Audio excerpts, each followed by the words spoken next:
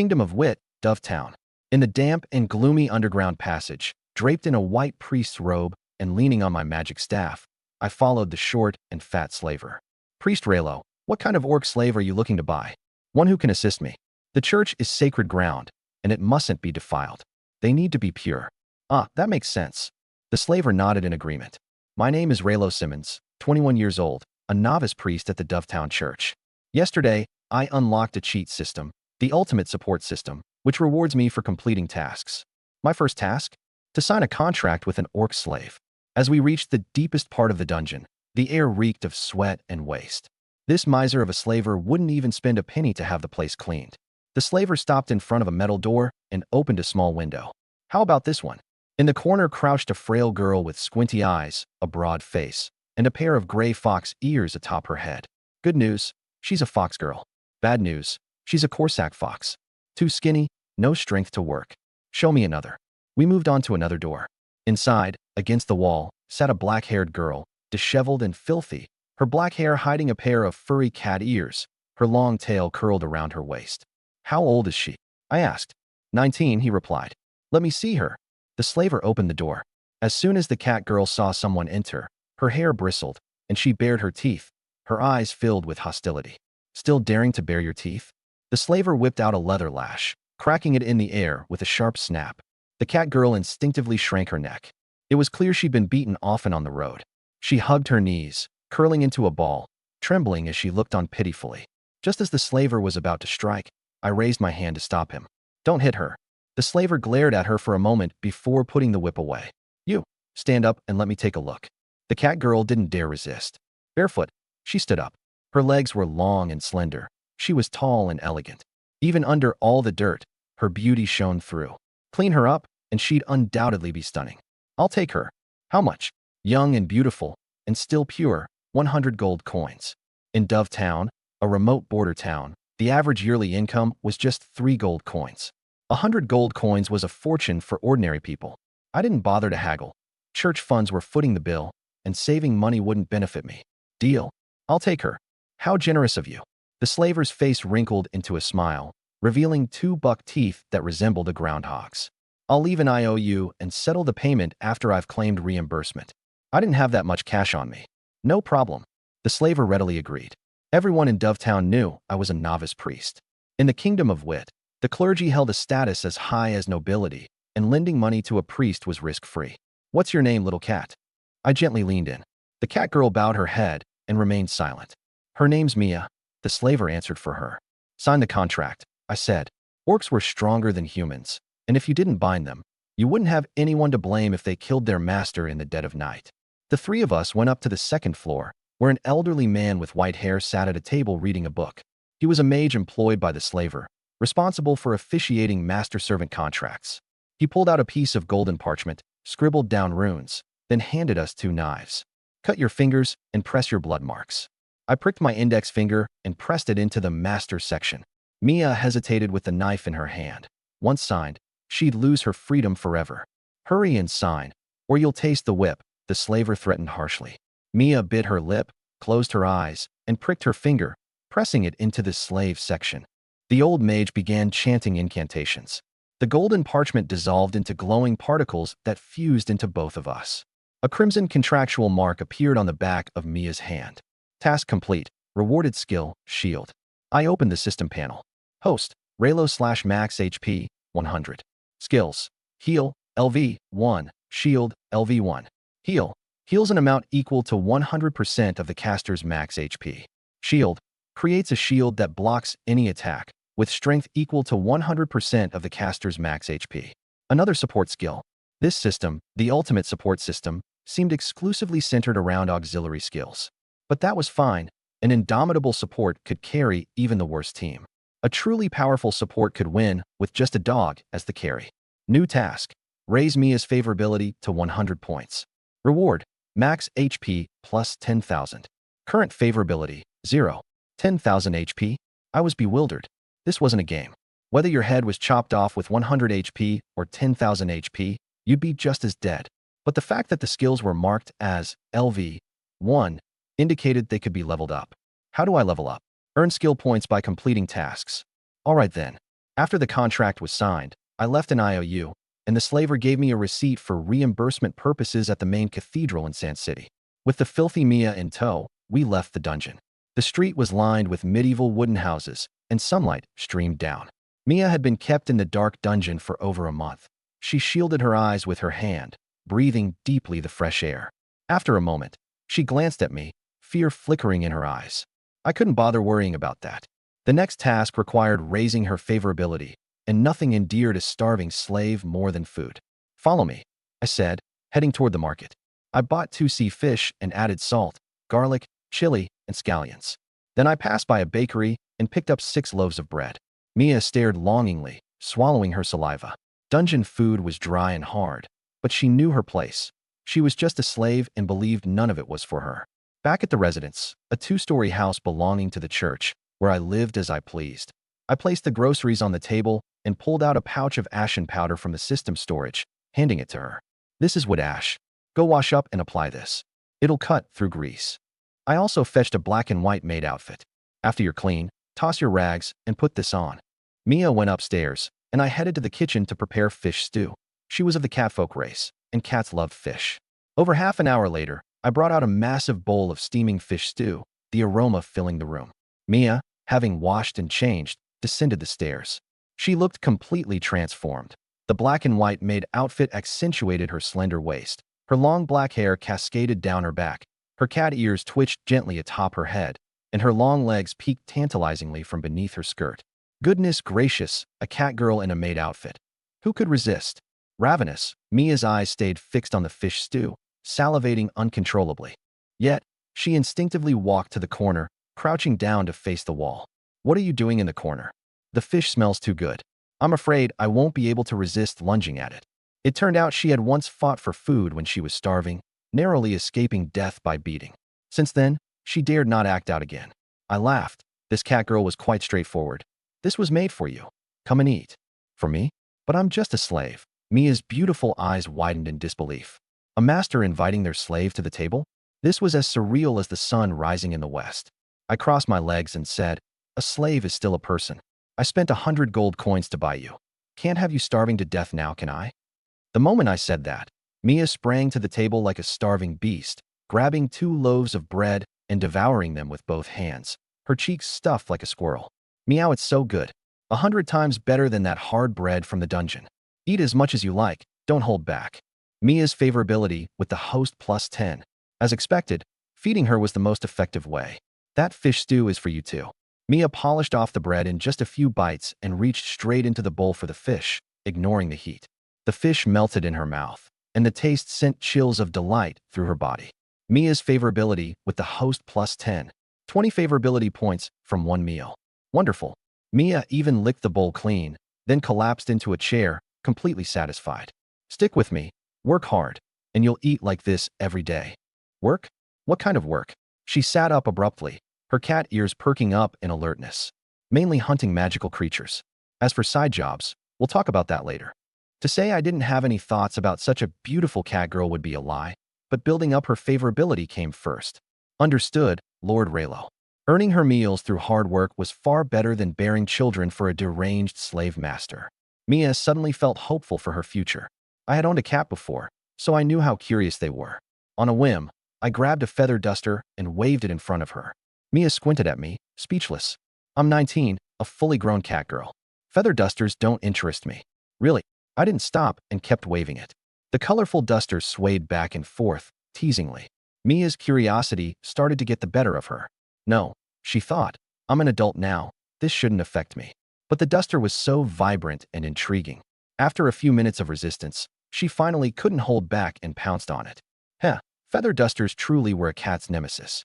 Meow, meow, meow. Mia's eyes sparkled with joy, and she let out delighted mews. Mia's favorability with the host plus 5.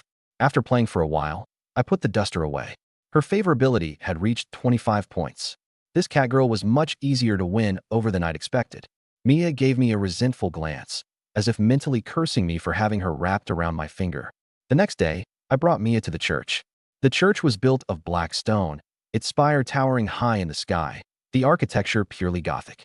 In front of the entrance stood a statue of the goddess of life, graceful elven ears, clad in light robes, her beauty unparalleled. The Holy Church worshipped her, and believers stood before her statue with clasped hands, praying with their eyes closed. A young man greeted me. "Good morning, Priest Raylo. I'm so envious that you're part of the clergy." Guided by destiny, I replied humbly. In truth, one needed to know healing magic to become a priest.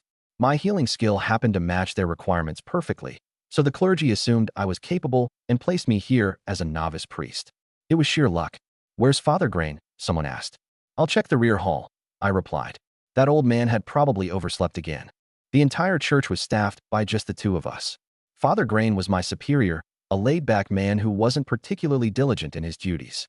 However, he was very lenient with signing expense approvals, which made him an excellent boss. I had already discussed the matter of purchasing a slave with him beforehand, and he'd agreed without hesitation. Knock, knock, knock. I rapped on the door. "Who is it?"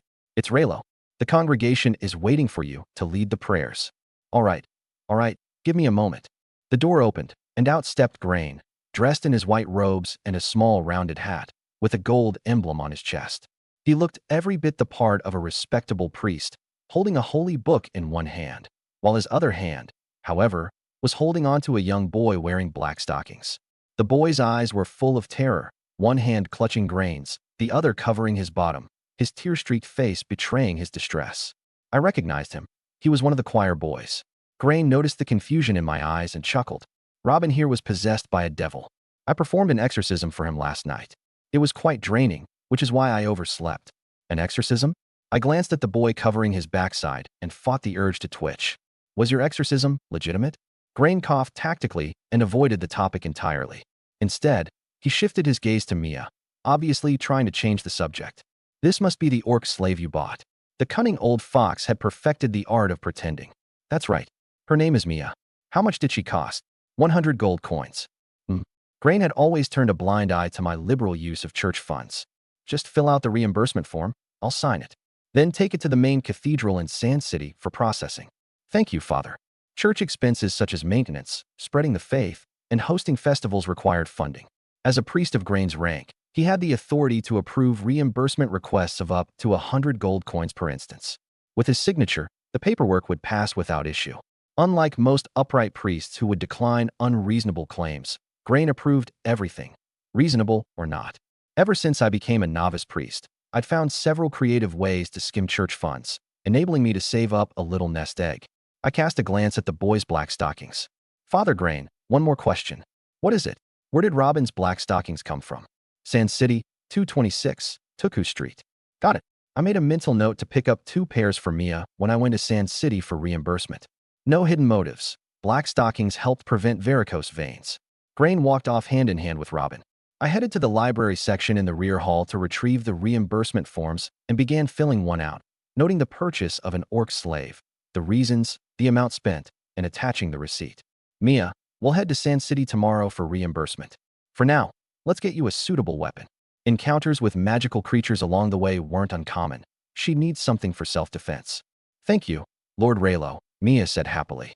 Having someone feed her and even buy her a weapon was worlds better than being whipped by slavers. Mia's favorability with the host +5, favorability hit 30. New task: hunt and kill 10 slimes. Reward: Ultimate Strike. Ultimate Strike? That sounded like an offensive skill, which seemed odd for a system claiming to be the ultimate support system. I couldn't figure it out, but I'd know once I finished the task. Slimes were low-tier magical creatures. Killing 10 would be easy. After having Grain sign the form, Mia and I made our way to the blacksmith. "Ah, Priest Raylo, what can I do for you?" The muscular, bare-chested blacksmith looked like a gym coach and greeted us warmly. "Mia, what kind of weapon do you want?" Catfolk were agile and quick by nature, making short swords an ideal choice. Without a moment's hesitation, Mia replied, "A short sword." The blacksmith took down a half-meter-long black short sword with a patterned hilt. I added black magic iron, or during forging. It's tougher than regular iron swords, good for both slaying enemies and slicing vegetables. Mia grasped it in a reverse grip, swinging it twice effortlessly. This one, I casually picked a silver-white long sword, more than a meter long, from the rack, testing its sharpness with the edge. Even a support cleric needs a weapon for self-defense. "How much for the short sword and this long sword?" 50 silver coins. "Do you provide receipts?" "Of course." After paying and securing the receipt, We marked it as an expense for reimbursement from public funds. The next morning, the early light was a touch chilly. The two of us set off for San City, stopping by the bakery to buy 10 loaves of bread for rations. San City was just over 10 kilometers from White Dove Town, a trek that would take most of the day on foot. I stowed my magic staff and long sword into the system's inventory, wearing my white cleric robes as I walked ahead. Mia followed with the black short sword hanging from her waist. She had cut a hole in the back of her maid outfit last night to let her black cat tail out, which now swayed with every step. Dappled spots of sunlight filtered through the forest canopy. Lord Rello, there are 3 water element slimes over there, Mia said, keeping an eye on the slimes for me. I followed her pointing finger to see 3 basketball-sized blue slimes hopping around a water pond. They were round, bouncy, and incredibly elastic. You deal with the 2 on the left. I'll handle the one on the right, I said. I wasn't entirely useless in battle, and besides, I was curious about how the slimes felt under attack. Prepare to meet your end, wicked slimes. I charged forward.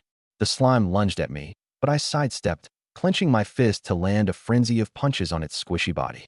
Yura, yura, yura. Punches landed one after another, and the slime quivered under the assault. Hee hee, feels pretty good, I said with a grin, my eyes forming crescent moons, a face of sheer amusement, resembling a certain meme.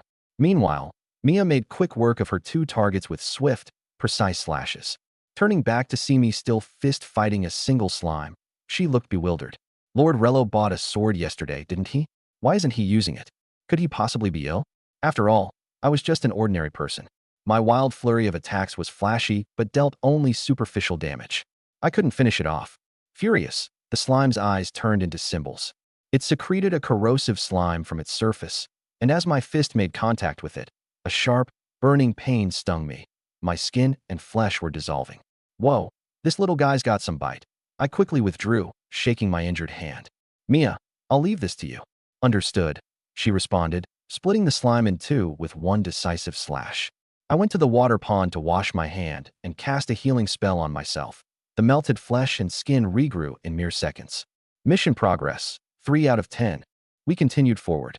Up ahead, beneath a scorched tree struck by lightning, for purple lightning element slimes hopped around energetically.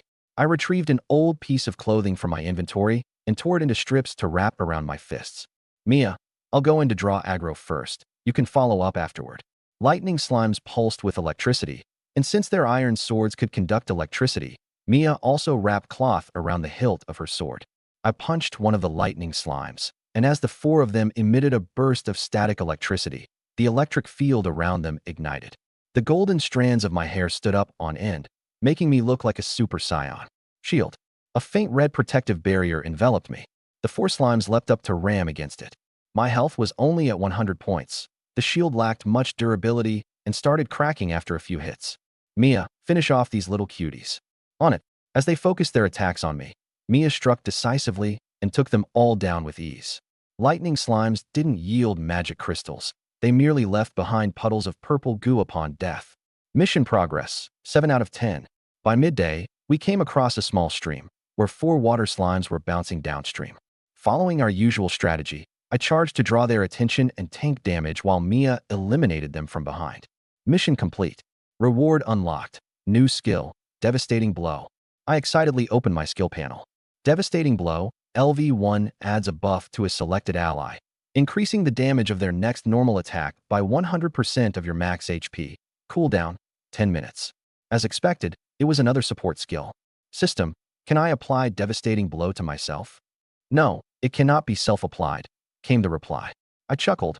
My role was crystal clear as a support. The buff could only be cast on teammates. With it, their next attack could deal 2 stages of damage. Their own attack damage, plus bonus damage equal to 100% of my max health. Currently, my maximum health was 100 points, which meant a single hit could effectively knock out a regular person. If I built enough rapport with teammates and raised my health to 10,000 points, this buff could destroy 100 ordinary people in one blow. Talk about broken mechanics. After taking care of the slimes, we rested by the stream. Sitting on a rock, I washed my feet as cool water flowed through my toes. It was refreshing. Mia's eyes lit up when she spotted fish in the stream. She crouched on the grassy bank with her rear in the air, cat ears perked, intensely focusing on the movement. When the moment was right, she pounced and grabbed a 2-kilogram fish. Lord Rello, I caught a fish, she exclaimed, happily waving it at me. Catch a few more, and we'll have grilled fish for lunch. Got it. While she caught the fish, I started the fire. As the aroma of grilled fish wafted through the air, I sprinkled some coarse salt and handed it to her. Here you go, kitty. Mia, feeling an unexplainable flutter, looked down shyly, nervously fiddling with her fingers. Lord Rello, you eat first. The fish is your catch. You should eat first. Then, I won't hold back, she said, sitting beside me to eat her share, her eyes occasionally sneaking glances in my direction. Not only is Lord Rello kind, but his side profile is quite good-looking too. Mia's favorability toward the host increased by 10 points. After our meal, we resumed our journey. Emerging from the forest, we reached a village where a windmill stood towering over 10 meters high, its blades turning slowly. Farmland stretched out beyond the village, where farmers under straw hats toiled in the fields. This was Quinn Village, a necessary stop on the way to San City. Dressed in my white cleric robes with the church's emblem on my chest, villagers occasionally greeted me as I passed. Father, I am a sinner, cried a middle-aged man as he fell to his knees before me. Followers regularly sought forgiveness from clergy. I dealt with such instances countless times and was slightly impatient. Casually, I said, state your sins in under 800 words. Any format is acceptable, except poetry. A few days ago, my neighbor, Marcus, went on a trip. His wife, Olinda, called me over to repair their door.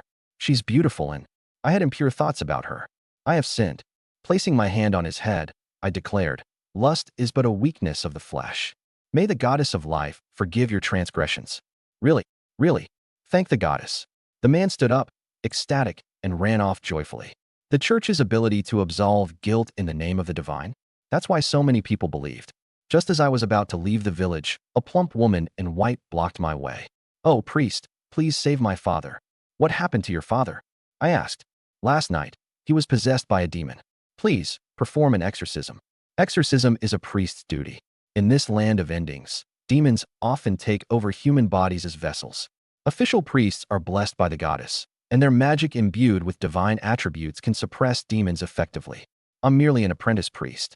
I haven't received the goddess's blessing and can't perform an exorcism, I explained. Truthfully, I didn't know magic at all. The church was simply deceived by my healing skills into believing that I could perform sacred magic. Please, I beg you. There must be something you can do. Tears welled in the woman's eyes. Quest: exorcise the demon for the villager. Reward: 1 skill point. All right then, let me give it a try. I actually had holy water in storage, which is highly effective against demons. The woman led the two of us to a farmhouse at the southern end of the village. The moment we stepped inside, beastly growls echoed from the cellar. My father is tied up in the cellar. Take me to have a look, I said. The cellar was about 20 square meters.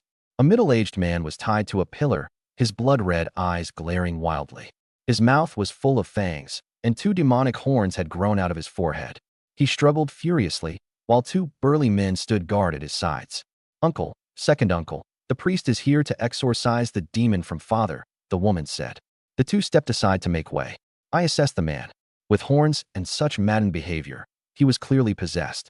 That said, since 2 villagers could manage to restrain him, he must be possessed by a lower-tier demon, not particularly strong. The possessed man growled violently upon seeing me, the priest, and the chains rattled loudly. A nauseating stench nearly knocked me out. This demon is awfully ferocious. You 3, turn around. I'm going to cast a tranquility spell to calm him down. Trusting me completely, the 3 obediently turned away. I retrieved my staff from inventory, an evil smirk plastered on my face. Silence. Thwack. The staff's end slammed down on the demon's head. Roar. The demon cried out in pain and growled even louder. Damn priest, you're dead. Such a tough demon, I exclaimed. 1 tranquility spell isn't enough. I'll have to cast it several times. Thwack. Thwack. Thwack. I swung the staff repeatedly, hitting him until his head was bloody and even one of his horns broke off. The demon went completely speechless. Who was the real demon here, anyway? After dozens of blows, the demon was knocked unconscious. Putting my staff away, I wiped the sweat off my brow. All right, he's calm now. You can turn around. The 3 turned back, seeing that the once raging man was now peacefully quiet. The priest's magic is so powerful, as expected from a church priest. Tranquility spell is terrifying. Feigning modesty, I pressed my hands down. Keep it low-key, low-key. Next, I pulled out a porcelain vial of specially made church holy water. Holy water is the bane of demons. I pinched the unconscious man's jaw open and poured the holy water in. The holy water burned the demon continuously from within, the pain far surpassing my tranquility spell by 100-fold. White smoke rose from the man's body. Ark! The demon screamed as it was forced out of the man's body. With a flash of red light, a terrifying humanoid entity materialized. Its dark red skin appeared soaked in blood, its massive wings like charred leather, devilish horns adorned its head, and its tail ended with a barb. Damn priest! The demon's blood-red eyes fixed on me. It was brimming with the hatred accumulated from the dozens of staff strikes I had delivered earlier. Finally came out, huh? I cast the empowered strike skill on Mia. White rings of light appeared around her wrist. Aim for its vital points and try to finish it in one blow. Understood. Die, priest. The demon roared and charged at me with its claws swiping down. Shield. A faint red shield appeared, but it was instantly shattered with one smack. I was sent flying into the wall, though the shield absorbed most of the impact, leaving me only lightly injured. Even so, this lower-tier demon, even as burned as it was by holy water, still had this much strength. As it prepared for another attack on me, Mia rushed to its side and slashed at its head with her sword. The demon reacted quickly, raising its right arm to block. But the short sword was enhanced far beyond its usual power. It severed the demon's arm and continued slicing through half of its head with unstoppable momentum, leaving blood gushing everywhere. Am I this strong? Mia widened her eyes in disbelief. How could she possibly defeat a demon in a single blow? The demon collapsed with its head split in two. Its body fell heavily to the ground. Lord Raylo, are you all right? Mia's favorability toward me had already reached 40 points. Seeing me injured, she looked worried and ran over. I sat up from the ground, my right shoulder's clothing torn from the claws, with 3 bleeding gashes visible. Mia leaned down and gently licked my wounds. A sensation of warmth spread over me, sparking a touch of ambiguous feelings. Mia, what are you doing? Her cheeks flushed as she shyly explained. Among us beastkin, licking wounds accelerates healing. I wanted you to recover quickly, Lord Raylo.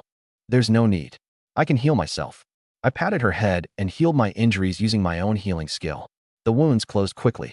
Having her head patted made Mia feel warm inside. She lightly nuzzled her head against my palm. Quest complete. Reward, 1 skill point. Select which skill to upgrade. Currently, I have 3 level 1 support skills. The upgrade paths are either boosting their effects or adding new mechanisms. Following the logic that survival comes first, I chose a defensive option, upgrade shield. Shield upgraded to level 2. Shield, level 2 shield absorbs damage equal to 100% of maximum health. Includes a damage reflection effect. The new reflection feature was interesting but vague. System, how does the damage reflection work? When the shield absorbs damage, the attacker receives 100% equivalent reflected damage until the shield is broken. What if the shield is shattered in one hit? The attacker will take reflected damage equivalent to the shield's maximum strength. Nice. Basically, it reflects the shield's full strength as damage. Now all 3 of my skills, shield strength, healing amount, and bonus damage, are tied to my maximum health.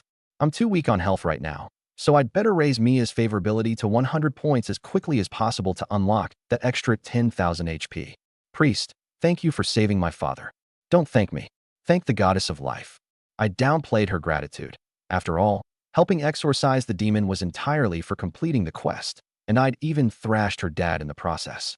Before leaving, the woman gave me a few large potatoes as thanks. Exiting the village, we entered dense woods where sunlight barely reached the ground. Mia, wearing her maid outfit, seemed much more at ease here. She often skipped ahead, sniffing wildflowers or chasing butterflies. Lord Raylo, for you, she said with a smile, offering me a bundle of wildflowers. What a cute little kitten, I said, taking the flowers and smelling their fragrance before patting her head again. As a connoisseur of beastkin girls, I absolutely love cat girls. The soft fur on her cat ears brushed against my hand, warm and fluffy. It felt amazing. The now familiar Mia grew less reserved, standing with her hands on her hips, revealing a sharp little fawn. She raised her delicate eyebrows and pretended to be angry. I'm not some little kitty. I'm 19, already an adult. In front of your master, it doesn't matter if you're an adult or not. You'll always be a little kitty, I said with a smile. I'll bite you. Meow, Mia threatened. Try and bite me. If you can, I'll admit defeat, I teased, confidently sticking out a finger. Humph, I'll bite. Mia stretched out her neck, attempting to sink her fangs into me. Haha, missed me. Quick as lightning, I pulled my finger back just before her fangs could close around it, leaving her biting at air. Ugh, Mia's black cat-like eyes glowered at me with an aggrieved expression. This bad guy. Taking care of your own cat girl means spoiling her yourself. I rolled up my sleeves and stuck out my arm. Here, bite it again. This time, wary from her previous experience, Mia shot me a distrustful glance. She grabbed my elbow to prevent me from pulling away before gently biting down. Her fangs lightly grazed my skin without leaving a scratch. Successfully landing her bite, Mia puffed out her chest in triumph, her cat tail standing tall as she proudly walked ahead with quicker steps. In high spirits, she spotted a small purple flower on the trunk of a tree. Lord Raylo, that flower is pretty. Do you want it? I can pick it for you. I want it. Being from the feline kin, Mia was adept at climbing trees. In a flash, she had darted up the tree and plucked the flower to bring it back. Little kitty, you're amazing. I praised as I took the flower, patting her gently on the head.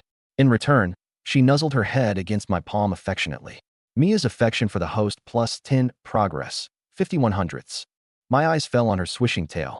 Mia, can I touch your tail? I asked. Fine, but gently, she warned. I was the first man she'd ever allowed to touch her tail. As soon as I held her tail, Mia visibly reacted, her cheeks flushing a deep red, her eyes darting around nervously like a startled fawn. Delayed by an exorcism along the way, we reached San Town, which was originally a half-day's journey, just as the sun was setting. Situated near the western border, San Town was a bustling hub for trade, encircled by high walls. Soldiers stood guard at the city gates, and Mia and I slipped into the town amidst a merchant caravan. Having been here a few times before, I navigated the city with ease. Hopefully, the cathedral wouldn't have closed for the day. Like the White Dove Town, the cathedral in San Town had a Gothic style, complete with stained glass windows, mythical reliefs, and a white jade statue of the goddess of life standing at the square's center. Luck was on our side. The cathedral was still open. I headed straight to the financial office on the right side, a place dedicated to reimbursements. The door was open, and inside sat a young blonde woman working diligently. Knock, knock, knock. I rapped gently on the door before stepping in. Miss Elsa, long time no see. Raylo? It has been a while, she replied, immediately recognizing me. I've come to file for reimbursement, I said with a bright smile, pulling out receipts and a reimbursement form. Elsa frowned, propping her chin with her hand. This month, other churches have filed requests ranging from several to a dozen or so gold coins. Meanwhile, White Dove Town has submitted expenses exceeding 200. Isn't that a bit unreasonable? I followed church procedures to AT. Everything's legal and above board. What exactly is unreasonable about it? I argued, still smiling. Elsa, unwilling to argue further, pulled out my previous receipt. Take this one, for example, bricks purchased for exterior repairs at 1 silver coin each. Market price runs 2 copper coins apiece, 50 times cheaper. I wasn't buying ordinary bricks. These were handcrafted by master sculptors using natural gemstones. They add an artistic touch and make the church more beautiful, I explained. The reality? They were just ordinary bricks. I'd colluded with the supplier to inflate the invoice price and embezzle church funds. Fine, whatever, Elsa sighed. As the financial clerk, she wasn't the one signing off on expenses. The forms bore both my and Grian's signatures. If any blame arose, it wouldn't fall on her. Let's see what you're submitting this time. I handed her the purchase receipts for slaves and weapons. Elsa skimmed through them, then glanced at Mia standing behind me without commenting. She lowered her head and began processing the paperwork. While waiting, an elderly man with white hair entered the room, supported by a staff. His face was wrinkled, and he wore a gem-encrusted bishop's mitre. A single monocle perched on his left eye. I recognized him instantly as Roderick, the bishop of San Town Cathedral. Good afternoon, Bishop. I greeted him with a respectful bow. And who might you be? He asked. It seemed this was his first time meeting me. Raylo, from White Dove Town, a trainee priest. So, you're the infamous Raylo? Roderick said with some surprise. You've heard of me? I asked, equally surprised that a bishop knew of a mere trainee priest like myself. I've heard about the abnormal reimbursement requests from White Dove Town. You're the one behind them, aren't you? It seemed bad news traveled fast. Feigning helplessness, I shrugged. I can't help it. We really do need that much money. Before I could elaborate, Elsa swiftly handed the receipts over to the bishop. Roderick adjusted his monocle and closely examined them. The justification for purchasing a slave was written in an extensive paragraph, but boiled down to a simple statement. White Dove Town only had me and Grian. With manpower severely lacking, we had to buy a beastman slave for chores. If manpower is scarce, you could just hire temporary workers. 3 gold coins a year, There's no need to spend 100 to buy a beastman slave, Roderick remarked. Ah, Bishop, you must consider the long-term perspective. Hiring human workers costs 3 gold coins annually. Over 50 years, that's 150 gold coins, far more expensive. Plus, beastmen are stronger and can accomplish more. Doesn't that make purchasing a slave more cost-effective in the long run? I argued confidently. As the saying goes, to fool others, you must first fool yourself. As long as you speak with enough conviction, you can turn black into white. Rendered speechless, Roderick begrudgingly accepted the logic. It was barely acceptable. His eyes then fell on the weapon receipts. If she's just a slave meant for chores, why provide her with weapons? Beastmen are physically strong, and with weapons, they can also assist in exorcisms. On the way here to San Town, I helped exorcise a demon in Quinn Village. I couldn't have killed it without her assistance. Look, I said, showing him my torn priest robe still stained with blood. You're a trainee priest, yet you dare to exorcise demons alone? Roderick exclaimed in shock. After all, trainee priests didn't receive blessings from the goddess, and holy water alone often wasn't enough to kill demons. They might even get killed in the process. Clenching my fist, I let my eyes burn with the fervor of faith. Exorcising demons is every priest's duty. My dream is to become a full-fledged priest and make the Holy Church great again. Good, good, Roderick said, nodding slightly as he warmed to me, impressed by my courage and aspirations. The Holy Church was backed by royal and noble families, overflowing with wealth. A few hundred gold coins were a trivial matter. It seemed Roderick wasn't planning to pursue my shady reimbursements. I'll send someone to verify what happened in Quinn Village. If it turns out you really exorcised a demon, I'll arrange for you to undergo the goddess's trial. If you pass, you'll receive her blessing and become officially ordained. Thank you, Bishop, I said joyfully. Once officially ordained, my reimbursements would only get easier. However, Roderick continued, immediately damping my enthusiasm. Let's consider today and past instances settled. Going forward, your reimbursements will be subject to stricter scrutiny. Any unreasonable claims will be rejected. All right. Losing my source of income, my tone was laced with disappointment. After finishing her task, Aisha handed me 100 gold coins and 50 silver coins. As night fell, Mia and I found an inn to stay in the city. By the faint light of the candles, it was just Mia and me in the room. Meow, meow, meow, so tasty. Mia sat on a stool gnawing on some bread, her feline tail swaying cheerfully. In this otherworldly night where entertainment was scarce, after she finished eating, I took out a feather duster to tease her. When the duster moved left, she grabbed left. When I swiftly shifted it right, her claws missed. Meow, Lord Raylo, you're too mean. Missing repeatedly made Mia anxious, and with frustration, she leapt straight into my arms, her paws finally gripping the duster. I got it at last. As she lunged, I encircled her slender waist with my arms effortlessly. Ah! Mia cried out in surprise, instinctively trying to resist. My adorable little kitty, you can't escape now. Her body was soft and delicate, an embrace of pure comfort, like holding a bundle of warmth. Though Mia was much stronger than me, she struggled in vain after several attempts and eventually quieted down. Nestled in my arms, she sniffed gently at my scent. Grasping her tail, I whispered softly into her cat ear, "Stay with me, and I'll give you delicious food and keep you safe." Hearing those words, Mia's black pupils stared blankly forward, quietly feeling the security of being held. Mia's affection towards host plus 20 progress, 70 out of 100. The closer we grew, the faster her affection rose, 20 points in one go. I gently kissed her forehead, soft and fragrant. My unexpected act made Mia's blood pressure spike. Her face turned a deep red. She quickly broke free from my arms, stuttering, Lord Raylo, it's getting late. I'll head to bed now." "All right, sleep well." I was tired myself. The next day, we both visited a weapons shop in San City.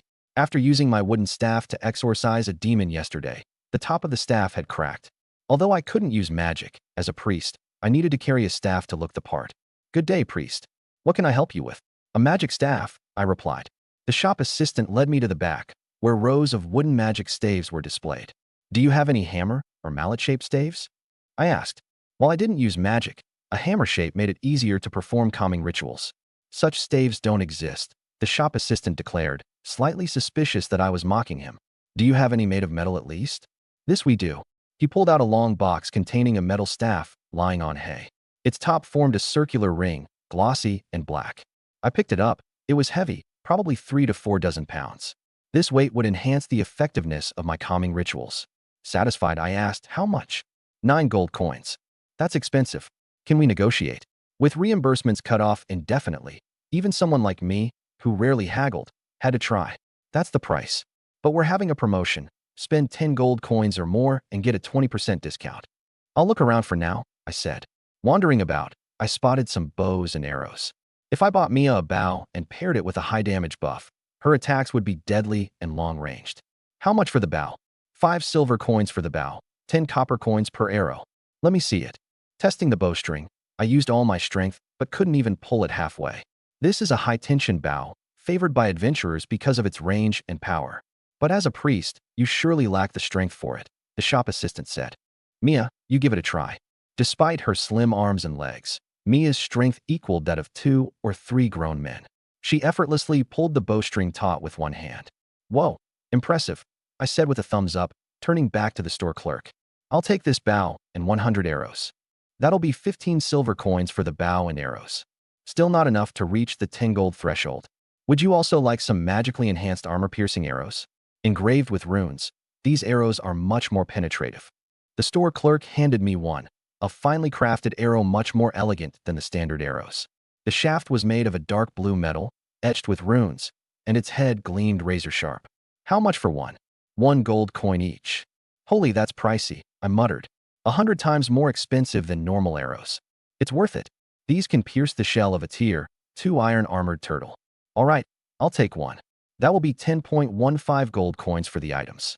With the discount, it's 8.12 gold coins. Previously, I had embezzled public funds and saved over 50 gold coins, so I handed over 9 and received 88 silver coins in change. With everything stored in my inventory, I followed Grain's directions to buy some black stockings, picking up a few white ones along the way, and bought some treats and snacks for Mia.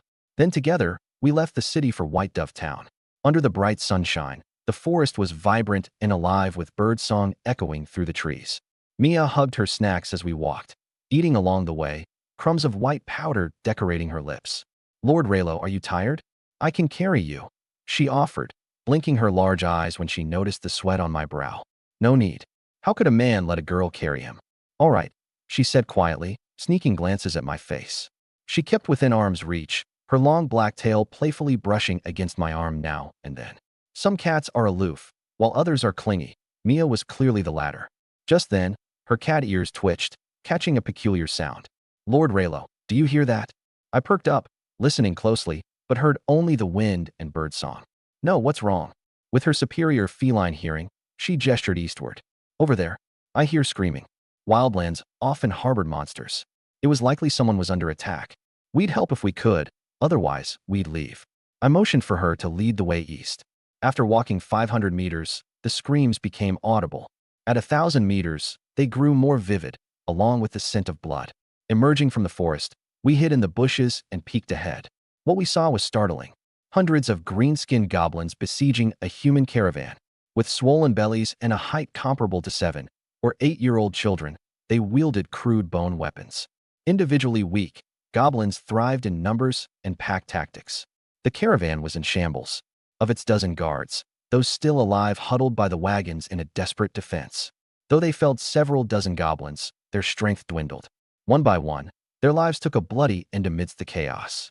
By the time the last guard fell, about 30 to 40 goblins remained alive. Mia and I lay low, unwilling to provoke such a large group of goblins. These creatures weren't intelligent. They looted food and corpses but left valuables on the wagons untouched. Gold and silver were meaningless to them. After waiting a while, I whispered, Mia, are they gone? Her cat ears twitched.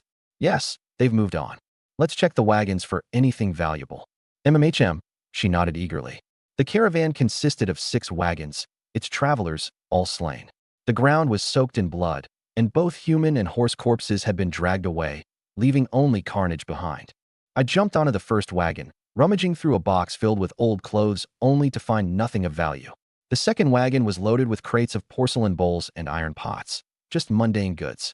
The third was full of handicrafts, which failed to pique my interest. After searching 3 wagons in a row without discovering anything valuable, I was beginning to suspect this caravan belonged to a group of paupers. Lord Rello, come quickly. Look at this. Mia called from the side. I walked over to her. She stood in front of a small wooden box adorned with red patterns. The lid was open, revealing a chest full of gleaming gold coins. Whoa, so much gold.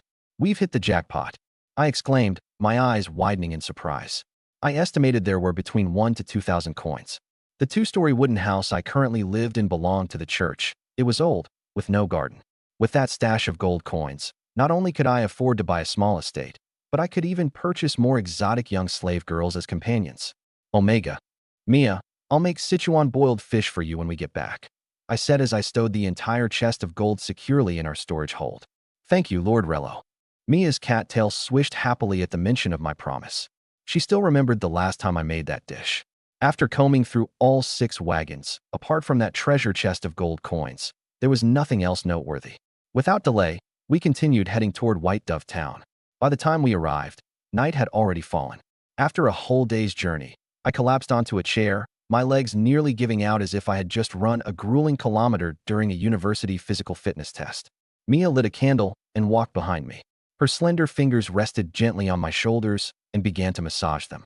She leaned in close, her soft lips brushing against my ear. Lord Rello, does this feel better?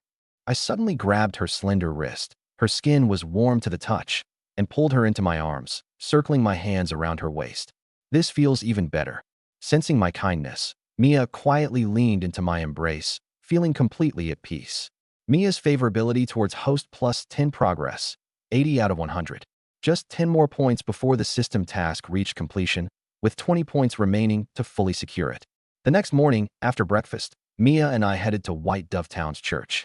As an apprentice priest, there wasn't usually much to do, but I still had to make rounds occasionally. In the multicolored front hall, Father Graham was teaching the young boys of the choir to sing hymns praising the goddess of life. Their tender voices echoed through the space. Good morning, Father Graham. I greeted him with a smile. This old man still cherished his time with young boys as much as ever. Good morning, Graham responded, his hair graying, his priestly garments voluminous, and his demeanor kindly under his round white priest's hat. Earlier, Bishop Roderick used teleportation magic to send a letter. It says you are a courageous apprentice priest, and that he plans to make an exception by inviting you to participate in the goddess trial in 2 weeks. Passing it will allow you to officially advance to a full priest. Typically, the apprenticeship for a priest lasted 3 years. I'd been in this role for less than half a year. In professional environments, there were occasionally interns who'd sell both body and soul to curry favor with their superiors for early advancement. But the peculiar way Graham looked at me suggested he was thinking, did you and the bishop strike some kind of unusual deal? Stop looking at me like that. Bishop Roderick appreciates my courage. That's all there is to it. People with dirty minds see everything through a filthy lens. I couldn't be bothered to explain further to this old man who enjoyed the company of young boys. By the way, what even is the goddess trial? Back in Sarn City, I was so preoccupied with paperwork that I didn't bother asking about the process. The goddess of life governs all living things. The trial tests the strength of your life force. The stronger it is, the more favor you gain from the goddess. Life force. I frowned. For the average person, it was likely around 100 points. Once I maxed out Mia's favorability and obtained that 10,000-point bonus, I wasn't sure if that would be enough to earn the goddess's favor. Where is this trial held in 2 weeks? In the Grand Cathedral of Sarn City. Got it. I mentally calculated the time. Oh, by the way, do you know where I can buy an estate? That small chest of gold coins from yesterday contained over 1,800 coins. Now that I had the money, I planned to improve my lifestyle by purchasing an estate. Something spacious, with a garden and a farm, far more comfortable than the row houses in town. An estate? You. Graham gave me a suspicious look, as though I didn't seem wealthy enough for such an endeavor. I held my hand over my heart. Thanks to my sincere faith, the goddess blessed me with good fortune, and I earned a bit of money. It's all a gift from the goddess. Praise be to her. Gratitude is a virtue fitting for an excellent priest. Graham nodded approvingly. Go to the Sunlit Tavern in the east of town. The owner, Myron, has a broad network and may have some information. Thank you, Father. 10 minutes later, we arrived at the tavern. A place frequented by mercenaries and adventurers. The air in the tavern reeked of alcohol and sweat. I waved my hand in front of my nose, trying to ward off the stench. Where's your boss? I'd like to speak with him. A waiter led us upstairs to Myron's office and knocked on the door before letting us in. Pastor Rello, what brings you here? Myron greeted me with a smile as he stood up. As one of the town's 2 clergymen, I was a familiar face. Myron often came to the church to pray. I'm looking to buy an estate. Do you happen to have any leads? Of course I do. Absolutely. Hearing my intentions, Myron immediately perked up. How's the location? It's by the lake. You can enjoy the view. It's a fantastic spot, but he hesitated for a moment. There is one minor issue. What issue? That estate isn't exactly peaceful. Strange noises come from it at night. As a devout believer, Myron set aside his usual shrewdness as a businessman to confess the truth. Forget it. I'm not interested in haunted houses. Aren't you a pastor? How can you be afraid of demons? I'm only an apprentice pastor. I haven't been ordained yet. Demons are terrifying. Rule number 1 of negotiating: never show too much interest. I shook my head, feigning fear. Seeing that I was genuinely uninterested, Myron began to panic. Large estates weren't affordable for just anyone. This one had been vacant for 5 years. Finally, he had a potential buyer, and he couldn't risk losing me. The original price was 1,400 gold coins, but I'll give you a 10% discount. Sorry, I'm still not interested. 30% off. Even at that price, dealing with demons is risky. It's just not worth it. Gritting his teeth, Myron made a reluctant offer. 50% off. That's my lowest offer. Well, now that you put it that way, I might be interested. I immediately did a 180. At half price, demons weren't terrifying monsters anymore. They were cute, harmless little creatures. What happened to money's nothing compared to life. Myron silently cursed me while feeling utterly speechless about my rapid change in demeanor. Task: eliminate the shadow demon in the estate. Reward: 1 skill point. It seemed system tasks activated randomly based on the scenario, without any discernible pattern. Since it mentioned a shadow demon in the estate, the so-called unrest was likely its doing. Shadow demons were small fiends, weaker than an average human. However, they excelled at hiding and often lurked in long-abandoned houses to ambush people. Taking it down wouldn't just get me the estate at half price, it would also earn me a skill point. A win-win deal. Let's go check it out this afternoon. If I'm satisfied, I'll buy it. All right, I'll send a private carriage to the church to pick you up. Back at the church, I prepared the holy water. In the afternoon, Myron's carriage arrived to pick me up, and Mia and I accompanied him out of town. The two of us sat side by side, opposite Myron. His old, scrutinizing eyes were fixed on Mia, the perfect combination of stunning beauty, a slender waist, and long legs. She truly was flawless. I glared at him menacingly. You old thief, what are you staring at my Mia for? And nothing. Myron quickly averted his gaze and sat up straight, fearful of being taken for an old pervert. Seeing how protective I was of her, Mia was delighted. Her feline tail reached over, wrapping snugly around my arm in a soft, warm embrace. Mia's favorability towards the host plus 10 progress, 90 out of 100. That tail of hers began to wander mischievously. Narrowing my eyes, I looked at her. Mia, you're acting strange. She shyly lowered her head, but didn't retract her tail. Noticing our closeness, Myron's expression suddenly shifted, his old face growing stern. Pastor Rello, as a believer, I must give you a piece of advice. What kind of advice? The young do not realize how precious restraint is. The old are left to sigh regretfully at their emptiness. Beast folk are particularly strong in that area. Young man, be mindful of moderation. Myron spoke with the wisdom of experience, as someone who had once purchased beast folk slaves and overindulged, leaving him impotent in his later days. This was a well-meaning piece of advice. I felt speechless. I thought he was going to impart some profound wisdom, but it turned out to be such a crude remark. Unperturbed, I replied. Life only gives you so many chances. If not now, when will we rise? We strive while we are young. Seeing my resolve, Myron didn't press the matter further. Mia's curiosity was evident. Her large eyes sparkled with a childlike inquisitiveness. Lord Rello, what were you talking about? Nothing important, little kitten. Don't ask random questions. The conversation was far too risque. I had no intention of explaining. Come on, tell me. Mia clung to my arm, coquettishly pleading, wildly endearing. I'll let you experience it firsthand in a few days. Having lived 2 lives, my worldview was far more open than the average person's. Myron's advice didn't faze me in the least. All right, Mia was content and rested her head on my shoulder. The carriage traveled westward, arriving at a large lake. The water was a brilliant azure hue. How large was this lake? To put it simply, it was like Xiahou Dun gazing at Louis XVI. One could not see its end in a single glance. Beside the lake lay a small estate surrounded by a blooming flower garden. Red roses blossomed extravagantly, a fountain gurgled in the garden's center, and water droplets sparkled like diamonds under the sunlight. Tall cypresses lined both sides of the stone-paved path.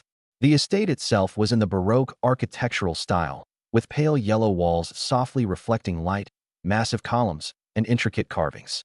Beyond the arched doorway was a spacious hall with marble floors polished to mirror-like perfection, reflecting the gleam of the crystal chandelier above.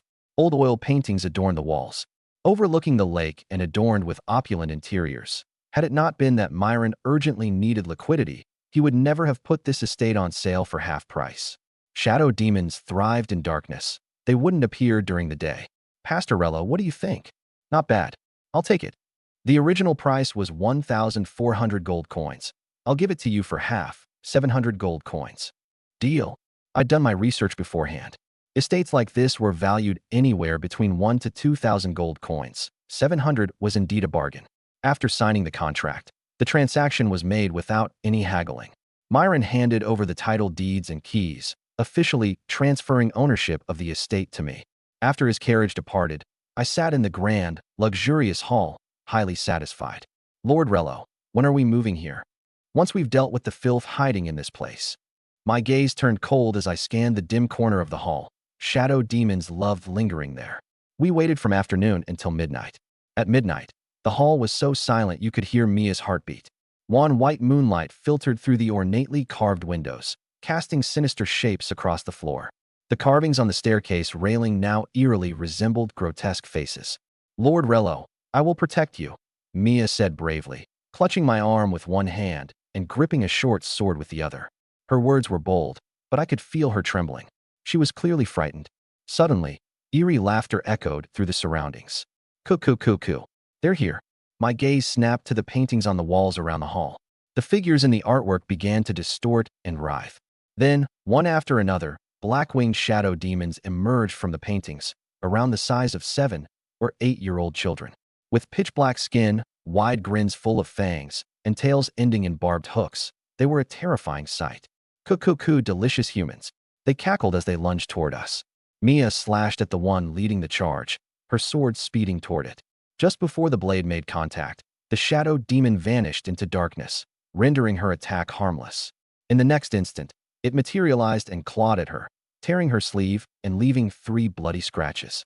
Furious, Mia leapt 3 meters into the air, slashing repeatedly, but every strike missed as the demon slipped back into the shadows to dodge with ease. I retrieved the holy water, pouring some into my hand and flinging it toward the surroundings. Hiss! The shadow demons caught off guard shrieked in agony as their skin sizzled and dissolved. Damn priest, tonight will be your death. Though the holy water was effective, it wasn't enough to kill them. The demons immediately retreated into the shadows to avoid further harm.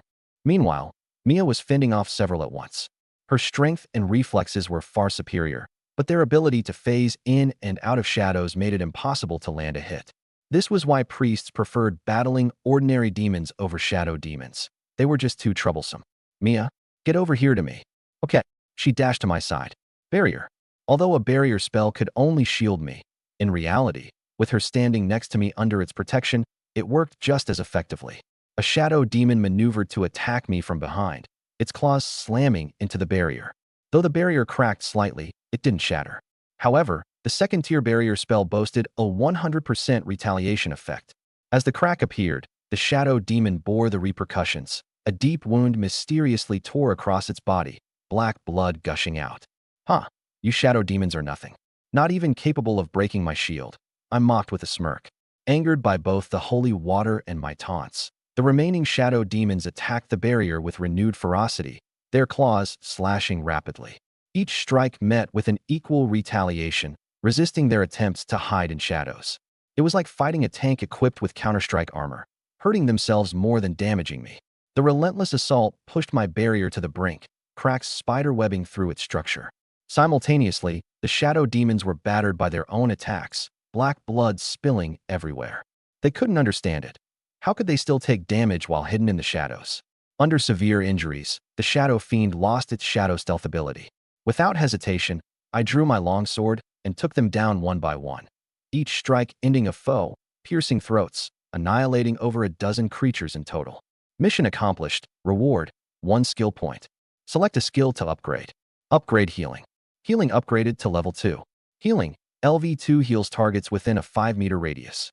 Healing amount equals 100% of their maximum health. It had evolved from single-target healing to an area effect. Mia had been ambushed earlier. 10 or so bloody claw marks marred her back. I placed my hand on her shoulder and activated the healing. The claw marks swiftly healed, leaving no trace, not even a scar. Does it hurt anymore? Mia widened her eyes, touched her back, and found the wounds gone. A look of amazement spread across her face.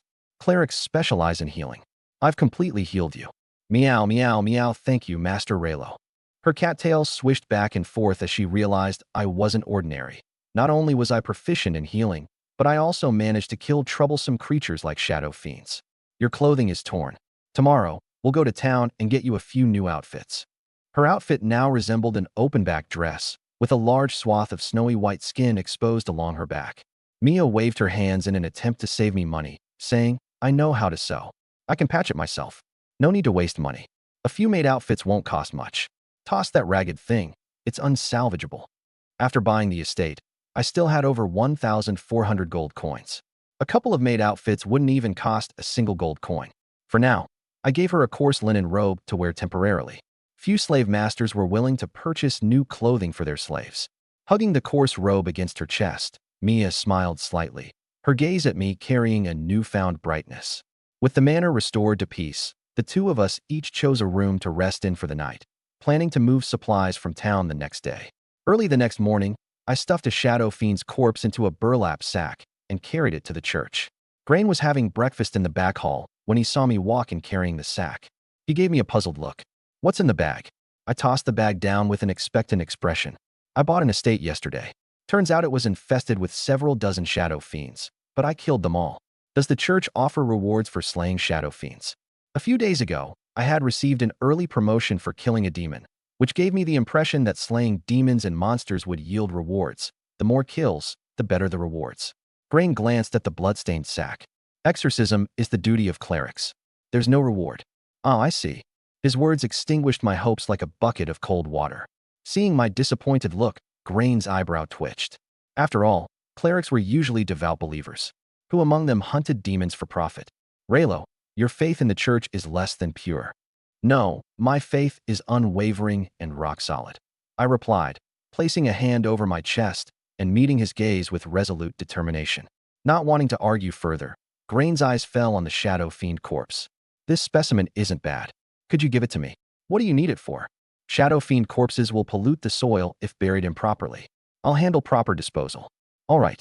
The corpse was of no use to me anyway, and considering he had signed off on numerous expense reports for me in the past, it only felt fair to return the favor. Weighing the corpse in his hands, Grain asked, Didn't you say there were a dozen of these? Where are the rest? They're still at the estate. Bring them over as well. I'll handle proper disposal. After I finish moving my things, I'll haul them to you. Heading out, I found Mia waiting for me at the entrance of the church. How'd it go?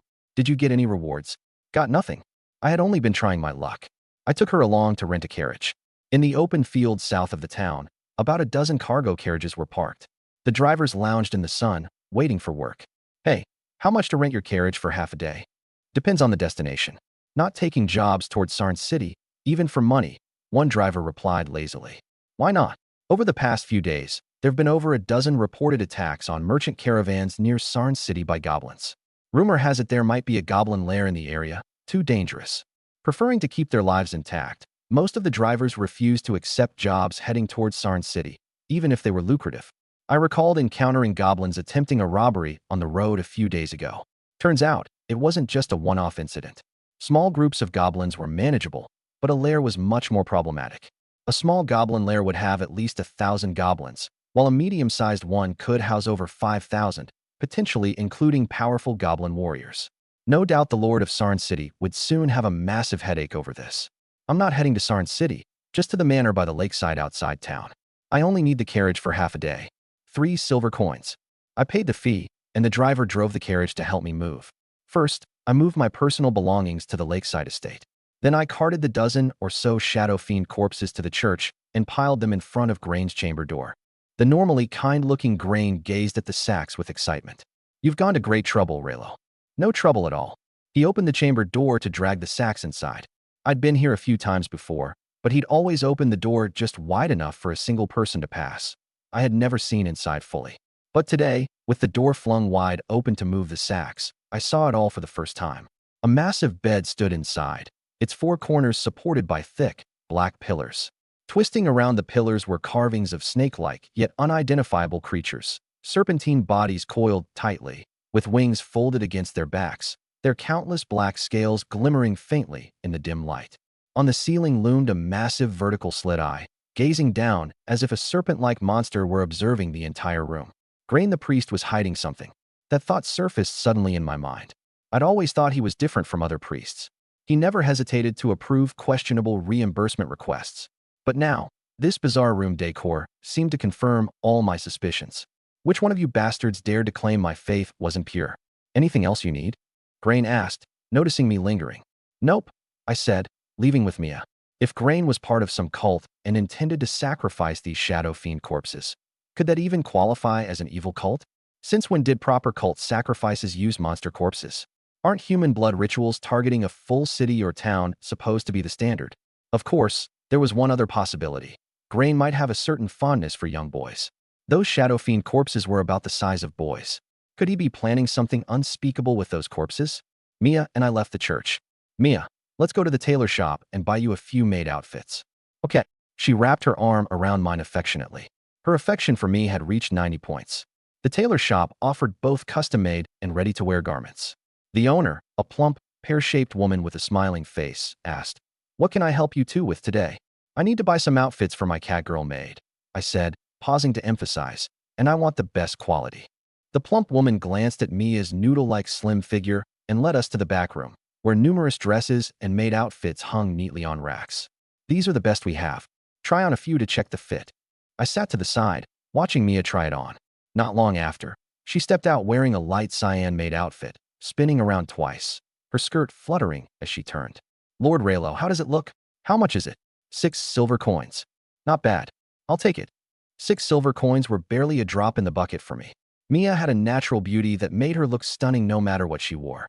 In one go, I bought her 10 maid outfits and 10 long dresses, all of top quality, for just 5 gold coins. "Lord Raylo, you've spent so much on me." Mia lowered her head, shy as we left the shop. I patted her cat ears gently. "It's fine. Just make sure to repay me well in the future." "Repay how? Did he mean that kind of thing?" Mia sneaked a glance at me, involuntarily picturing teasingly improper scenes in her head. What am I thinking? Flustered, she shook her head, her face turning bright red. A few minutes' walk west out of town brought us to a great lake, where a gentle breeze brushed past, and the water shimmered under the light. The two of us sat on the grassy lakeshore, gazing at the picturesque view. "Mia, where's your hometown?" "In the catfolk village of the Evernight Forest." The 3 great human kingdoms, Vite, Sylvania, and Akita, were arranged in a triangular formation, with the Evernight Forest nestled at their center. The forest was so dense at its core that sunlight couldn't penetrate through, making it as dark as night, hence the name. I thought to myself, there must be plenty of beast-eared girls there. I'll have to visit someday. Warm sunlight poured down gently. Mia leaned against me, her black cat tail brushing against my back again and again. "Such a cute little kitten," I murmured, pulling her into my arms. A faint fragrance wafted off her, filling my nose. She didn't resist, curling up obediently as she looked up at me with her big, glimmering eyes. As a veteran cat lover, I knew exactly how to pamper her. Supporting her waist, I gently caught the base of her tail, stroking it from base to tip. Mia let out a soft, trembling hum, her gaze becoming hazy. Mia's affection toward the host plus 10. Progress 100 out of 100. Mission accomplished. Max HP plus 10,000. Host Raylo. Max HP 10,100. Skills. Healing LV.2. Shield LV.2. Mighty Strike LV.1. From 100 HP to 10,100, every fiber of my being buzzed with energy. While my strength remained unchanged, my stamina and resilience had improved massively, making me far more enduring. To put it in perspective, if running 1,000 meters during my university days left me gasping like a dog, now I'd finish it without even breaking a sweat. So that's how it feels to have increased HP. A grin tugged at my lips as a bold idea began forming in my mind. After stroking my feline companion for a while longer, the two of us returned to the manor. It was vast, and it took us a good half day to tidy up the bedroom and living room, leaving the rest of the empty rooms for later. That evening, I prepared Mia's favorite dish, spicy boiled fish. The aroma filled the house as she cautiously forked a piece of tender, succulent fish, savoring it blissfully, devouring the entire dish in no time. While she was deeply engrossed in her meal, I quietly crept up behind her. Wrapping my arms around her waist from behind, I leaned down next to her cat ears and whispered softly, "Little kitten, how about visiting my room tonight?" "Huh? Your room?" Mia froze as I hugged her, her expression flustered, heartbeat pounding wildly. "Will you come?" My voice was gentle and soft, like a feather drifting into her heart. She seemed to guess my intent. As a slave, however, she hesitated. Her status weighed heavily on her mind. Lord Raylo is a cleric of the church, and I'm just a non-human slave. How could someone like me be worthy of someone as great as you? There was a hint of self-doubt in her tone, a result of beast folk being so frequently looked down upon by humans. I held onto her wrist and continued whispering, "No, I've never seen you as a slave. You're my friend, my family. This." Mia lightly bit her red lips, staying silent with her head lowered. Thinking about the last few days, how I'd cooked her meals, bought her new clothes, and given her a large home to live in, she couldn't deny that I didn't treat her like a slave at all. The slavers in the kingdom of Vite were known for their cruelty, but no one treated a slave like this. Her face blushed as red as an apple. Twisting her fingers nervously, she mumbled, "But I don't have any experience. I'm afraid I might not serve you well, Lord Raylo." Though her words brought up her lack of experience, they masked her implicit agreement. Knowing what she meant, I lifted her into a princess carry. "Experience doesn't matter. Your master won't blame you." "All right."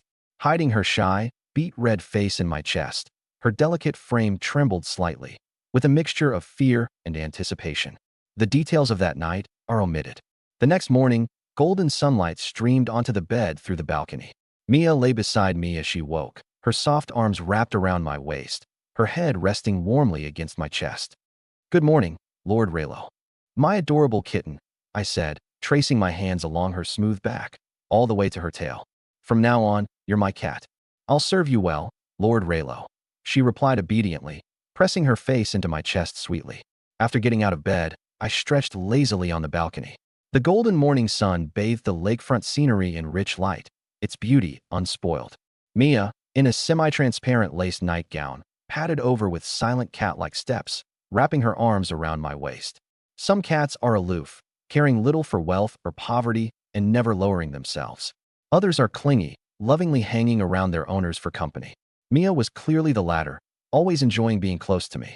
5 days later, in the afternoon at the White Dove Town marketplace, I picked up some carrots and beef, planning to make stew for Mia. "Priest Raylo, long time no see," came a middle-aged man's voice to my right. Turning, I saw the slave trader who'd sold me Mia last time. His name escaped me, but those rodent-like buck teeth sure left an impression. "Ah, groundhog, it's been a while." The trader likely thought groundhog was some unique regional idiom, as he didn't take offense. "How's that catfolk girl working out for you?" "Not bad," I replied with a smile. "Oh, by the way, a friend of mine is interested in purchasing a non-human slave. Got any high-quality stock left? Come now, we're both men here." "No need to mince words," the trader said shrewdly, seeing right through my real intentions. "Heh, since buying the manor, I had plenty of gold left over. In the past few days, Mia's gentleness had spoiled me, making life so comfortable that I began to crave even more. If one non-human beauty brought so much joy, then two would surely double the pleasure. Naturally, I wanted to buy another." "You aren't worried about being drained dry? Beast folk are much tougher, you know," the trader said doubtfully. "Life's full of risks. We're all going to die someday. Why fear it? Right now, my vitality was endless, my endurance unmatched." "Well said, Priest Raylo. I admire your fearless resolve." The trader suddenly looked at me with respect, as if I were a martyr prepared to brave certain death, for the sake of beast folk companionship, no less. "Here's a tip. The slave market in San City just received a rare high-class specimen. They're currently scouting for buyers." "What high-end goods?" "Secret. Go to the shop at 77 Slave Street in Sun City and ask." The merchant acted all mysterious, piquing my curiosity. My interest was sparked, so I decided to check it out tomorrow and see what was so special. When I returned to the manor, Mia had somehow found a wooden stick over 2 meters long. She sat by the dining table, focused on carving it with a small knife. The black cat's tail stood high, making it hard to resist the urge to grab it. "Mia, what are you doing?" I set the groceries down and walked over. "Lord Raylo, you're back." She set the stick aside, smiling as she came over to welcome me. Acting like a newlywed bride, She clung to my arm and nuzzled against my shoulder.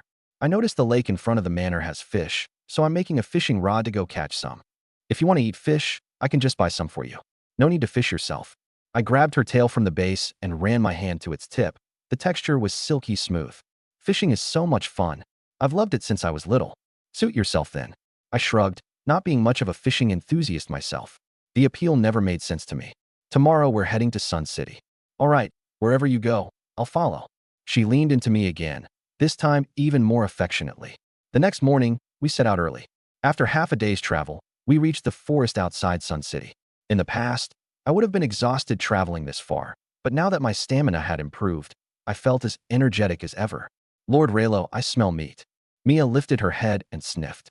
I caught the scent too. It was roasted meat, mixed with a slight charred smell. Someone having a barbecue in this desolate wilderness? Not far ahead, the ground was littered with goblin corpses. Their green skin had been roasted black, still smoking. They'd been cooked not long ago.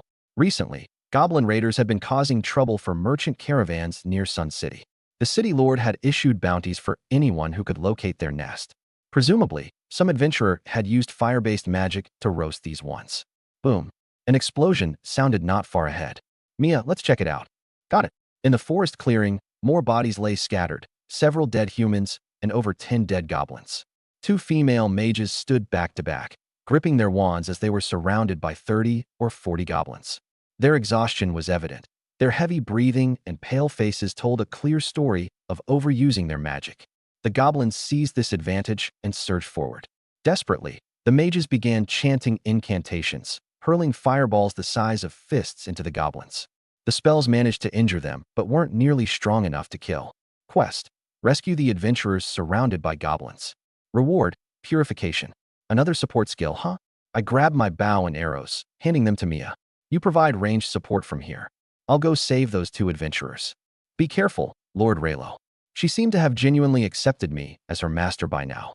I moved forward swiftly while Mia climbed a tree, taking a vantage point for her arrows to rain down on the goblins. Here, eat this rock attack. I picked up a stone and hurled it, watching it arc through the air and land squarely in a goblin's crotch. A critical hit. The result was nothing short of spectacular. Yawa? Uh-huh. The goblin screeched, clutching at its legs while jumping up and down furiously. I couldn't understand its words, but I'm certain the goblin had just launched into a string of very colorful profanity. A horde of goblins immediately turned toward me, roaring and brandishing their weapons as they charged. The 2 surrounded mages let out a sigh of relief, though they now looked confused. Who was this priest from the church that suddenly appeared out here? Barrier. A faint red shield enveloped me. My health was now at 10,100, and so was the shield's strength, 100 times stronger than before. One goblin swung its club down on the barrier, only for it to backfire spectacularly. Its strike bounced off without leaving even a scratch, and it suffered 100% damage reflection. The goblin doubled over in pain as though struck by an invisible hammer, letting out pitiful cries. Another goblin went at it with a bone knife, slashing down with all its might. This time, the shield showed a hairline crack, but the reflected damage sent the goblin flying. Blood sprayed from a deep slash across its chest. The rest of the goblins simultaneously attacked, but their weapons either rebounded or ricocheted, often wounding or killing themselves in the process. Some were gravely injured, others lightly wounded, but the low-intelligence goblins couldn't comprehend what was happening. The lightly injured ones stubbornly got back up and charged again. I stood there without moving, my expression blank as I watched them crash into the damage-reflective barrier like headless flies. Over and over, they battered themselves to the brink of death. By the end, none of the goblins were left standing. The 2 mages stared at me dumbfounded, utterly stunned. This guy didn't even lift a finger. How were the goblins sent flying as if struck by ghosts? The battle concluded, and my clothes were pristine. I checked the status of my barrier. Even under heavy assault, it only bore minor cracks. A shield strength of 10,100 was ridiculously durable. I unsheathed my iron sword, dismissing the barrier, and walked up to a dying goblin. With one swift motion, I slashed its throat. Moving on to the next one, I stopped in front of a female goblin. She was small, with long green hair and an ugly face. Her chest sported 2 tiny buns that, while bigger than nothing, were still much smaller than Mia's. Just as I was about to kill her, the 2 mages came running over. Priest, please don't kill it. Why? I paused mid-swing, narrowing my eyes. One of them pulled out a rope and quickly bound the female goblin, tying her up tightly. You plan to use this goblin to locate their nest? I recalled the city's bounty, 300 gold coins for finding the nest and 80 coins for providing leads. Many adventurers had ventured out chasing after it. One mage shook her head. No, it's not about the city lord's bounty. It's for Lord Joy's commission. He's offering 20 gold coins for a live female goblin to be delivered to his estate. Huh, my mind filled with question marks. What could this wealthy merchant named Joy possibly want with a goblin? And why specifically a female? Priest, thank you for saving us. We'll give you 1/10 of the reward as thanks. The other mage bowed politely in gratitude. I scoffed, clearly unimpressed. I saved your lives, and all I get is 1/10. What do you want then? She frowned. I moved closer, towering over her by a full head's height, and raised my hand, curling it into a grasping motion. I want it all. Her pupils shrank in shock at my audacity. The mage tying up the goblin grew visibly angry. Even though you saved us, setting that aside, we're women, and as a man, shouldn't you show some chivalry? Isn't it proper to share at least a portion with us? Not a chance. Not even a single coin. Without worrying about morals, I had no reason to be bound by them either. My response was firm. Had I not intervened, these two women would have already been reduced to tools for goblin reproduction. They were left speechless, frustrated with my utter lack of gentlemanly conduct. Ignoring them, I moved methodically from goblin to goblin, dispatching the seriously injured ones. Before long, all 40-odd goblins lay dead, every last one except for the tied-up female. Quest complete. Reward, skill, purification. Purification, LV.1 removes all negative effects from a single target. The description was brief. I'd have to test its actual effects firsthand. At this moment, Mia walked over holding her bow and arrow, looking frustrated. Master Leluo, I'm sorry, I couldn't hit a single goblin. Earlier, she had missed every shot while perched in a tree, earning herself the unflattering achievement of human outline master. It's okay, just treat it as practice. I patted her shoulder and said, take that female goblin with you. We're heading to Sand City. Yes. Mia picked up the female goblin, about the size of a child and not very heavy, and followed me into the city. The two female mages sighed deeply, turning away to retrieve the bodies of their fallen comrades. Joey, a famous salt merchant in Sand City, was one of the wealthiest people around, so his address was easy to inquire about. After asking the locals, Mia and I arrived at Joey's mansion. At the gate, a butler standing behind the iron fence asked, "This is Master Joey's residence. What business do you have here? Your master posted a reward for capturing a female goblin. We've brought one." I gestured toward the goblin in Mia's hands. The butler gave it a glance, then opened a side door and bowed slightly. "Please, come in." He led us to a reception room on the 3rd floor. Shortly after, the door opened, and a rotund merchant waddled in. He was short and wide with fat rolls at his waist that undulated like waves. I estimated this man weighed at least 300 pounds, easily a naturally sanctified body of epic proportions. Joey's fluffy golden curls framed his bloated face, and when his eyes caught sight of the unconscious female goblin, his mouth stretched into a grin, revealing sparse, yellowed teeth. "Ha ha, wonderful, just wonderful. Master Joey, what do you need a female goblin for?" I asked curiously. The monotony of life needs a little novelty. I've had my fun with humans, orcs, and dwarfs. I'm bored of them. I've always wanted to try a goblin, but none are sold on the slave market. Recently, I heard that goblins are overrunning Sin City, so I figured it was the perfect chance to catch a female and experience something new. Joey's wicked eyes fixated on the goblin, his tongue flicking across his lips. I'd heard of goblins capturing human women to propagate their kind, but this was my first time seeing a human using a female goblin for such purposes. My worldview felt shaken. With a cupped fist salute, I said, "Sir, your level of abstraction surpasses my imagination. I admit defeat." Joey looked pleased with my comment. Glancing at Mia, he added, "Seeing as we are kindred spirits, I'll give you an extra 2 gold coins." Kindred spirits? My asterisk at hashtag. You've mistaken me for a fellow degenerate. I'm a noble enthusiast of beast-eared girls, whereas you're the scum who doesn't even spare goblins. I silently cursed in my heart. Joey raised his hand. "Butler, fetch 22 gold coins for this priest." Shortly after, the butler returned with a pouch of coins and handed it to me. By the time we exited Joey's mansion, the sun had dipped low on the horizon, casting long shadows from the buildings. "Master Leluo, where to now?" Mia inquired. "Let's find a place to stay. Tomorrow, we'll head to the slave market," I replied. My main purpose in coming to Sand City was to investigate the rare, high-quality merchandise mentioned by a merchant yesterday. We found an inn and booked the finest, most expensive room. Tonight there would be more training for Mia. After staying the night, we headed to the slave market the next morning. The wide street was lined with slave shops on both sides, their entrances adorned with metal cages draped in dusty canvas, each holding slaves. In the Vit Kingdom, debtors who couldn't repay, felons, and war prisoners could all become slaves, so the market was predominantly filled with humans. The air was thick with the pungent stench of sweat. I muttered to myself, these greedy merchants won't even let their slaves take a bath.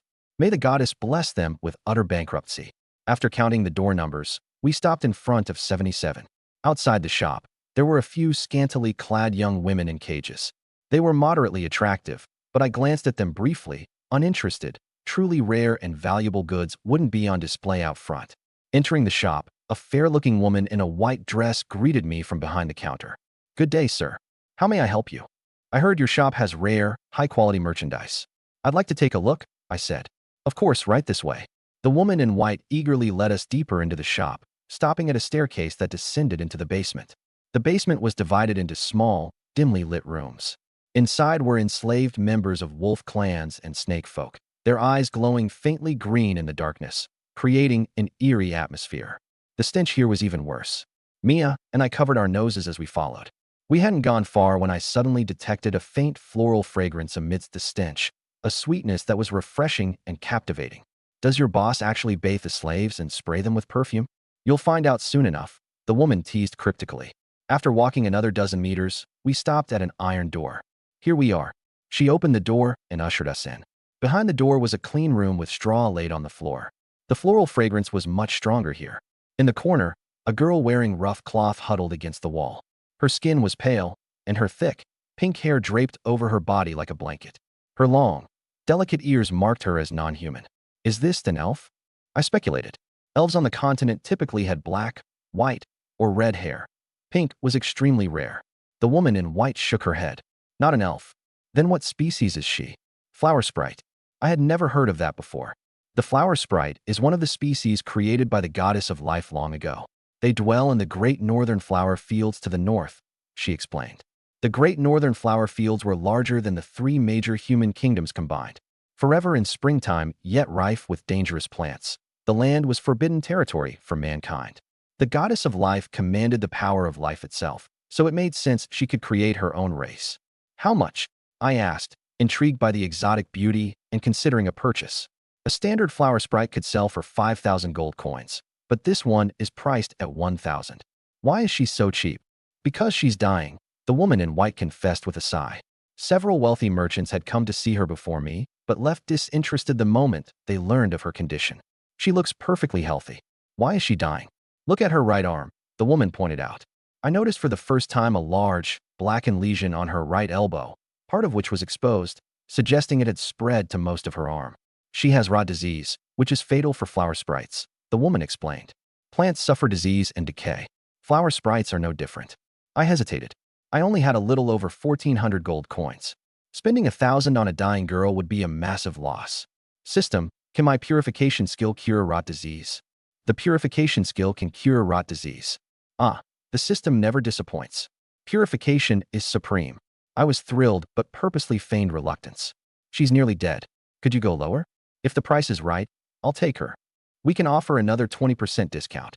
"Deal. I'll take her." I spent 800 gold coins to purchase her. Walking over, I gently pushed aside the pink hair covering her forehead, revealing a face of exquisite purity. 3 faint red petal marks adorned her brow, exuding a unique charm, but her pallor and frail appearance betrayed a sickly condition. "What's your name?" I asked. She lifted her head slightly, her pink irises vacant, her voice weak. "Flora. Flora, come with me. I'm taking you away from here." She stood shakily, noticeably shorter than Mia, around 165 centimeters. Her limbs were slender, and her pink hair trailed all the way to the ground.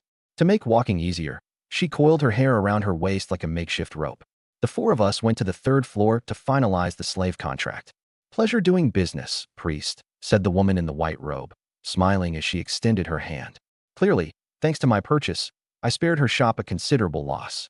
I shook her hand briefly, then led Flora out of the store. "Mission, Achieve 100 affection points with Flora. Reward, 10,000 maximum HP. I froze for a moment. Another affection task, and a reward of 10,000 HP? Does signing a slave contract always trigger affection missions? Plants thrive under the sun, and golden sunlight spilled over Flora, bringing a slight hint of color to her pale face. Yet she didn't look happy. Her gaze flickered to the dark spot on her right arm, her eyes brimming with worry. It was evident she had been afflicted with an incurable disease and knew her days were numbered. "My lord, I'm dying.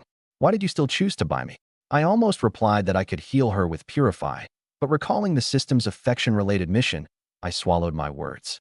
Looking up at a 45-degree angle, I feigned a thoughtful demeanor. "Perhaps it's fate. The moment I saw you, I felt a sense of kinship. The dark, sunless dungeons are no place for a flower fairy. Before you die, I want you to experience the warmth of sunlight and a moment of freedom. Spending 800 gold coins is worth it for that." Flora stared at me, bewildered. This man, who barely knew her, had spent a fortune to buy her, someone on the brink of death, just to let her bask in sunlight one last time. He was different from the lecherous merchants who lusted after her. Flora's affection for the host increased by 20 points. Progress, 20 out of 100. A glimmer of light appeared in her eyes. "My lord, what is your name?" "Rayler Simmons. And there's no need for formalities. Treat me like a friend." "Thank you, Lord Rayler," she said softly, managing a faint smile despite her melancholy expression. To experience sunlight and meet such a kind person at the very end, it was enough to satisfy her. "Flora, is there anything you'd like to eat?" I asked, hopeful to learn her preferences and further increase her affection. She shook her head. "We flower fairies survive on water and sunlight. So easy to take care of." I cracked a grin. "When there's no sunlight or water, we still need food," she added. Flower fairies, creations of the goddess of life, were advanced intelligent beings capable of gaining energy through both conventional sustenance and photosynthesis. "This is Mia, a cat person.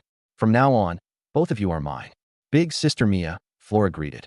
Noticing that Mia was taller, she naturally called her sister. Mia's cat ears twitched, puzzled why I had bought someone on the verge of death, a clear financial loss. But since it was my decision, she kept her thoughts to herself. Observing how fragile Flora seemed, Mia asked, "Need me to carry you?" "No need. I can walk on my own." The sunlight had restored a small measure of Flora's strength, and she politely declined. "Let's head back to White Dove Town." Another beautiful, exotic slave acquired. I was satisfied. Once I max out the affection points, it'll be double the joy with Mia and Flora. As we walked, I asked, "Flora, do you have any family?" "No. Our flower fairy race is born from plants. We have no parents." This was a first. I'd never heard of creatures being born from plants. "Then the plant that gave birth to you must count as your parent, right?" You could say that," Flora answered hesitantly. The idea of parents was foreign to her, and the plants that birthed them were merely tools by her understanding. "Next time we visit the northern flower field, let's bring your parents some fertilizer," I said teasingly. Flora didn't know how to respond. Besides the uncertainty of whether she'd even live that long, how was a human supposed to enter the forbidden territory of the northern flower field? The three of us left the city and headed back towards the village. Along the way, we passed several adventurer parties hunting for goblin dens. Near noon, we stopped to rest by a creek. Flora sat on a rock, dipping her feet into the cool water. Unbinding the long hair at her waist, she turned to me and asked, "Lord Rayler, do you have scissors?" "No scissors, only a small knife," I replied. "That'll do." Handing her the knife, she snipped off the excess length of her hair and cast it into the flowing creek, leaving it cut to her waist. Then she leaned over to wash her face.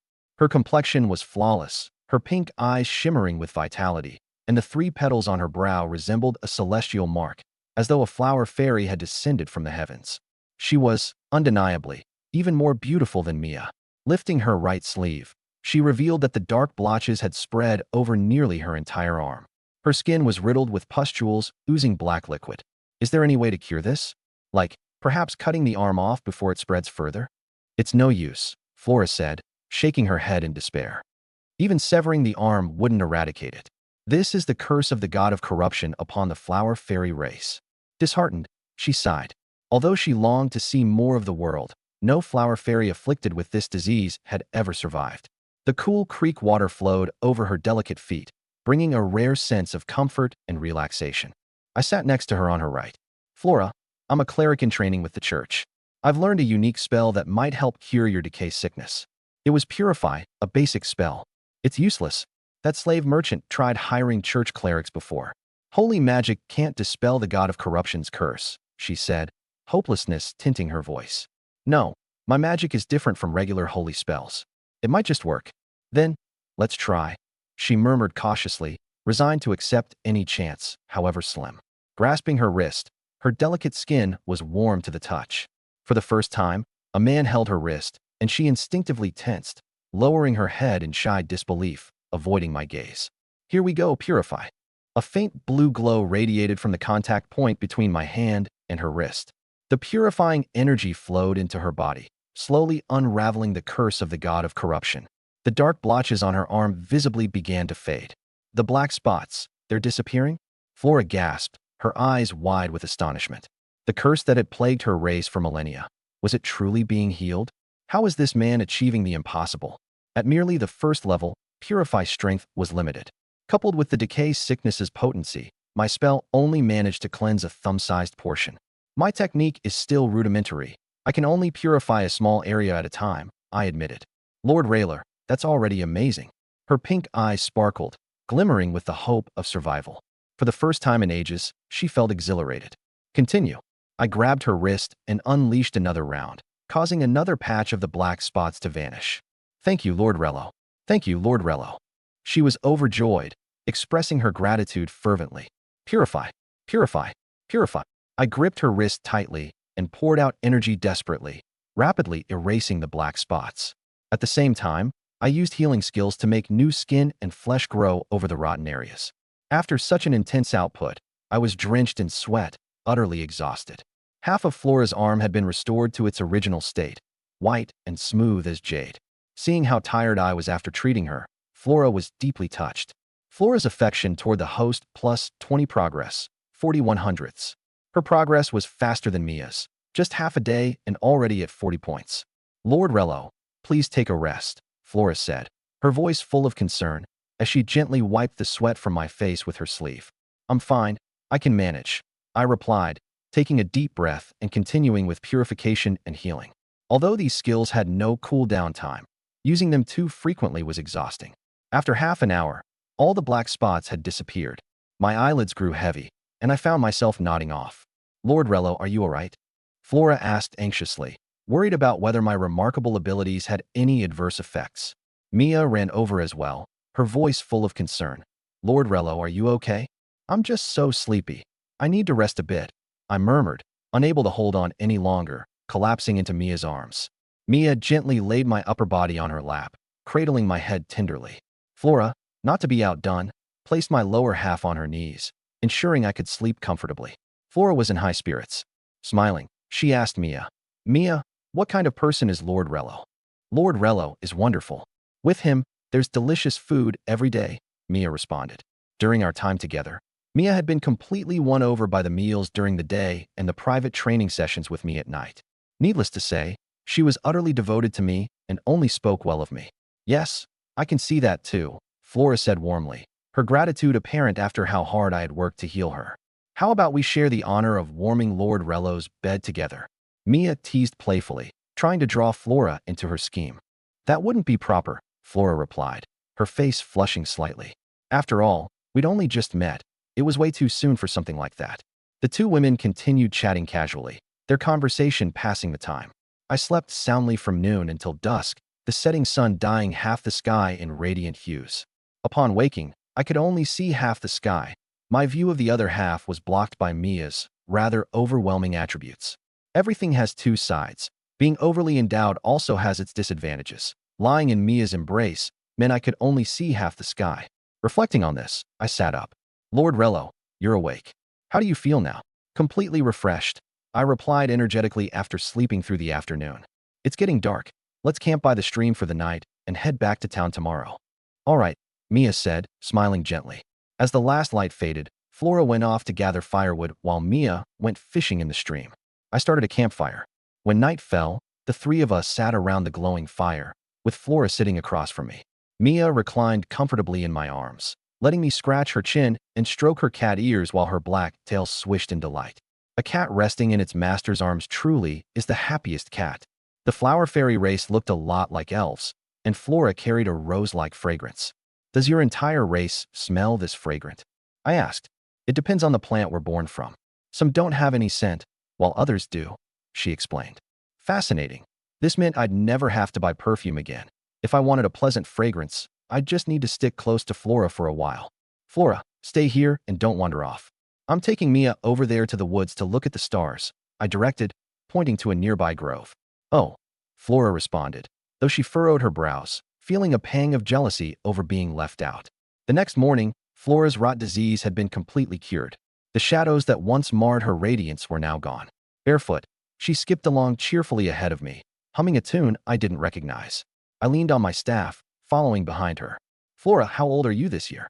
She twirled around with a bright smile, walking backward with her hands clasped behind her. By human reckoning, I should be over 200 years old. Wow, talk about a generational gap, I muttered.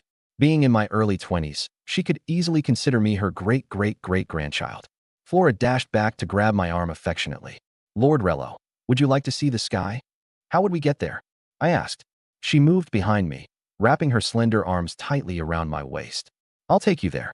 Closing her pink eyes briefly, the floral mark on her forehead began to glow faintly. In the next moment, two pairs of radiant pink energy wings unfurled from her back. They were semi-transparent, patterned like rose petals, and as thin as a cicada's wings. The high-frequency vibrations from the wings stirred up strong upward currents. In one swift motion, Flora held me and flew us dozens of meters into the sky. The breeze ruffled my golden hair as I turned to study her wings in amazement. The fact that the flower fairy race could actually fly left me in awe. Suspended in midair, Flora's delicate pink hair cascaded over my face, enveloping me in the unique floral fragrance of her kind. Lord Rello, thank you for curing my incurable disease. Flora vows to follow you forever. The flower fairy race, born among the blooms of the northern plains, had no taste for human deceit and schemes. Having saved her life, it seemed only natural to her to offer her unyielding loyalty in return. I brushed aside my golden bangs with a sly expression reminiscent of a certain infamous yellow-haired character from certain non-family-friendly genres. As long as you follow me, I will protect you for eternity. Really, Lord Rello? She asked, her previous discontent about being left out last night vanishing in the wake of this heartfelt promise. Flora's affection toward the host plus 10 progress, 5100ths. Innocent girls are always easier to win over. Flora's affection for me grew even faster than Mia's. Boom. Suddenly, a deafening explosion erupted from the eastern woods, a column of smoke and dust soaring into the sky. Flora, put me down. Let's go take a look, I said. All right, she responded, lowering us to the ground. Mia, ever alert, pressed her feline ears to the earth. Her sharper hearing picked up not just an explosion, but the sound of combat as well. Lord Rello, there are people fighting over there. Let's check it out. The three of us rushed eastward. Amidst the trees, a group of adventurers, 3 in total, was locked in battle with goblins. Leading the pack was a goblin warrior towering over 2 meters tall, carrying a giant stone axe and clad in leather armor. Its protruding fangs and bulging muscles marked it as far more formidable than the smaller, weaker goblins trailing behind it. Ordinary mobs compared to this elite one. The goblin warrior swung its massive stone axe down with brutal momentum. A young frontline fighter from the adventurers group raised his beast-patterned shield to block the incoming blow. But with a thunderous crash, the overwhelming force shattered the shield, sending him flying several meters back. Blood spurting from his mouth, his body collided against a tree with a sickening thud. Meanwhile, behind me, the 2 female magicians had completed their chants, one casting the spell, the other enhancing its power. Whoosh! A towering cyan whirlwind over 20 meters high burst forth from the ground ahead, like a giant vacuum from a washing machine, sucking in a dozen ordinary goblins along with the goblin warrior. The wind blade slashed flesh and crushed bones. After 30 seconds, the whirlwind dissipated, leaving behind nothing but a mess of minced meat where the goblins had been. We did it. The 2 female magicians jumped with joy, but their celebration was short-lived. A thick green arm suddenly stretched out from the pile of shredded flesh. The goblin warrior crawled out, bearing only a few minor scratches on its body. The 2 magicians were horrified. Its physical defense was so strong that even an enhanced first-tier whirlwind couldn't kill it. Task: assist the adventurer party in defeating the goblin warrior. Reward: magic enhancement. Lord Rello, should I eliminate that goblin warrior? Flora raised her hand, gathering a swirl of pink magic in her palm. "No need," I said, glancing at the magic in her hand. This girl seemed to have some strength. But the current task was to assist the adventurers in killing. No need for her to intervene. "All right," Flora said as she dissipated her magic. I walked over to the young man lying on the ground, intending to heal him and then buff him with a powerful strike so he could finish off the warrior and complete the task. I crouched down and cast a healing spell, but the wound didn't heal in the slightest. Huh? Why isn't it working? I was stunned. This was the first time I'd encountered someone I couldn't heal. "Lord Rello, I think he's already dead," Flora reminded me gently. I touched the man's chest where his heart was supposed to be. It had stopped beating. He had kicked the bucket. My healing magic couldn't bring the dead back to life. At that moment, the two magicians ran over in a panic. "Run! That big guy is coming." I turned my head to see the goblin warrior charging at us with a giant axe in hand. With no other choice, I grabbed the wrist of the flat-chested female magician and cast a super strong strike buff on her, causing a glowing white ring to appear around her wrist.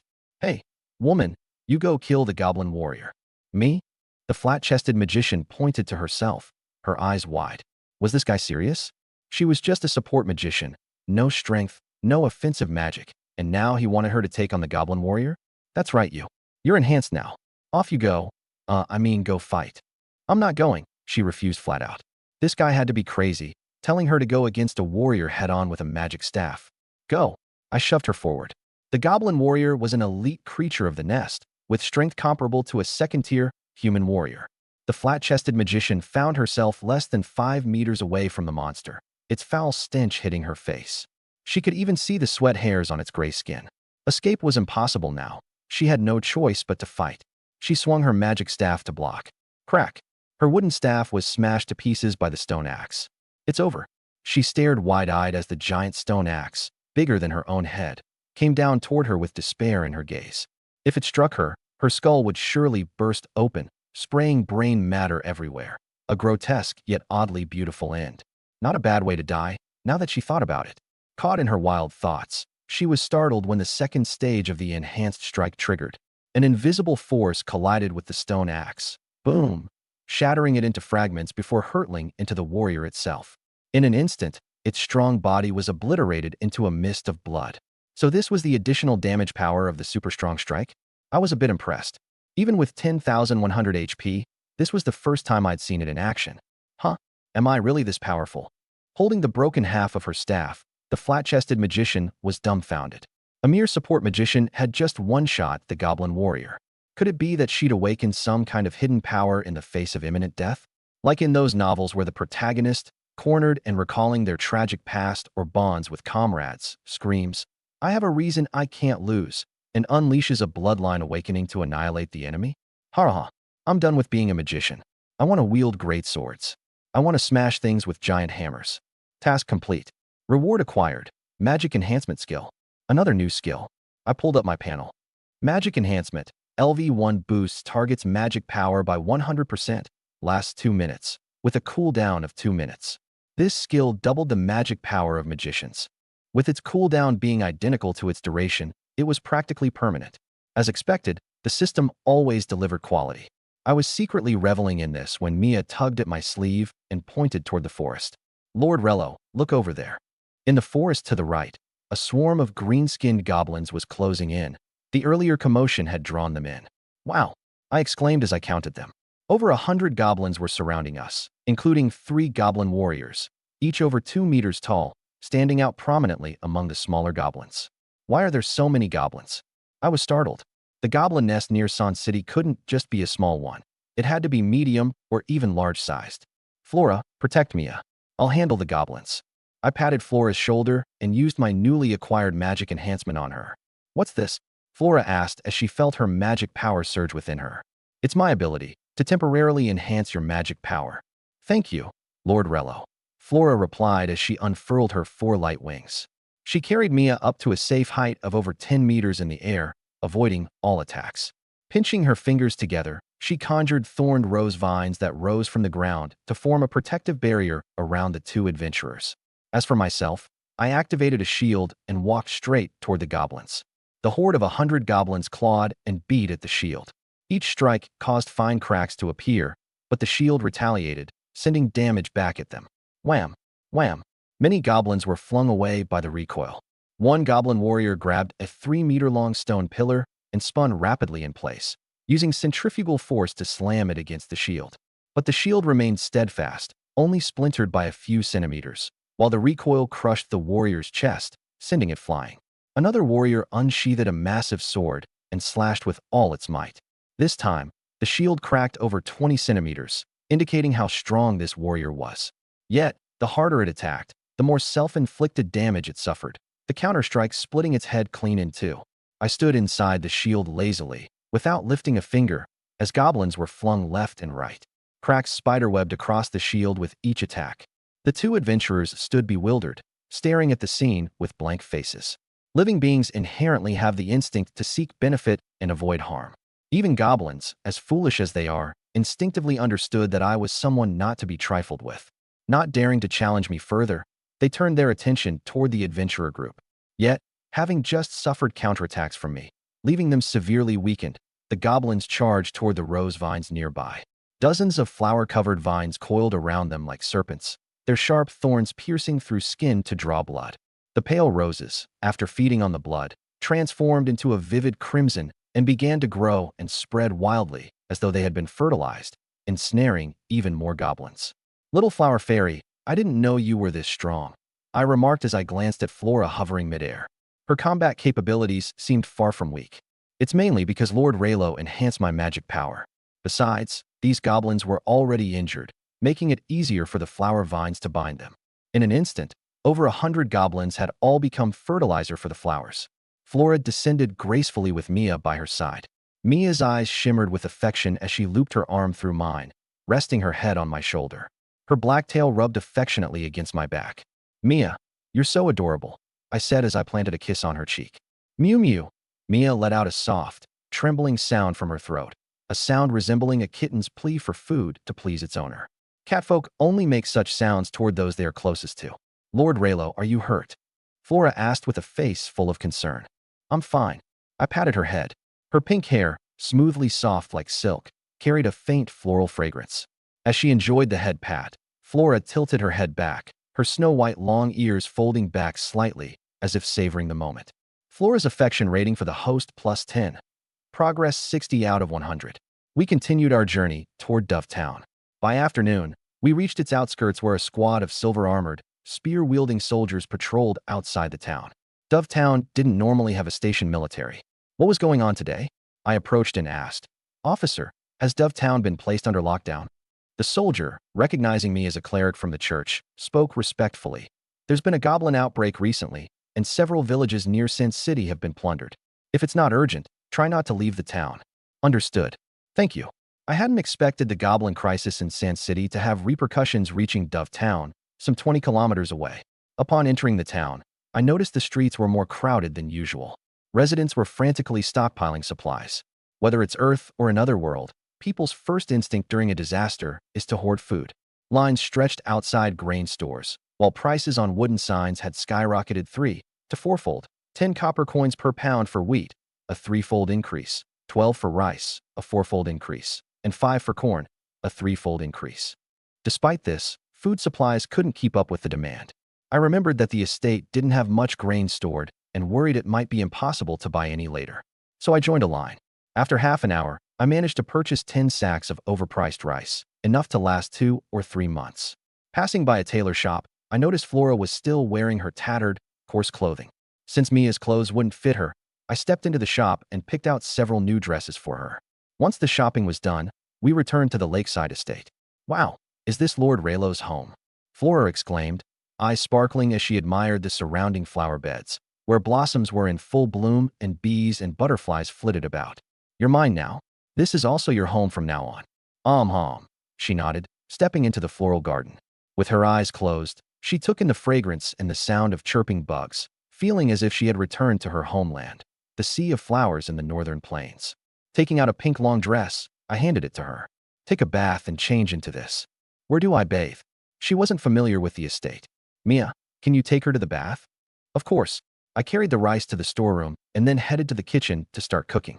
There was no such thing as a rice cooker on the continent, so I had to first par-cook the rice, drain it, and then steam it in a small steamer until fully cooked. While the rice steamed, I prepared stir-fried shredded pork with green peppers. After finishing the stir-fry, I cracked 5 eggs and made a pot of vegetable egg drop soup. Lord Raylo, what's for dinner today? Mia poked her head in, drawn by the mouth-watering aroma. It wasn't poached fish today, but the smell was equally tantalizing. Stir-fried shredded pork with green peppers. I replied, gesturing at the dish. Mia leaned closer, staring at the dish as her mouth started to water. Being with Lord Raylo was truly a blessing. Every day was filled with delicious food.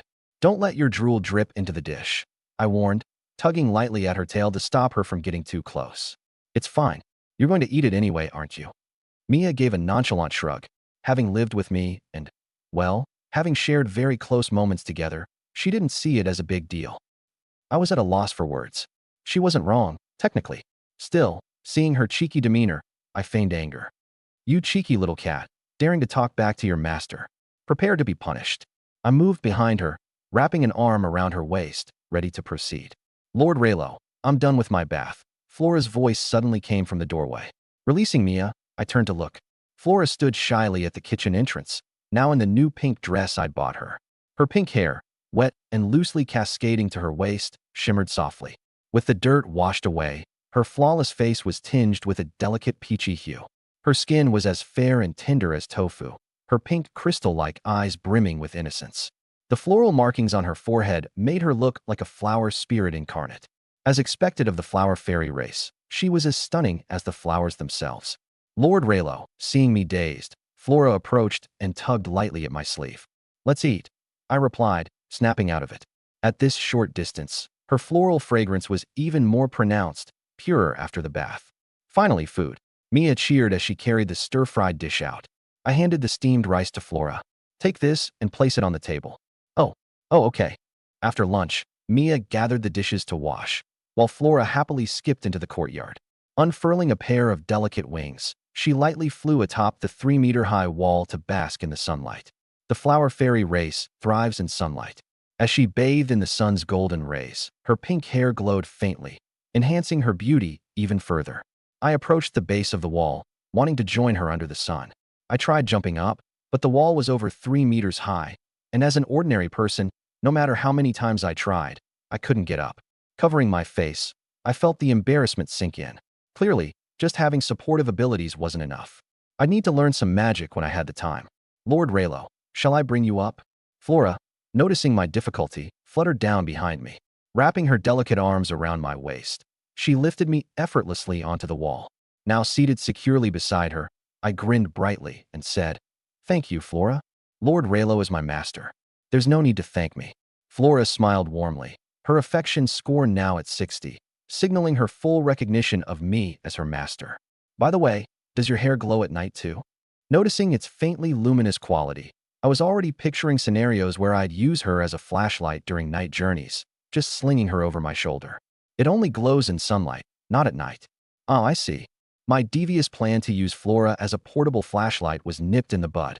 I fixed my gaze on her long, snow-white ears again. After touching Mia's soft, fluffy cat ears, I couldn't help but wonder what the long ears of the Flower Fairy clan might feel like. Thick-skinned, I asked, Flora, may I touch your ears? Well, Flora hesitated. The ears were sensitive areas for the Flower Fairy clan, not something casually touched, especially by a man. Seeing her hesitate, I didn't want to push her. Ha ha ha, if it's not okay, just forget it. It's okay, Lord Raylo, feel free to touch them. While others weren't allowed, it seemed I was an exception. Flora willingly leaned her head closer to me. Giggling, I stroked her long ears. They felt warm and smooth. As my palm brushed against her delicate skin, a peculiar emotion stirred within Flora, turning her cheeks crimson. There she was, shy and bashful, looking so irresistible. I seized the moment and wrapped my arms around her. Lord Raylo, why are you holding me?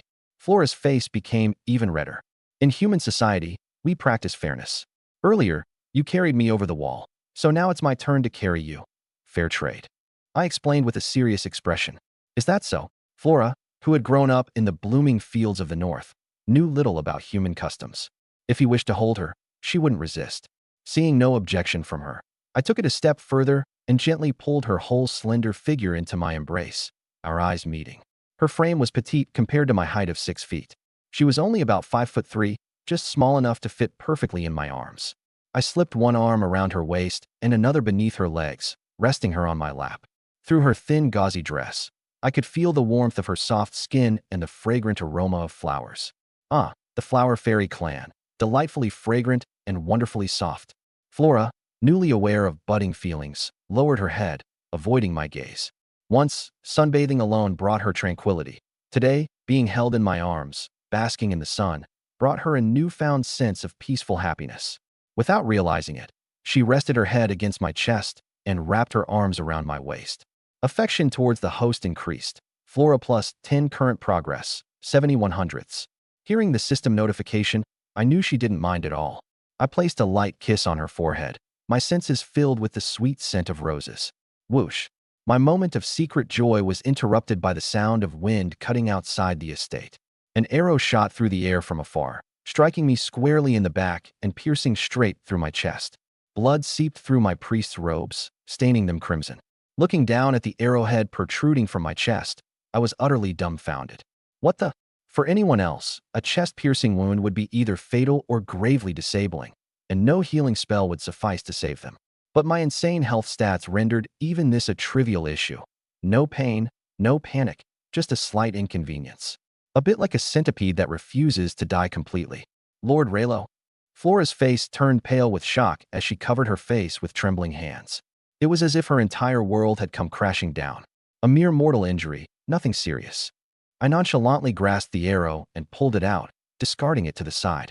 Blood gushed out like water from a faucet the moment the arrow was removed.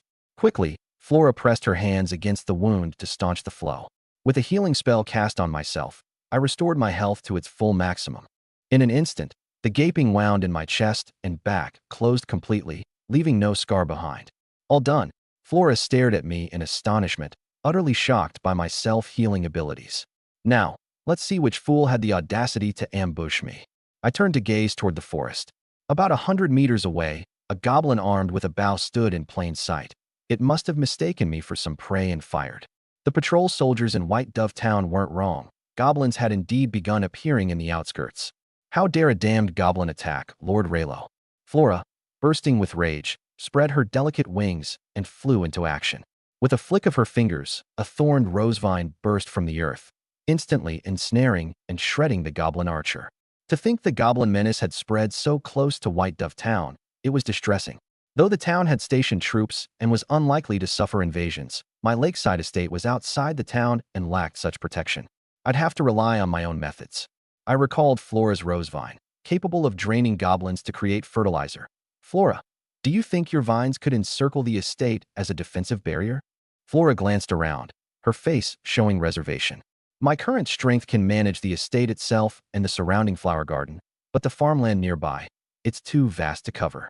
The estate had a nearby plot of farmland spanning over a dozen acres. Encircling the estate and the garden will do.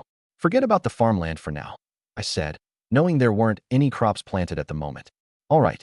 Flora followed my request, her wings vibrating rapidly as she ascended dozens of meters above the estate. With her arms raised, she summoned a concentrated surge of magic, unleashing it in full force. In no time, a dense mass of thorned rosevines erupted from the ground around the perimeter of the estate, intertwining and weaving into a 2-meter-tall wall of flowers, shielding the estate on all sides, while leaving an opening for entry and exit. These vines grew lush green leaves and pink-white roses and could be controlled by Flora to attack goblins specifically. Having finished, she flew back into my arms.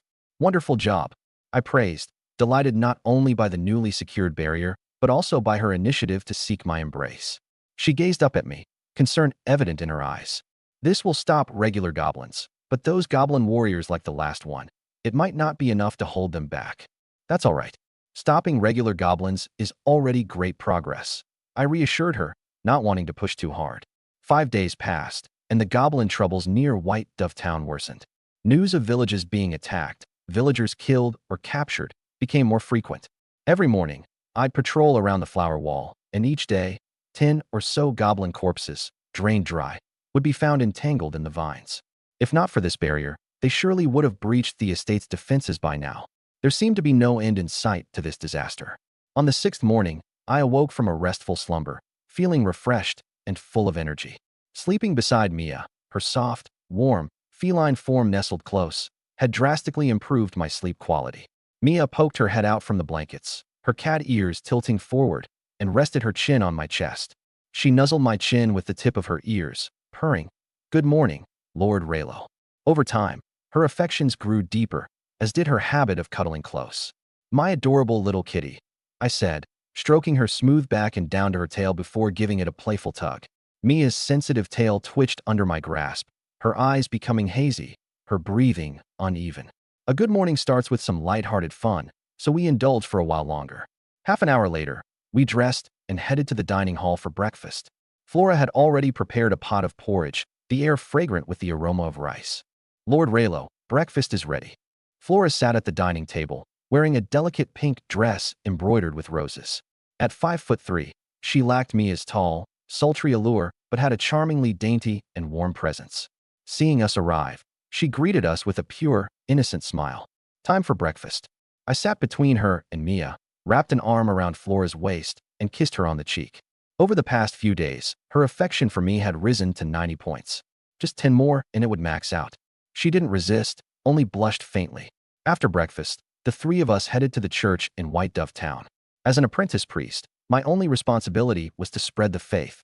It was a leisurely role, and all I had to do each morning was show my face and let Father Grain know I was still alive and hadn't been snatched by monsters. At the small square outside the church, 2 carriages were parked, and soldiers were unloading goblin corpses one by one, carrying them into the church. "What are you doing bringing goblin corpses into the church?" I asked. "Good morning, Priest Raylo," one soldier greeted, saluting. "Father Grain said leaving goblin corpses out in the open would pollute the land, so they're being brought here for safe disposal." Safe disposal again. I raised an eyebrow, recalling the shadow demon corpse from last time. Grain had said the same thing, instructing me to place it outside his bedroom. But there were 2 carriages this time, far more than before. That old rascal. Could it be that Grain was making hot pot out of goblin and shadow demon corpses?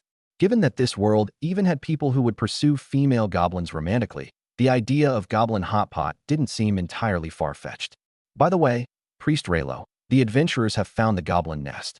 The city lord is gathering people and preparing to send the army to wipe them out. If you're interested, go take a look," the soldier added. "Oh, they've found the nest." My eyes lit up. This meant the goblin disaster would soon be over. Quest: participate in the assault on the goblin nest. Reward: taunt. Taunt was an ability that forced enemies to attack you. It was a common skill in games. I already had 5 support skills. This would be my 6th. Shall we join the assault? I intended to go but decided to ask the other 2 for their thoughts. Flora's long ears twitched slightly, and a resolute glimmer flashed in her pink eyes. "Wherever Master Raylo goes, I will follow to protect you." "Me too," Mia added, biting her lip and clenching her fist with a stubborn yet adorable expression. "Excellent, my little sweethearts." I wrapped an arm around Mia on one side and Flora on the other. Nothing in this world could be cuter than non-human girls. "Friend, where do we go to join the assault?" I asked the soldier. "The Lord's residence in Sarn City." "Thank you." Once inside the church's rear hall, I found Grain ordering soldiers to pile goblin corpses outside his bedroom door.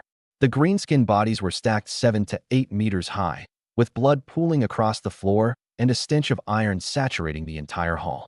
To the uninformed, it might look like a slaughterhouse instead of a holy church. "Good morning, Father Grain," I greeted. "Raylo, I'm busy processing these corpses. You'll preside over today's prayers," he said, not even glancing at me as he tallied the bodies. "Actually, I came to ask for a leave of absence." "Leave? Are you traveling far?" At this, he finally stopped and turned to look at me. "They've located the goblin nest in Sarn City and are organizing a campaign to exterminate it. I plan to join them." Grain's expression froze briefly, but then he seemed to recall something and went into his bedroom. A moment later, he returned with a palm-sized black cloth bag marked with purple runes. "This tool can store monster corpses. When you join the city lord in the assault, there'll surely be plenty of goblin corpses on the battlefield. Bring some back for me." "What do you need so many monster corpses for?" I asked.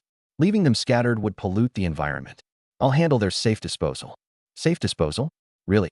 I had no idea how he handled them, but collecting a few goblin corpses wasn't a big deal. I accepted the cloth bag, observing the unfamiliar symbols scrawled across its surface. "How does this thing work?" "Recite the incantation while approaching the corpse you wish to store." "That's convenient." It functioned similarly to my system's inventory. Grain leaned in and whispered the activation spell to me. Did you remember it? I scratched my head as I tried to recall. No, the incantation's too long. I didn't catch it. He repeated it again. Got it now. But the obscure chant went in one ear and out the other. I shook my head helplessly. Still didn't catch it. He repeated it a third time, visibly restraining his frustration. Well, did you remember it now? Not really, I said with a blank expression. Grain was on the verge of blowing a fuse. You? How are you this hopeless? Hey, what can I say? It's not my fault I lack a photographic memory. I replied innocently. The chant was like an 800-word essay in some ancient magical language. Memorizing it in 3 tries would have been a miracle. Argue useless thing. Grain sighed, exasperated, and went back into his bedroom. He returned with a small black bottle. This one works as well. It's much simpler. Just unstopper the bottle and point it at the corpse. Huh. If it's that convenient, why didn't you bring it out earlier? I smiled as I took it. The bottle was sealed with a wooden stopper, its surface engraved with the image of a winged serpent and covered in runes at the base. This is a more precious item than the bag. Don't lose it. Grain had initially intended to give me a cheaper tool, but due to my poor memory, he was forced to hand over something better. Got it. Congratulations, host. You have obtained the high-grade magical item, Devourer Bottle. Devourer Bottle, huh? Curious, I opened my status panel. Devourer Bottle, a high-grade magical item originating from the Serpent God cult. Can trap monsters of up to 3rd tier and below. Serpent God cult? That was news to me. Recalling the giant serpents I'd seen on the ceiling of Grain's bedroom, and now this item connected to the Serpent God cult, I had a theory. Grain might outwardly worship the goddess of life, but secretly be an operative of the Serpent God cult. Should I report him to the Holy Church? But then again, he was always quick to approve my expense claims. Reporting him felt a bit unethical. Besides, even if he was performing sacrifices, he seemed to be using shadow demons and goblins, not humans. Father Grain, I'm heading out. All right, be safe out there. He waved me off with a smile and resumed sorting through the corpses. I headed to the outskirts of the town to rent a carriage for the journey to Sarn City. On foot, it would take most of the day, but with a carriage, only half. However, due to the goblin threat, the coachman initially refused. Ultimately, the golden persuasion of my wallet won him over. Sarn City was as lively as always. In front of the city lord's estate, a public notice was posted on the bulletin board. The city lord is assembling troops to raid the goblin nest. Priests are sought to treat the wounded. Each priest will be rewarded 5 gold coins afterward. Hello, I'd like to join the city lord in the assault on the goblin nest, I told the guard. Upon seeing my priestly robes, he greeted me respectfully. Please enter. Register in the 3rd room on the 2nd floor. On the 2nd floor in the 3rd room sat a middle-aged man, dressed in luxurious clothes with a gaunt face. I am a trainee priest in White Dove Town. I wish to join the Lord in the campaign to eradicate the goblin nest. A trainee priest? Are you up to it? The thin man questioned, his tone doubtful. Priests were recruited to reduce casualties through healing, and naturally, a trainee priest's healing abilities wouldn't compare to those of an ordained one. Of course I can. Do you want me to demonstrate? Then show me, he said, placing both hands on the table, his face calm as he awaited my performance. I pulled out a short dagger, presenting it like a magician showing off a prop, holding the hilt with one hand and the tip with the other for him to see.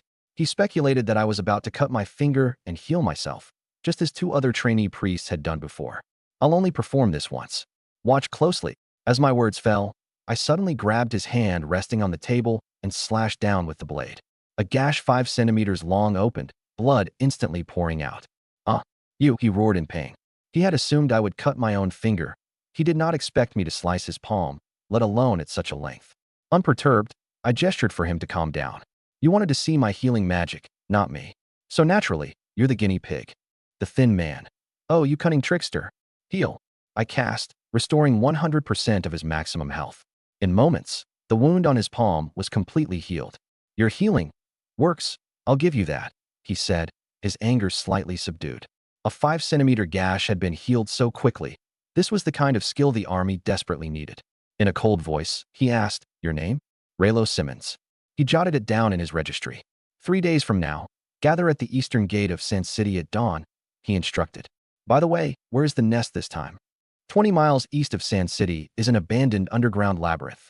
The goblin nest is inside.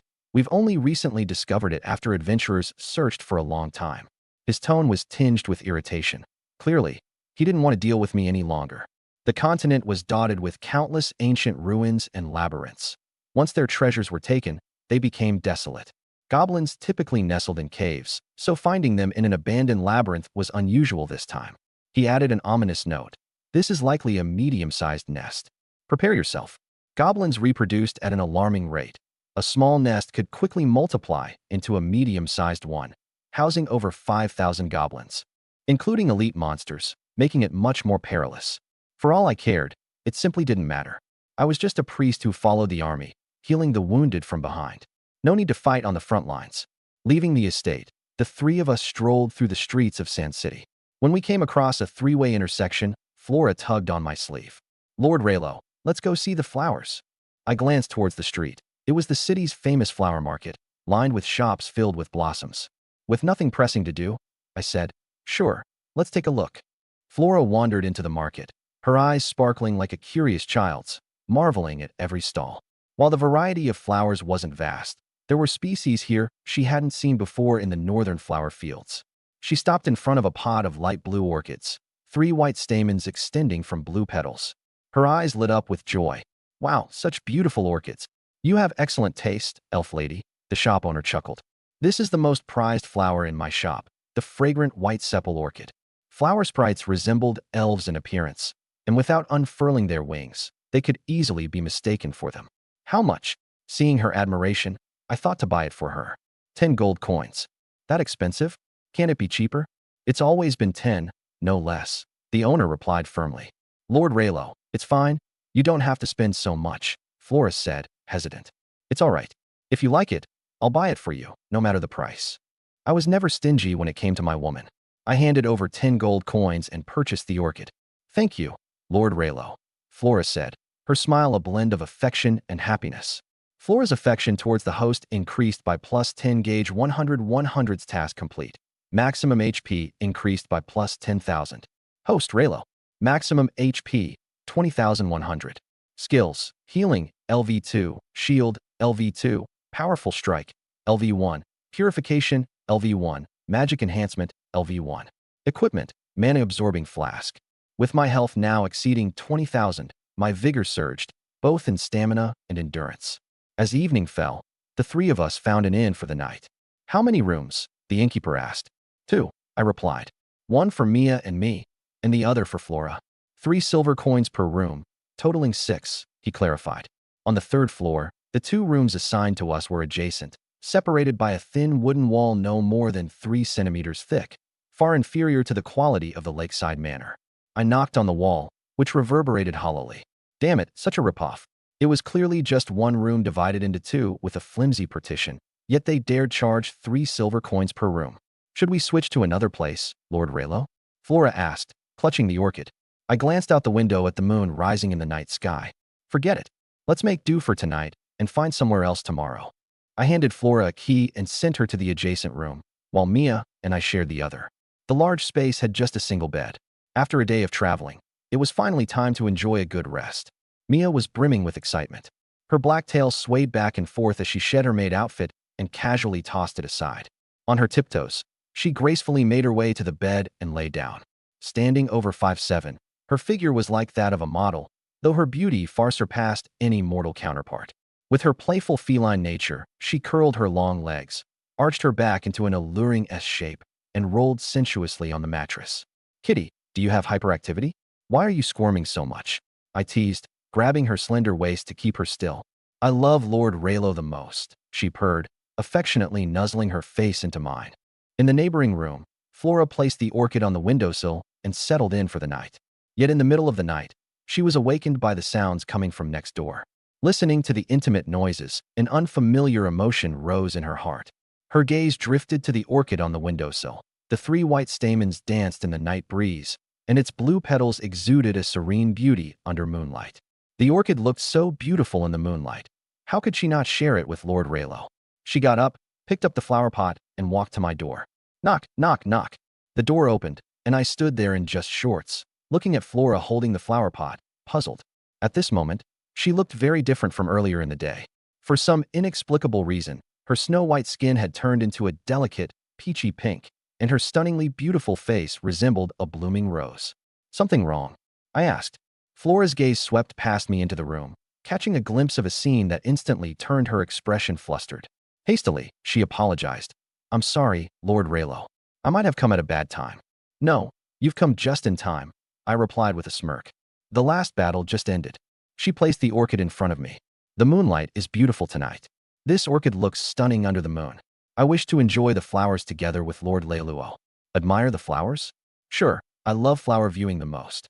Looking at Flora, who was as delicate and radiant as a rose in front of me, I grabbed her wrist and pulled her into the room. In the morning, sunlight flooded the room with brightness. Flora's skin, which had been rosy pink the night before, had returned to a snowy white. A faint smile lingered on her lips, and her disheveled hair gave her a kind of fragile beauty, like a flower battered by a storm. Once we both awoke, the three of us headed out to the street. Lord Leiluo, where are we going now? Flora asked, holding the orchid in her hands and swaying her long ears slightly. To buy something to eat. Though I had eaten a bit of rose nectar, I was still a little hungry. The moment something to eat was mentioned, Mia sniffed the air like an eager dog. Spotting a bakery not far away, her eyes lit up as she excitedly grabbed my arm. That bread smells so delicious. Let's buy some bread there. All right, I said. But before I even finished, she had already rushed off ahead. Is she really an adult feline girl? Watching her disappearing figure, I couldn't help but think she sometimes acted like a child, especially when teased with a feather duster. Even though she claimed disinterest, she'd always take the bait. Flora, do you want some bread? I asked. Just basking in the sun is enough for me. I don't need food.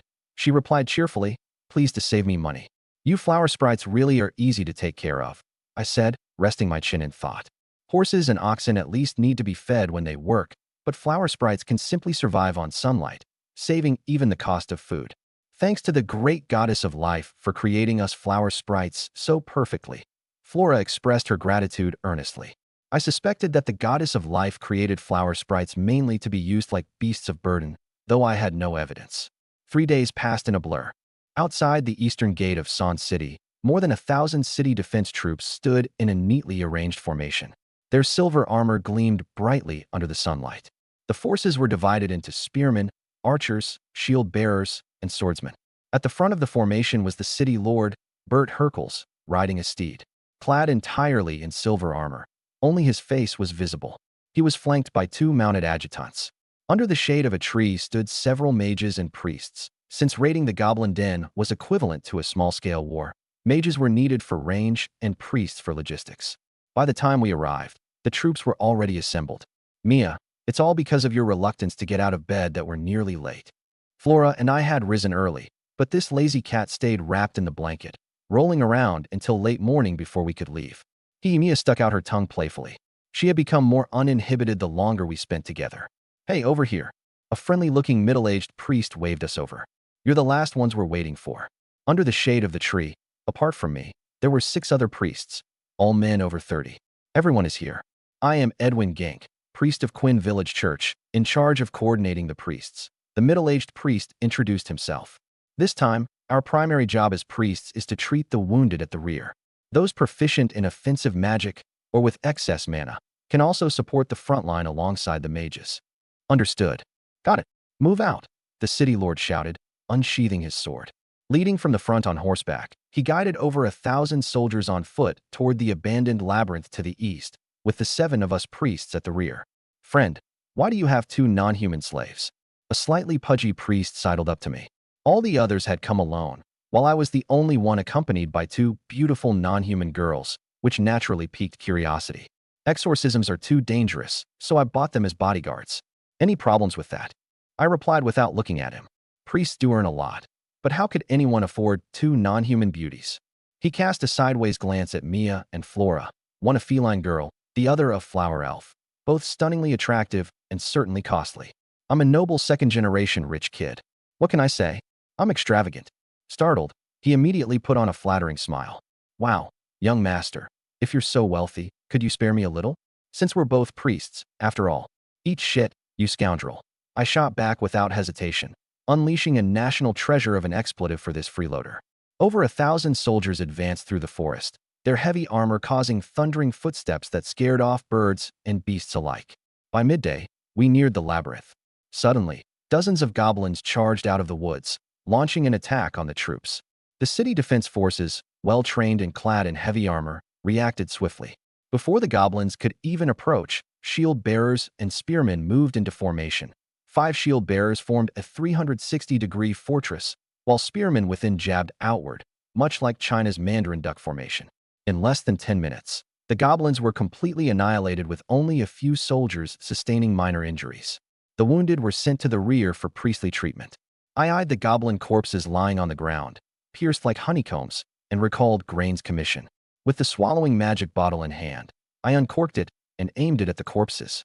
A powerful suction force instantly sucked the bodies inside. I managed to collect over 20 of them. The closer we got to the goblin den, the more goblins we encountered. The army of 1,000 continued eliminating smaller groups of goblins along the way. These ordinary goblins, roughly the size of 7 or 8-year-old children, sported round bellies, short arms, and short legs.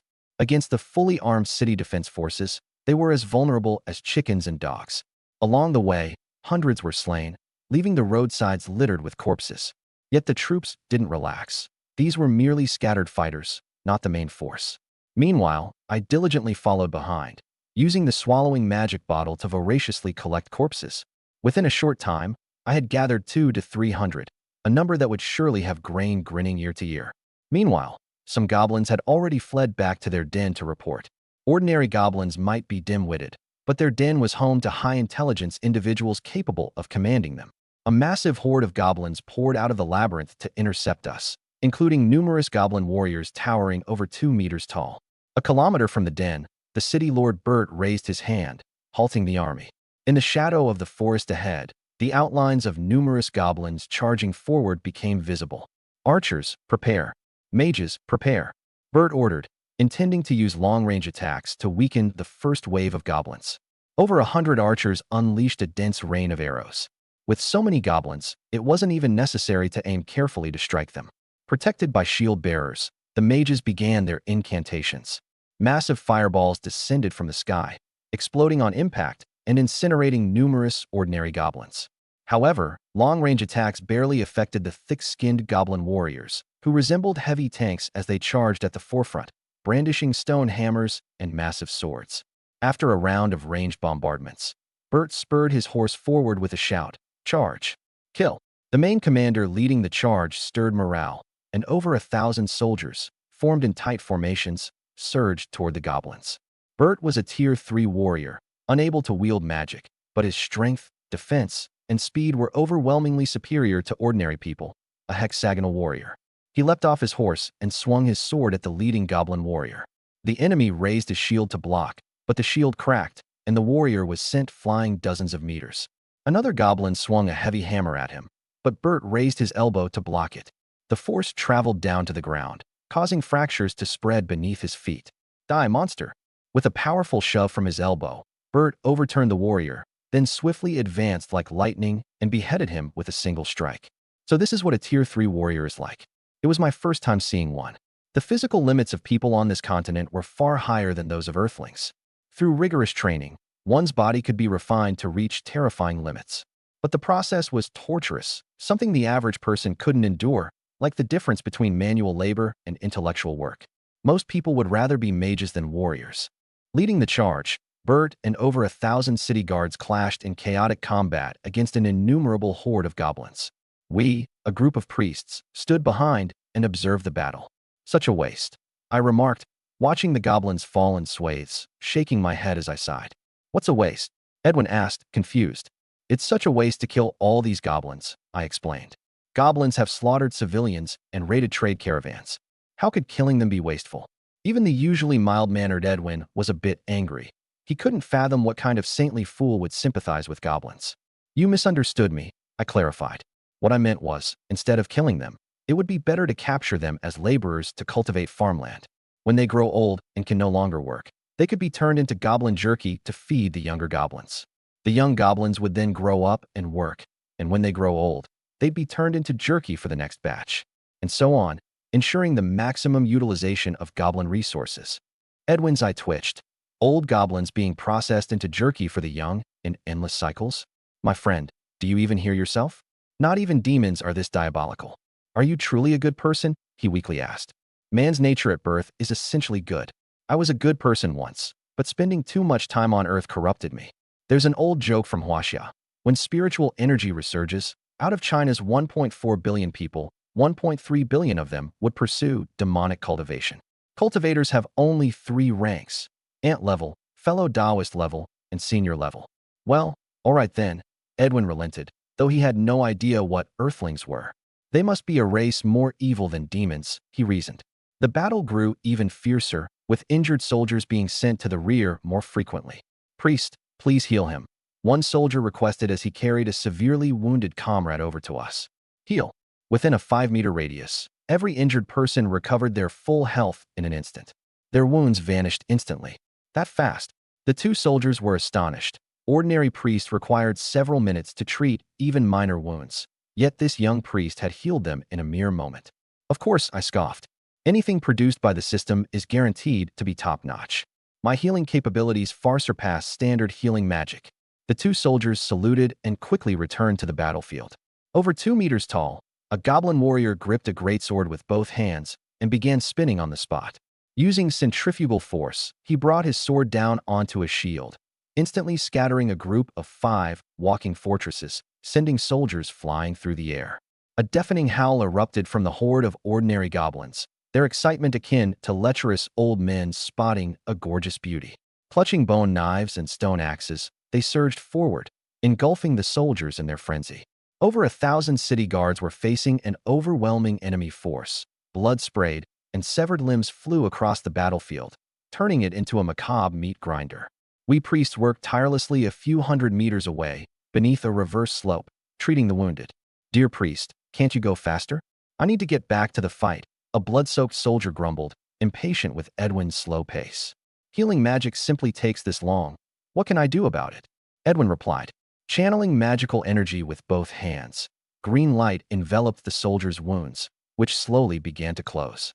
Healing a single fighter took him 3 full minutes, far too slow to keep up with the influx of injuries. After treating his 8th patient, he was already panting and drenched in sweat. Healing magic consumed mana, and Edwin was on the brink of exhaustion. He looked up toward the reverse slope, noticing a steady stream of injured soldiers. Their bodies, caked in blood and mud, had merged with the soil in a dark crimson sludge, leaving just their eyes visible. Puzzled by the lack of crowding or chaos among the patients, Edwin scanned the area and found the answer near me. Within a 5-meter radius around me, more than 20 injured soldiers sat on the ground. With a single wave of healing magic, all their wounds healed instantaneously. Ordinary humans had around 100 hit points, while these soldiers had slightly more, roughly 200 to 300.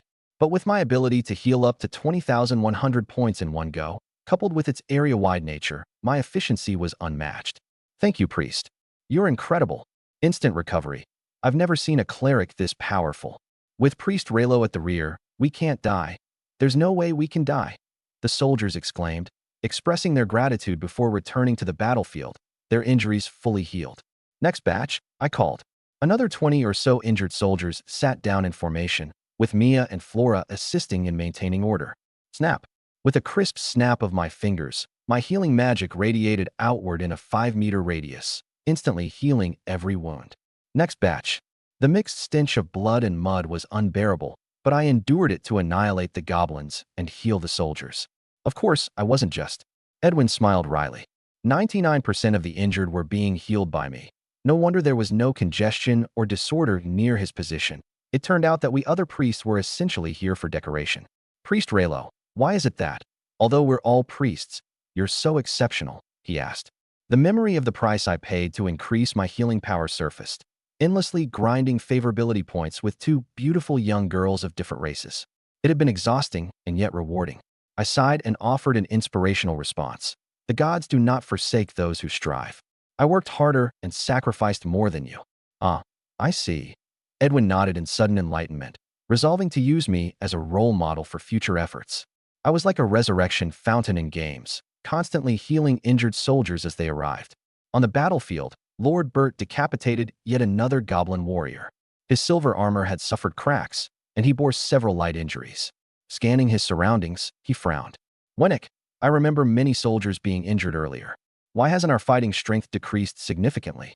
"The adjutant, Winnick, answered. "Lord Bert, there's a priest at the rear named Raylo. His healing capabilities are astonishing, able to treat over 20 soldiers at once."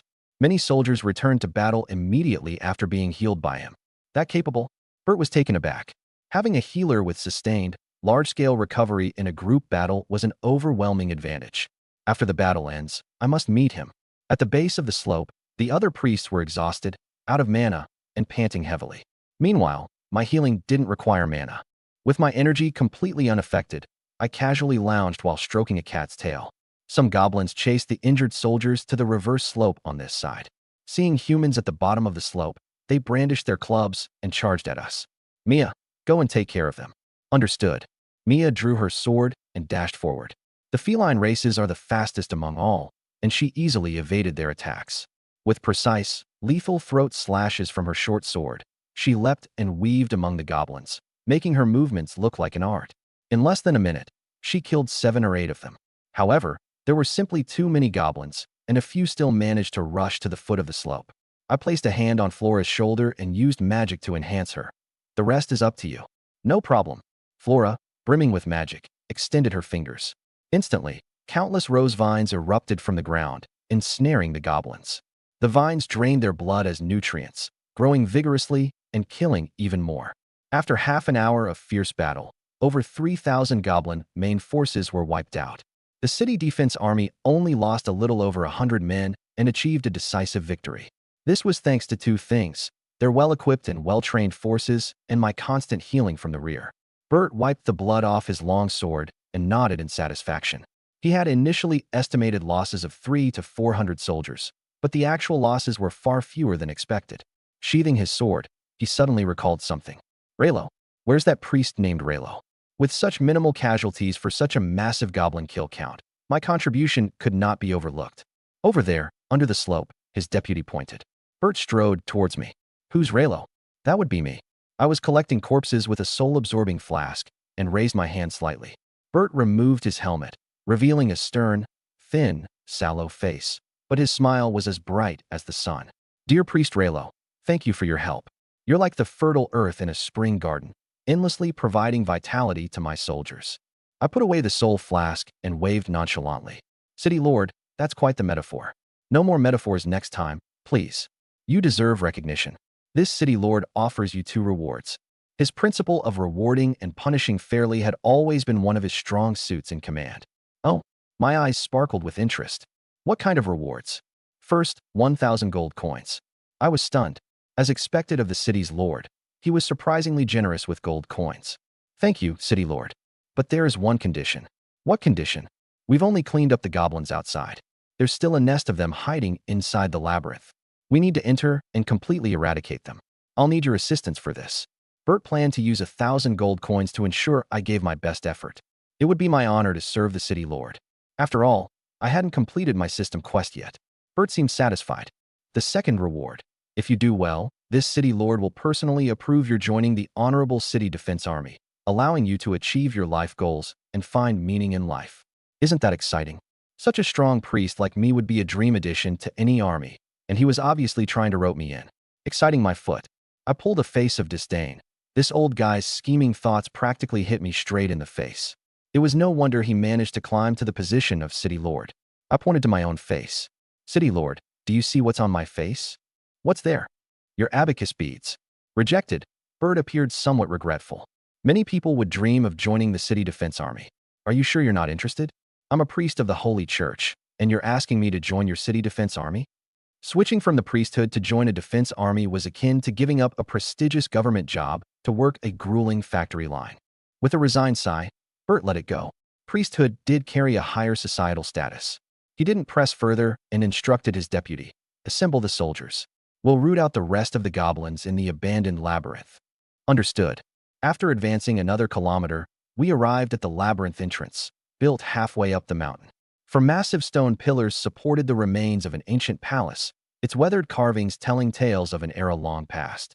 A few goblin archers stood outside, shooting arrows down the slope. Shield carriers holding 2-meter-tall lion-engraved shields stood in front, their shields clinking from the falling arrows. After one volley, hundreds of goblins charged out. The city defense army met them head-on. These remaining stragglers were dealt with in less than 10 minutes. Stepping over the corpses, the soldiers pressed into the labyrinth. I followed behind, frantically gathering corpses into my soul flask.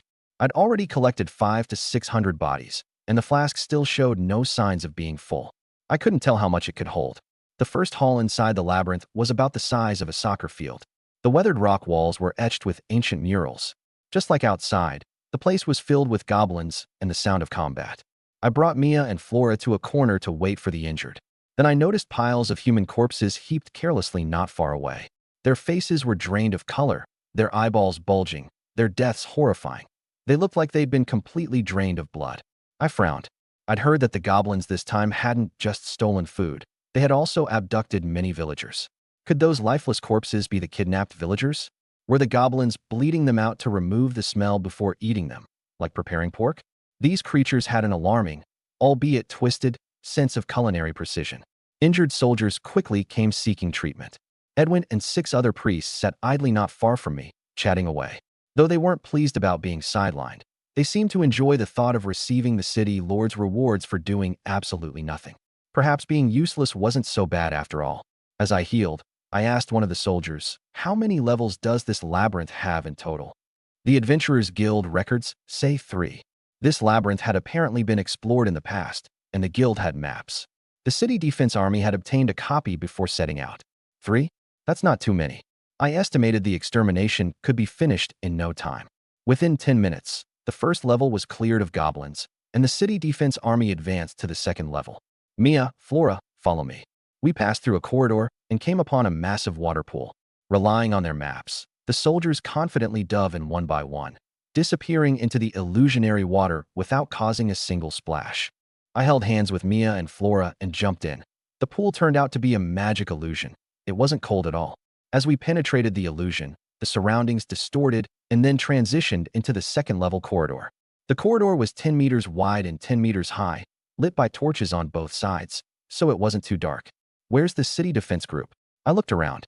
Apart from some wandering goblins, there wasn't a trace of the soldiers. The pool must have acted as a portal, scattering us from the main force. "I don't know," the 2 replied, shaking their heads. That was when I realized we'd been separated. Rah, rah. Goblins on the second level spotted the intruders, shouting wildly as they charged. Mia drew her sword and began engaging the scattered goblins. Shield. My shields only worked for myself, but Flora was standing close enough that she was shielded as well. I pulled her close as the faintly red shield enveloped the 2 of us. The dozen goblins swung their clubs furiously at us. Thump, thump, thump. They couldn't break the shield, and the rebound effect flung them in all directions. On the other side, Mia darted left and right amidst the goblin horde, her short sword either piercing through throats or hearts with quick, precise motions, cleanly taking down 7 to 8 of them. Suddenly, a goblin warrior carrying a massive axe charged at her, swinging it down in a terrifying arc. Mia leaned backward, executing a perfect stationary backflip, her body bending nearly to a full 360-degree curve to evade the strike. Boom! The massive axe smashed into the ground, splitting the stone slabs and leaving a 2-meter-wide crater. Mia then leapt forward gracefully, aiming to thrust her sword into the goblin warrior's heart. Yet, the warrior's thick skin and sturdy build only allowed the blade to sink half an inch deep. "It won't cut." Mia gasped in surprise. The goblin warrior roared in fury, discarding its axe and swinging a massive fist directly at her. Mia raised her short sword to block, but the sledgehammer-like fist bent the sword into a curve and sent her flying over 10 meters. I rushed forward to help her up. "Are you hurt?" "No." Hearing my concern, her heart warmed. She looked at her sword, now bent into a 90-degree angle, and frowned. "What a shame. This sword is done for." "No worries. Once we're out, I'll get you an even better one." The goblin warrior picked up its axe again and charged toward us. I patted Mia's shoulder and granted her an empowered strike. A circle of white light appeared around her wrist. "Bring it down." Understanding that this was my ability, which could amplify the power of her next attack exponentially, Mia rushed forward without fear. Using the long handle of the giant axe as leverage, she hopped twice before delivering a powerful punch to the warrior.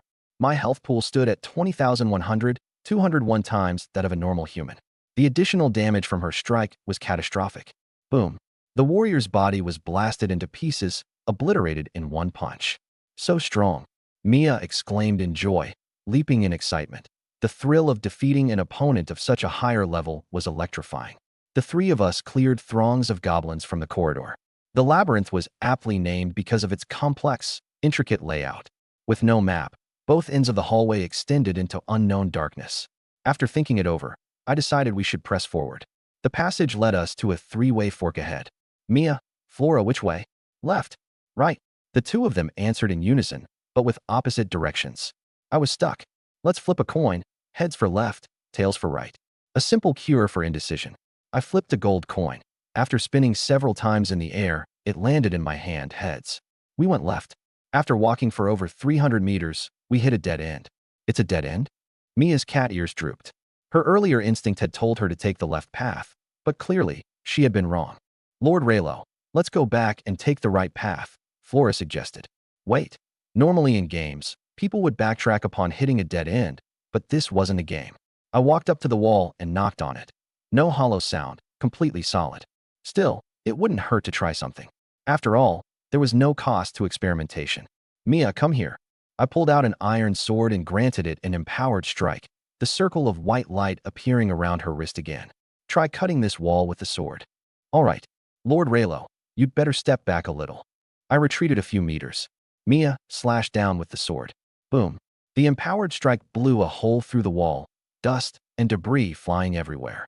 Once the dust settled, a new corridor appeared beyond the breach. Wow, it's a new pathway, Flora exclaimed in amazement. Well, this really is like finding another world, I murmured. I had tried it on a whim, never expecting there to be an actual pathway hidden behind the solid wall. Let's go in and see.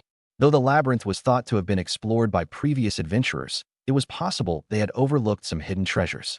As we entered the new corridor, torches along the walls ignited automatically, their flames illuminating the space ahead. After a half hour of walking, we emerged into an expansive stone chamber layered with dust. The four corners of the hall held cracked and deformed stone columns, and in the center stood a disfigured statue, surrounded by fragments of crumbled stone on the floor. At the far end of the room was a massive stone door, over 10 meters tall, with an engraving resembling a sun at its center. Treasures might very well lie beyond this door. As we approached, the stone door began opening outward on its own. From within emerged an enormous creature, a massive goblin nearly 10 meters tall, its green skin reminiscent of the Hulk from movies, carrying a giant battle axe. Humans, trespassing on Lord Dylan's domain. You're doomed. The giant goblin growled, its voice hoarse and gruff. I felt perplexed. Goblins were generally unintelligent and couldn't speak. Even the elite goblin warriors didn't have this capability. Yet, this one could talk, suggesting it was most likely the boss of the lair. But who was this Lord Dylan it mentioned? You two step back. I'll handle this. While small fry could serve as practice for Mia, this boss was far too dangerous. I needed to gauge its strength first. Be careful, Lord Raylo. Shield up. I activated my shield ability and strode toward the goblin, saying mockingly, Come on, kill me. Hit me right here. I pointed provocatively at my temple. Insignificant human, die. The giant goblin roared in rage and swung its massive axe down at me. I stood still, not dodging or flinching. At 1.8 meters tall, I appeared minuscule in comparison to the 10-meter-tall monster. It swung its axe like it was playing golf, striking my shield with terrifying force. Cracks instantly spread across the shield's surface, and I was sent flying backward, crashing into the wall. I was startled. My health pool of 20,100 coupled with high durability had previously made me unshakable even against goblins and warriors. Yet, this creature had not only sent me flying, but had also left my shield on the brink of shattering. The power of that swing was beyond imagination. At the same time, an invisible force rebounded from me to the goblin. Splurt. A deep gash appeared across its chest, as if it had been struck by a blade. It was sent flying back toward the stone door, blood pouring from its wound. The giant goblin sat slumped on the ground, its face pale with shock. It had no idea how I had inflicted such devastating damage. Lord Raylo, are you all right?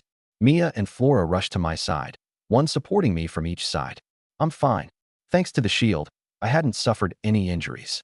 The goblin, much more intelligent than its peers, realized I wasn't to be trifled with. It turned and tried to escape. I pulled out a bow and granted Mia an empowered strike. Don't let it get away. Shoot it down.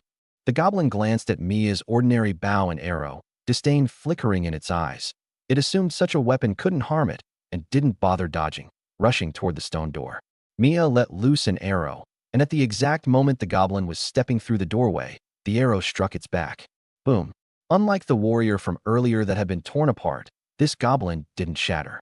Instead, a massive, meter-wide blood gash opened in its chest. It staggered forward, staring down at the wound in disbelief.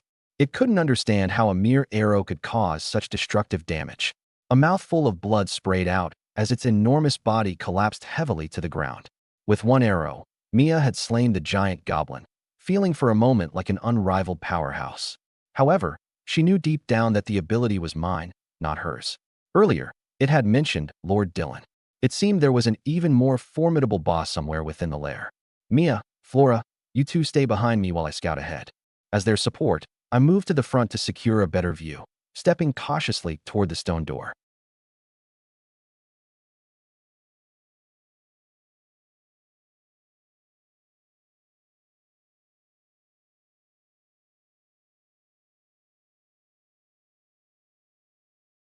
As soon as I stepped through the door, a strong stench of blood hit me and almost made me pass out. A short distance ahead, a huge, bright red blood pool appeared, with thick blood continuously flowing into it from the stone channels around it. So much blood. I thought of the dried corpses on the first floor. Maybe they were related to this blood pool. The blood pool was 100 meters in diameter. A middle-aged man stood at the edge of the pool, wearing purple clothes. He had an average build, an ordinary face, short brown hair, and held a magic staff in his hand, with an adventurer's guild badge hanging from his chest. Who are you? The man in purple looked at me in surprise. This was a hidden chamber in the labyrinth, and there was also a third-tier goblin general guarding outside. Normally, no one should have been able to break in. Red, Chaos replied. I'm the successor of socialism. Who are you? And what are you doing here? A human appearing in a goblin nest. Something abnormal was definitely going on. Second-tier spell, Heart-Eating Curse. The man in purple didn't waste words. He raised his staff, condensed mana, and cast the spell without chanting. A faint black glow spread from the tip of the staff and shot across the entire space, falling on the three of us. My vitality was abundant. Even after being hit, I was still lively and felt nothing at all. But Mia and Flora were miserable. Mia looked pained and collapsed to the ground, clutching her chest with both hands and curling up as waves of heart pain struck her, unbearable to endure. Flora's condition was much the same as Mia's. She was also clutching her chest, cold sweat beading on her forehead from the pain. Heal. I grabbed their wrists and used healing. But healing had no effect at all, and the pain didn't ease in the slightest. Seeing that nothing had happened to me, the man in purple frowned. Strange. You were hit by my heart-eating curse, so why are you completely fine? Curse magic? I froze for a moment. So Mia and Flora had been cursed. I quickly grabbed both of their wrists and used purification one after another. Strong purification power poured in, instantly dispelling the curse, and the two women's pain eased as they sat up. I let out a long breath. Purification skill was damn impressive. My curse was broken. The man in purple was shocked. Curse magic is like locks and keys. Each curse has a corresponding dispel spell. He didn't know the dispel spell, so how had I broken it? Go die, bro. I smiled maliciously. Mia, capture him for me. Yes. Mia had just been attacked by the curse and was still seething with anger. She charged along the edge of the blood pool toward him at full speed. Lightning spell. The man in purple wasn't good at close combat. Seeing the beast woman rush at him, he hurriedly cast a spell to defend himself. He planted his staff on the ground, and a large number of thread-thin blue lightning arcs burst crackling outward, dealing continuous damage and paralysis within a 20-meter radius. Mia was within the range. Her cat fur stood on end, her whole body went numb, and she dropped to one knee, unable to move. Seeing Mia controlled, I also rushed into the lightning arc range. The blue arc struck me, but my resilience was extremely high, so I moved as freely as ever. The man in purple's heart lurched. This guy could dispel the heart-eating curse, and now he was even immune to the paralysis of lightning spell? That was ridiculous. While he was stunned, I rushed up, snatched his magic staff, and interrupted his casting, causing the lightning arcs to disappear. Meow, meow, meow. Mia regained mobility, exploded into action, grabbed both of his arms, and drove one knee into his back from behind, pressing him to the ground so hard he could barely breathe. Gently, gently, my arms are about to break. Mia, don't kill him. I still had questions to ask. Mia loosened her grip a little. I took out a small knife and slapped his face with it. Speak. Who are you? What are you doing here? Dylan Anders, a mage. I nodded. Then the Lord Dylan, that goblin general mentioned should be him. Why are you, a human, hanging around with a bunch of goblins? Goblins would only treat humans as food. How could they possibly be loyal to a human? Dylan, with his life in my hands, dared not hide it. I have a magic item that can control goblins. All the goblins in this dungeon are under my control. Huh?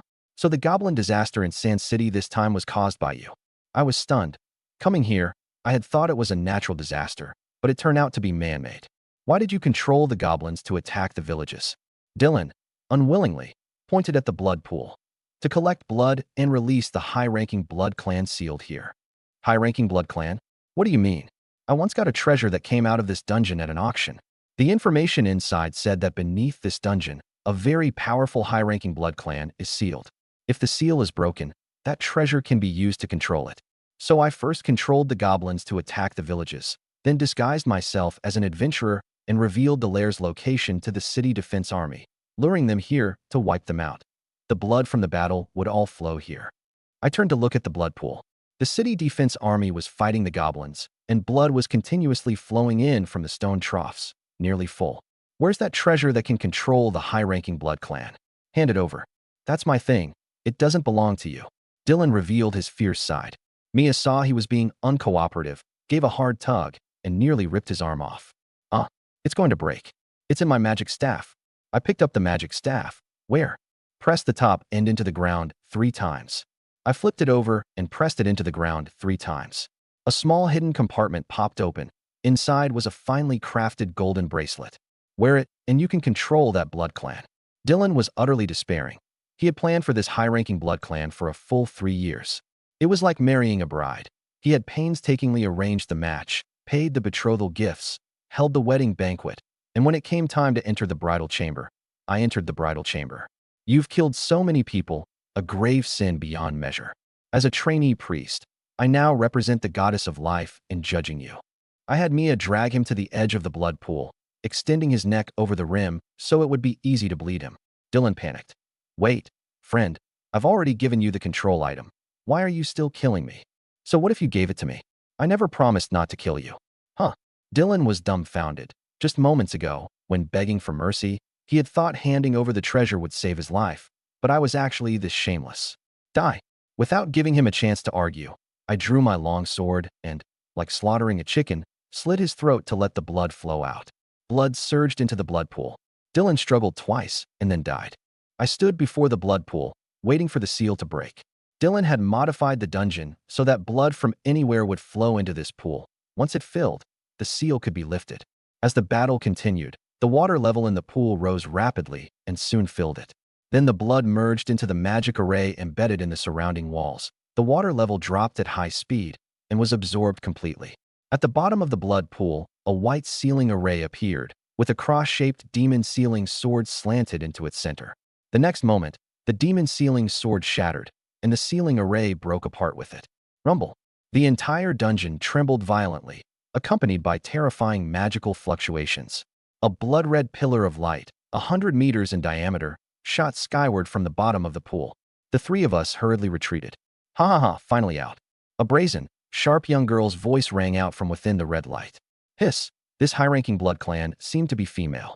The pillar of light shrank, and a petite figure appeared, less than 1.6 meters tall, with snow-white hair tied into twin tails and decorated with bat ornaments, wearing a dark red gothic long dress. Her exquisite little face had skin so pale it was almost transparent, and a pair of evil blood-red eyes radiated noble coldness. Behind her, a pair of bat-like flesh wings slowly flapped. I looked at her, and 8 words floated into my mind. 3 years minimum, death penalty at worst. The Blood Clan girl was ecstatic with delight, her gaze falling on me. Human, did you save me? That's right. She licked her lips and smiled wickedly. Thank you for saving me. As repayment, I grant you the chance to become a Blood Clan, so you can have a long life. Without caring whether I agreed or not, she moved her wings and instantly appeared in front of me. Thanks a fucking lot. I had no desire to become a Blood Clan that couldn't stand in the sunlight. Hee hee. I'm a kind Blood Clan who repays kindness. No need to thank me. Huh. Before I could react, a pair of soft, pale hands pressed down on my shoulders and pinned me to the ground. She lay on top of me, and from her cherry-red little mouth emerged 4 icy white fangs as she bit into my neck. The fangs pierced my skin, and blood gushed out in a massive amount. Pinned beneath her small, soft body, I wore a comical smile. Actually, this didn't seem so bad. Her throat bobbed as she gulped down my blood, initiating the vampire's first embrace on me. To her surprise, my blood was extraordinarily high in quality, and she became so absorbed in it that she clung to me and refused to let go. Release Lord Ray Luo, you evil vampire. You bastard, let him go now. Mia and Flora rushed up in fury to rescue me. She was drinking so happily that she didn't want to be disturbed, but since we were the ones who had saved her, she also didn't want to kill them. With a surge of magic, she raised a layer of blood-red shield around us, blocking the two of them out. Mia and Flora hammered at the shield outside, but their strength wasn't enough to break it, so they could only watch helplessly. Lord Ray Luo. Flora lay against the shield, unable to reach me even though I was right in front of her, tears streaming down her face in panic. Mia said nothing, clenching her fist and smashing at the shield with all her might, pounding both her fists until they were bloodied. A mere fatal wound, nothing to worry about. I reassured them not to be concerned. But even as I said that, I could clearly feel my blood rapidly draining away inside my body. I raised the control bracelet on my wrist. Hey, vampire, I command you as your master to get off me. She gave no response and kept drinking. I frowned. Didn't Dylan say this thing could control vampires? Why wasn't it working at all? Or was I using it wrong? Although my blood was 200 times that of an ordinary person, she had been sealed for a century and had an enormous appetite, so she drained a huge amount from me. Heal. I cast healing on myself, and my nearly emptied HP bar instantly filled back up. Drink all you want. Drink until you burst. My healing has no cooldown. As long as I'm not killed instantly, I can keep recovering forever. Half an hour passed. The vampire girl had drunk to her heart's content, now kneeling on my chest, her blood-red eyes gleaming with excitement. Human, your blood is marvelous. Just as I was about to speak, I suddenly felt something wrong with my body. My eyes slowly turned from black to red, and my blonde hair also began turning red from the roots. She noticed it. This is the sign that you're turning into a lower vampire. Once transformed, you'll not only possess superhuman strength, but also a long lifespan. This is a blessing for you. There are two ways an upper vampire can transform a human. One is to turn them into a lower vampire with independent consciousness, whose strength and lifespan far exceed those of ordinary people. The other is to turn them into a mindless, bloodthirsty monster, practically no different from being dead. She had chosen the former. She truly intended to turn me into an immortal vampire. Purify. I used purification on myself to remove all negative effects. In an instant, the red in my eyes vanished, and my hair returned to blonde. Huh? Why did the transformation stop? The vampire girl looked puzzled. She had never encountered such a situation before. Get out of my way. I pushed her aside and sat up. She couldn't make sense of me. This person was actually unaffected by the vampire's first embrace. The blood-red shield shattered, and Mia knelt beside me with a face full of concern. Lord Ray Luo, are you all right? I'm fine. I took her hands. She had pounded the shield trying to save me, and the skin on her fists had been broken. I used healing to mend her wounds. I'm so glad you're okay. Flora, with tears still on her face, also knelt nearby. She had just been thinking I was surely dead. I wiped away her tears, patted her head, and told her not to worry. At that moment, the vampire girl stood up and folded away her wings. She straightened her not-so-voluptuous little chest and put her hands on her hips, full of arrogance. I am Callista Clarissa, a noble ranked 6th among vampires. You 3 rescued me, so I grant you the chance to become my servants. This is something others can only dream of. Who wants to be your servant? I belong to Lord Ray Luo. Mia spread her arms to block me and bared her teeth at her. This vampire was terrifyingly powerful, and even if it cost her life, she would protect me. What a ferocious little kitten, I like you. From now on, you'll be my pet. The vampire girl smiled happily. What a day this was. My luck was simply too good. Breaking the seal and regaining freedom, then encountering a human with top-quality blood and a fascinating little kitten. After hearing her introduce herself, I remembered, for this kind of directional exclusive magic item, you have to issue the command by calling someone's full name. The bracelet probably didn't work just now because I didn't say her name. Callista Clarissa, I command you to lie down. As soon as I spoke, the control bracelet on my wrist burst with golden light, and the gold bracelet on her wrist lit up as well. The two activated in response to each other, turning into golden energy that merged into both of our bodies. The extremely arrogant Callista stiffened and uncontrollably dropped to the ground.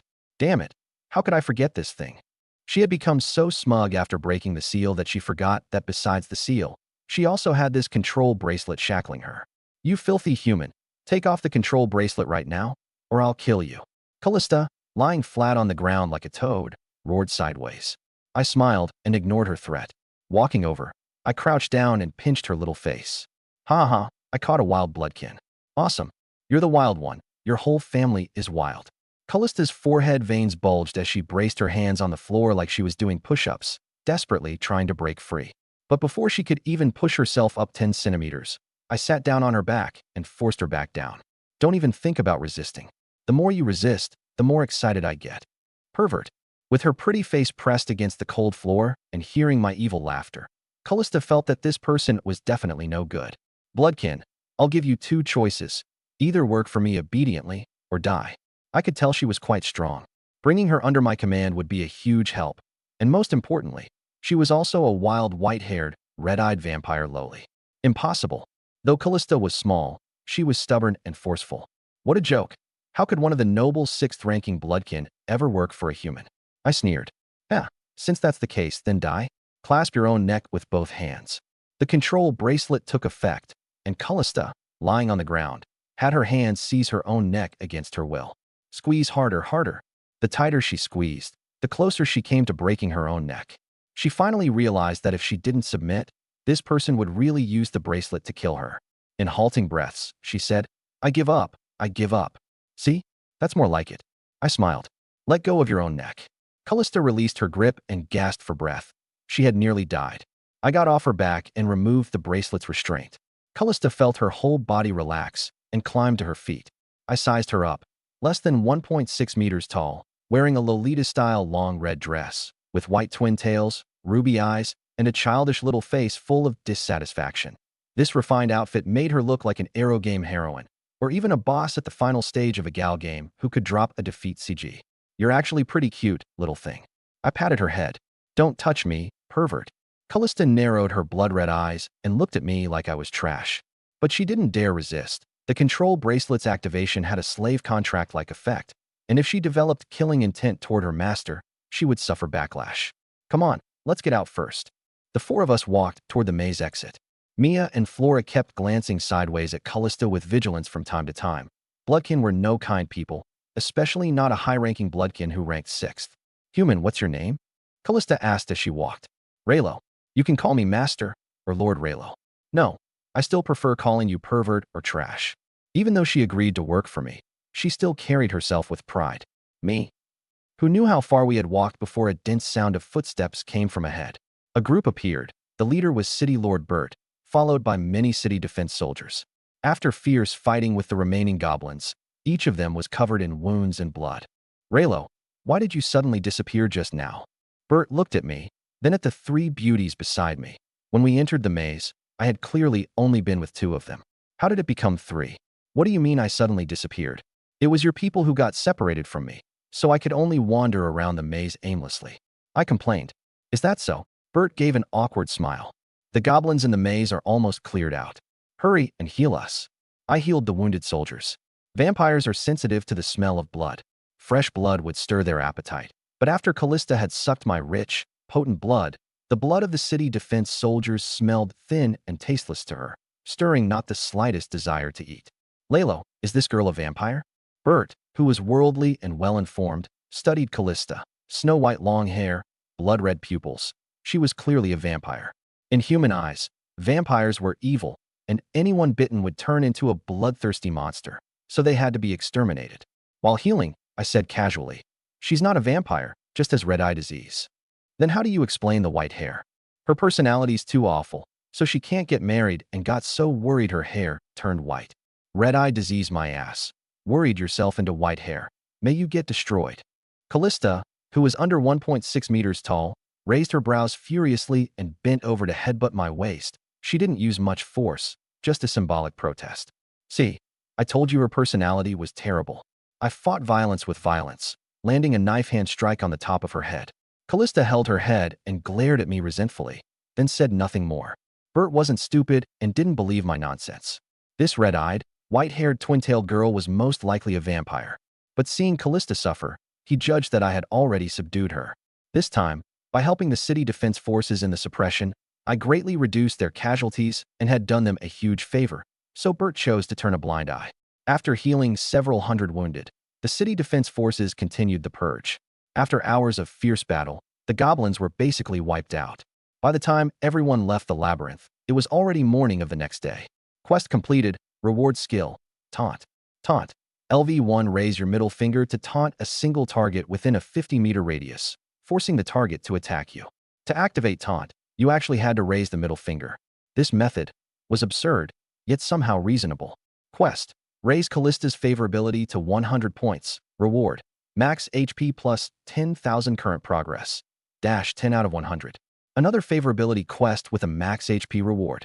This was the third time I'd received a mission to get a girl, and I wore a mysterious smile worthy of the Mona Lisa.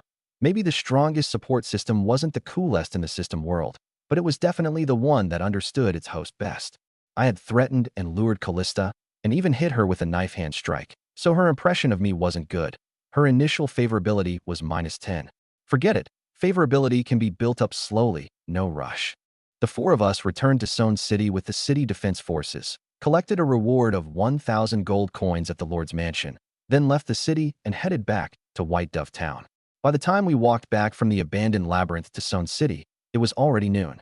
After lingering there for a while, the sun was already setting by the time we left the city not long after. Weren't you vampires afraid of sunlight? I asked, seeing that Callista was walking under the sun without any issues. Only low-level vampires are afraid of sunlight. A high-ranking vampire like me is perfectly fine, she said disdainfully. 6. I gave a single 6 and kept walking straight ahead. Hey human, I'm hungry. Callista tugged at my sleeve with a blank expression. I had no cooldown healing and could restore HP infinitely, so letting her suck some blood wouldn't cost me anything. I rolled up my right sleeve and held it out. No, I don't want to bite here. She pushed my arm away and looked at my neck. I like biting there. The next major artery has stronger blood pressure. One bite would deliver a bursty, jam-like rush of pleasure. I sat down on a rock and spread my arms. Come on. Callista loved my blood and Kuo into my arms, wrapping herself around my waist. Her fangs pierced my carotid artery, and she sucked wildly. I'd once been shot through the chest and not felt a thing. Her bite didn't affect me much either. Only a slight mosquito bite sting the instant my skin was pierced. While she drank my blood, I also held the petite vampire girl in my arms. There was no smell of blood on her, only a strange, delicate fragrance unlike Mia and Floris. Her waist was just as slender and soft, only her chest was a bit flat. That tiny body gave me the illusion of wandering along the edge of execution. So good. My blood felt like it had ice and ma added to it, and the more she drank, the more into it she got. I stroked her long hair down her back, then grabbed her white twin tails. Being hugged by a Blood Clan member was actually quite comfortable, not cold at all like the rumors said. Seeing her enjoying herself in my arms, Mia and Flora couldn't help but come over and stand on my left and right, each holding one of my arms and leaning against me. I was squeezed in the middle, feeling like my life had reached its peak. Callista had a huge appetite and quickly drank away nearly a third of my blood. Heal. I was instantly back to full health. She let go of my neck, her red eyes brimming with joy. Human, your blood is too delicious. I'd call it the most delicious food in the world. Callista's affection for the host plus 5 progress dash 5 out of 100. Drink yourself to death. My healing had no cooldown, so I could keep restoring my blood endlessly and literally stuff her to death. Callista kept drinking from sunset until after dark, finally fully sated. Influenced by the higher-ranking Blood Clan, my eyes turned crimson with signs of transformation, but I directly used purification on myself to remove all negative effects, and the crimson instantly vanished. The four of us lit a bonfire under the tree. I leaned against the trunk with Callista in my arms, Mia against my left shoulder, and Flora against my right, and together we drifted into sleep. In the morning, dawn glow spread in the east. As soon as I opened my eyes, I saw Callista sitting in my lap, her blood-red eyes fixed on my face, the corners of her mouth slightly raised, as if admiring a perfect work of art. I know I'm handsome, but you don't have to stare at me like that, right? Her gaze made my skin crawl. Callista showed a wicked grin, like a prank had succeeded. Hey, what did you do to me? I frowned. This girl seemed to be hiding something from me. Nothing. She smiled again without explaining. She's definitely hiding something from me. I moved my limbs, twisted my neck. Normal. Then I touched my crotch. That thing was still there. Hey, what exactly did you do to me? Haha, not telling you. Callista swung her twin tails as she left my arms and walked ahead, stretching in a long yawn. Just then Flora woke up, and when she saw my face, she narrowed her eyes and smiled. Lord Leluo, your face. What about my face? I looked blank. Do you have a mirror? You'll know once you look. I hurriedly took out a mirror and looked. Some time while I'd slept, my handsome face had been smeared all over with charcoal. There were 2 black circles around my eyes, a bird on my left cheek, a crab on my right, and a fish on my forehead. The drawing skill was on the same level as a kindergarten kid's. Pretty, isn't it? Callista laughed with her hands on her hips. Last night, while I was asleep, she'd gotten bored, picked up some charcoal from the bonfire, and carried out her artistic creation on my face. Evil Blood Clan member, face your punishment. I sprang up and pinched her cheeks, squeezing that little face into a hamster-like shape and rubbing it furiously. Only after tormenting her for a while did I let go and wipe the doodles off my face with paper and dew. Despicable human. Callista, after being tormented, clenched her fists and really wanted to pound me. But I had the control bracelet. She was no match for me. After wiping it clean, I went under the tree and rubbed Mia's cat ears. Kitty, let's go. Lord Leluo, I still want to sleep a little longer. The sleepy Mia hugged her cat tail and didn't want to get up. When Mia first became a slave, out of fear of the slave master, she carefully put on an act, terrified of provoking my whip. After spending time together, she realized I really treated her like family, and even her little habit of sleeping in was exposed. Get up. I poked her waist. Let me sleep a little longer.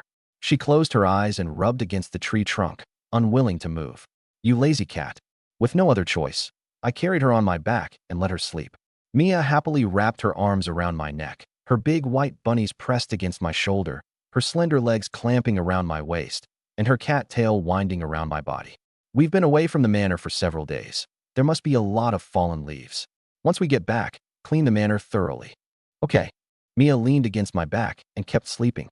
I carried Mia toward White Dove Town, with Callista and Flora following beside me. By the way, Callista, how old are you this year? I wanted to know more about her. Asking a woman her age so brazenly. There's not a shred of gentlemanly manners in you. She was still angry about being ravaged. I never said I was a gentleman. Spit it out.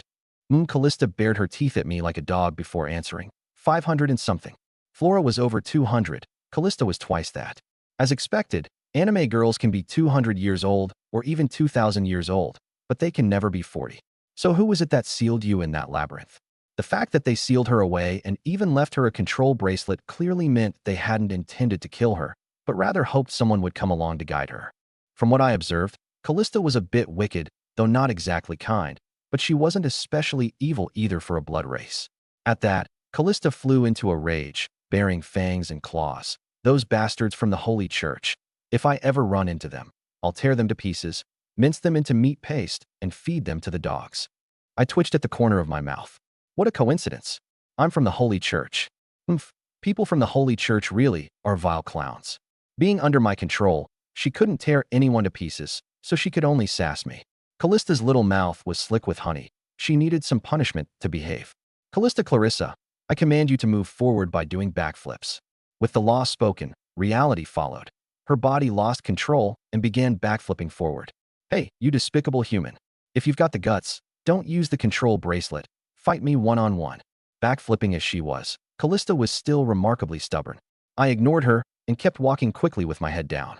She kept backflipping, spinning around her waist like a windmill, until the world turned upside down. Miss Callista is really miserable, Flora thought with a sigh.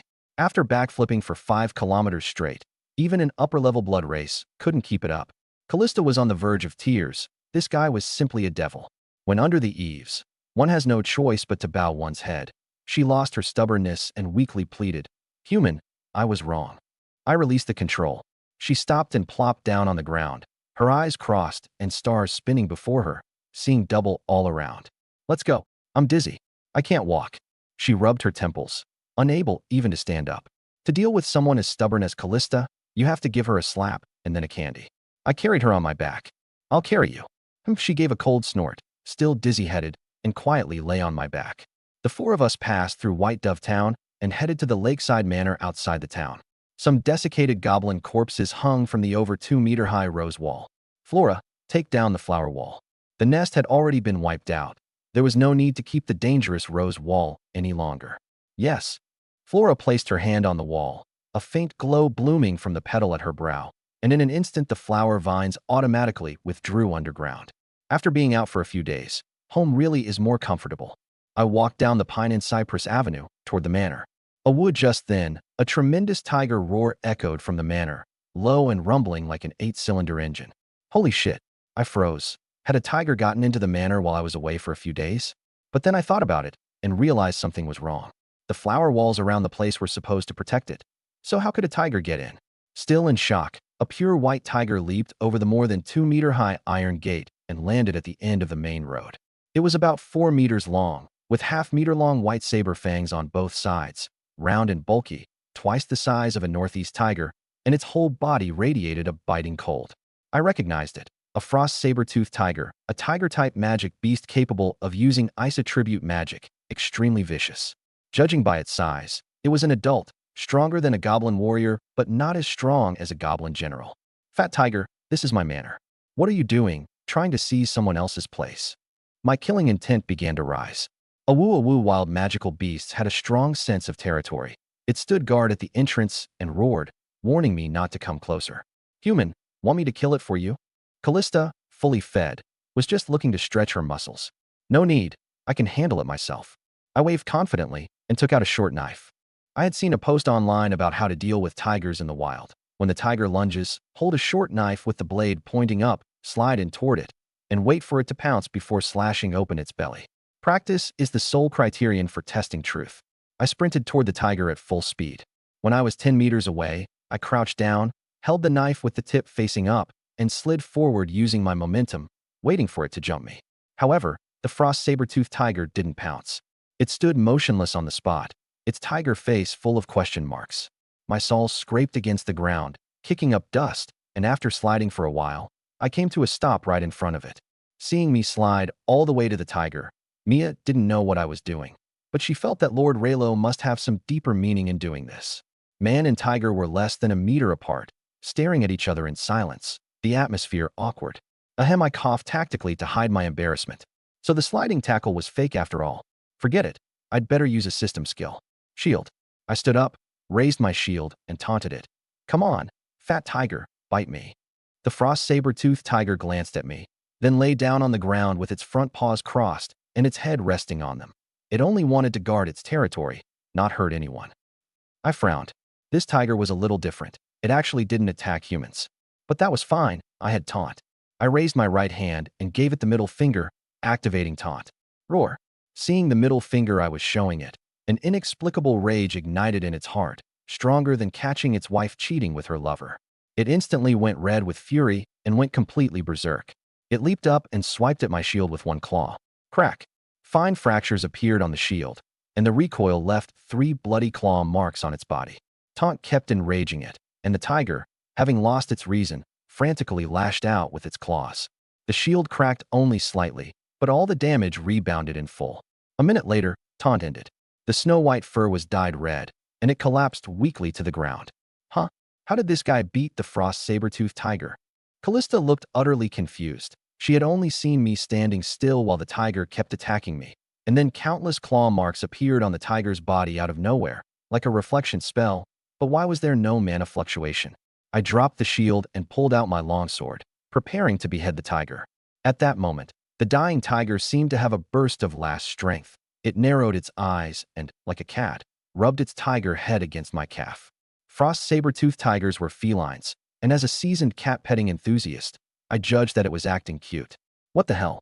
Awu, this tiger was highly intelligent and knew it couldn't beat me, so it no longer insisted on guarding its territory. Enduring the pain, it acted cute toward me, lying obediently on the ground and begging to be spared. I had only ever seen this kind of sycophantic behavior in my own dogs at home. This was the first time I'd seen it in a wild magic beast. Thinking back to how it hadn't attacked me outright at the start, this tiger was clearly different from ordinary wild magical beasts. I patted its tiger head, and it nudged my palm in friendly response. Fat tiger, I can spare your life, but this is my manor. You can't live here. Get out. There was a glint of intelligence in its eyes. It gently bit my arm and tried to drag me into the manor. I was dumbfounded, followed it inside, and Mia and the other 2 followed as well. It took us to the stable. The spacious stable was covered in hay, and on it lay another pregnant ice saber-toothed tiger, even fatter than the injured one. I instantly understood. You want your wife to give birth in my stable? No wonder it had only guarded its territory just now and not attacked proactively. It nodded. A while ago, there was a goblin plague nearby, and the animals suffered too. It brought its wife over the flower wall and into my manor. This quiet place was perfect for giving birth. You can stay, but you have to guard the house for me. I'd kept dogs before, but this was my first time keeping a tiger, and an ice attribute one at that. Pretty novel. Seeing that I agreed, the badly injured tiger could no longer hold on and collapsed to the ground, its eyelids drooping. It was about to die, but before dying it had secured a place for its wife to stay, so it could rest easy. The tigress ran out of the stable and circled around him anxiously, lying beside him to lick and treat his wounds, but it didn't do much good. I had already decided to take these two in as pets. I crouched down and cast healing on the male tiger. As the powerful healing force took effect, it stopped bleeding and its wounds healed on their own. The pain vanished, and the male tiger blinked and looked over its body. Its deep and shallow wounds were all gone. I stood up and folded my arms. Fat tiger, from now on, you and your wife can live in the stable, but you have to guard the house for me, understand? Having a tiger guard the place was a lot more exciting than keeping a dog. The male tiger was quite intelligent, its tiger eyes shining with hope as it got up and nodded repeatedly in agreement. Seeing her husband so full of life, the tigress went over to cuddle up affectionately with him. Their two tiger tails intertwined, and the air was filled with the sour stink of love. I rested my chin on my hand, puzzled. Why was this male tiger so intelligent that it could understand human speech? In cases like this, it had probably come into contact with some special magical item or eaten some herb in the wild. As I was thinking, Mia came over with her cat tail swishing, looking bored. Lord Lalo, I'm hungry. What are we having for dinner? Beef stew, then. Go to White Dove Town and buy some beef. Buy a lot. I took out 3 gold coins and gave them to her, enough to buy hundreds of catties. Since the tigress was pregnant, I should buy extra to feed it. Okay. Thinking of beef stew, Mia happily headed out to buy meat. Callista leaned against the wall, shaking her leg, bored out of her mind. Hey, human, I'm going for a stroll around the manor. Don't bite anyone. If she bit someone, that would be bad. Got it. I'm not interested in other people's blood. After tasting my blood, she had absolutely no interest in ordinary people's blood. Turning around, she went out to wander. When life is boring, you have to learn to amuse yourself. After Mia and Callista left, only Flora and I remained in the manor. The sun wasn't too harsh today, and the flower beds were in full bloom. I moved a chair into the yard and sat down to bask in the sun. Flora, dressed in a pink dress, bent over in front of the flower bed to gently smell the blossoms. Flora, come here. She trotted over, pink eyes lively and smiling. What is it? Let's sunbathe together. I grabbed her slender wrist and pulled, letting her sit on my lap. Flora had already given me her first time, but she was still somewhat shy and inexperienced. With her head lowered, her face flushed red in an instant, like a blooming pink rose.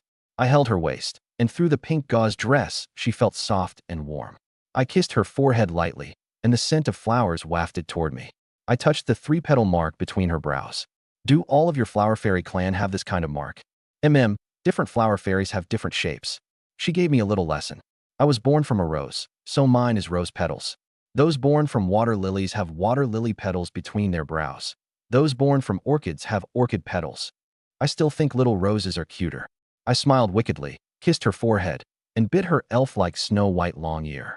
Stimulated by that, Flora's snow-white skin gradually turned pink, and the faint scent of roses grew intense and rich. The fragrance of flowers overflowed everywhere, as if I were wrapped in countless blossoms. Flora panted heavily, her breath as fragrant as orchids, and her pink eyes were all misty. It's not convenient in the courtyard. Let's go upstairs and play. I carried her upstairs to the bedroom and fought with her. After we were done, I let Flora rest upstairs and went downstairs to cook. Mia had already bought the beef back, half a cow and all. I took out a short knife and crouched down, cutting the best beef brisket and beef tenderloin from half the cow to stew into soup tonight. I gave the rest to my 2 new pets. When I walked to the stable, the 2 tigers were lying on the hay, cuddling and snuggling. Knock, knock, knock. I rapped on the stable rail. Just after venting my frustration on Flora, I was now in sage mode, like a saint among sages. Hey, you too. Doing this kind of thing in broad daylight under the clear sky? How disgraceful. The sudden voice startled the 2 tigers. The male tiger let go of the female and ran out to fawn over me, rubbing his round head against me, extremely human in his behavior.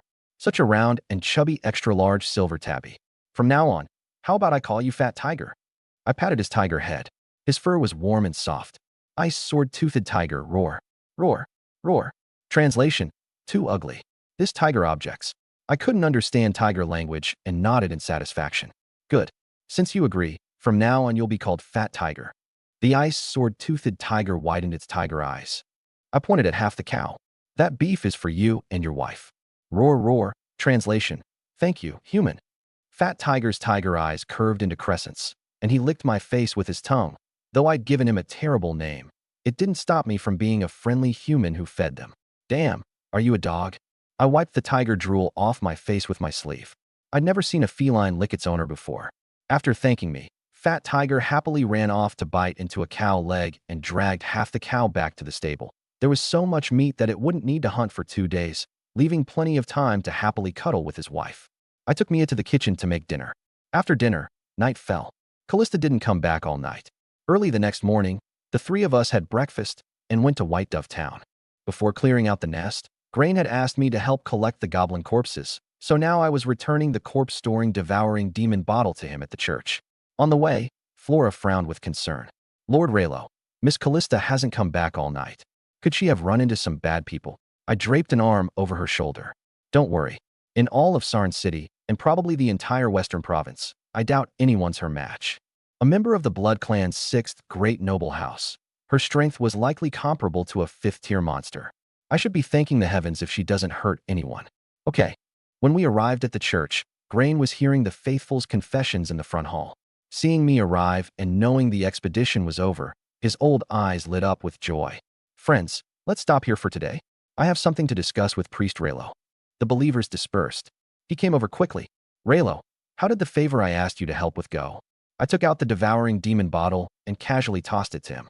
I didn't count them exactly, but there should be 1,000 or 2,000, plus the boss-level goblin general in the nest. Grain caught it and sent a trace of magic through his fingertips to sense the quantity, more than 1,800 corpses. His wrinkled old face lit up with delight. Wonderful, you've helped me tremendously. It was nothing. I dug at my ear. Don't worry, I won't ask you to help for nothing. I already knew he was a mole planted by the snake god cult inside the church, though his exact purpose was unknown. As long as we didn't interfere with each other, that was enough. I wasn't expecting him to give me any benefits. Father Grain, I have something else to do, so I'm leaving first. Don't forget to take part in the goddess trial. It should be in the next few days. All right. By my calculations, there were still 4 days left, and I'd need to make another trip to the Sarn City Cathedral then. The three of us strolled along the main street of White Dove Town. Not far ahead, a large crowd had gathered by the roadside. Mia tugged at my arm and pointed above the crowd. Lord Raylo, look, Callista is over there. Huh. Callista was sitting on the eaves by the street with her legs crossed, watching the crowd below with great interest. So she'd really been out all night and had been here the whole time. Come on, let's go take a look. When we got closer, we saw 2 men fighting, surrounded by a ring of onlookers. Callista, what are you doing? She leapt down from the roof and landed beside me. Nothing much, just watching those 2 men fight. What's so interesting about 2 men fighting? Hee hee, because their fight was caused by me. Her blood-red eyes gleamed wickedly as she whispered. Last night, I sent the white-clothed man's wife to the gray-clothed man's bed. This morning, I tipped off the white-clothed man to catch them in the act, and then the 2 of them started fighting. This is way too much fun. Straight face, I was speechless. No, are you really this bored? Living too long is boring. When life is boring, you have to learn to find your own fun. Otherwise, how do you think I've spent these past 500 years? One of the troubles of long-lived races is that they get too bored. As a short-lived race, I couldn't really relate. Passing a general store, Mia stopped to look at the fishing rods hanging by the entrance. She didn't say anything, but I could tell she wanted one, so I went in and asked, "Boss, how much for the fishing rods outside?" 150 copper coins each. The owner introduced them enthusiastically. The shaft is made of white willow, and the line is silk from the first-tier monster blue ice silkworm. It can handle fish weighing up to 50 gene. The hook is forged from dark azure magical ore, so it won't bend. With one of these, you'll never come home empty-handed. Really, I picked one up and gave it a swing. It was indeed quite resilient, and it came with line, float, and hook already attached. You could buy it and start fishing right away. I'll take 4. How much? 600 copper coins. I paid 6 silver coins. Thank you, Lord Leluo. Mia happily kissed my cheek, hoisted the 4 fishing rods onto her shoulder, and walked ahead with her cat tail held high. Quest: catch 300 fish. Reward: 1 skill point. Fishing? I froze for a moment. So the system didn't just trigger monster-killing quests, it also triggered life and entertainment quests. Interesting. I neither liked nor disliked fishing, but since it was a system quest, I might as well give it a try. Mia, how about we go fishing later? Okay. I love fishing the most. Mia agreed eagerly, growing even more excited. The 4 of us returned to the manor, and Mia went to the nearby farmland to dig up earthworms. Fat Tiger and his wife were lying lazily in front of the stables basking in the sun, their snow-white tiger fur reflecting silver light. Their paws were bigger than a human hand, and the way they lounged was exactly like a cat's. Who could resist an oversized silver-shaded cat? With Mia off digging worms, I was bored, so I stepped over Fat Tiger and rode on top of him, wildly rubbing his tiger head and chin with both hands. His plump tiger body felt dry and warm from the sun, and his body over 4 meters long was even more satisfying to pet than a little cat's. Ayo, translation, human, what are you doing? Fat Tiger half opened his eyes and gave me a lazy glance. Don't make a fuss. Your master is giving you a massage. I pushed his head down and kept petting him. Having been fed by me yesterday, Fat Tiger didn't mind me messing up the fur he'd just licked smooth. He kept basking in the sun with his round tiger head rubbing against me. My cat petting skills were top-notch, precisely hitting every feline sweet spot. Sometimes I rubbed his chin, sometimes his neck, sometimes the base of his tail. Translation, ah, so good, amazing, don't stop. A deep tiger roar like an 8-cylinder engine rumbled out, and his paw claws spread wide from sheer pleasure. Hearing Fat Tiger's blissful groans, his wife gave the 2 of us a long look, her tiger eyes full of suspicion. What are these 2 doing? Why does it feel so dirty? Soon Mia came back after digging worms. Lord Leluo, let's go fishing. Let's go. I let go of Fat Tiger. The weather was beautiful and sunny, perfect for fishing. The 4 of us took our fishing rods, wooden buckets, and little stools to the shore of the big lake. The lake water was azure, and the aquatic plants were lush. There was no such thing as chum baiting on this continent.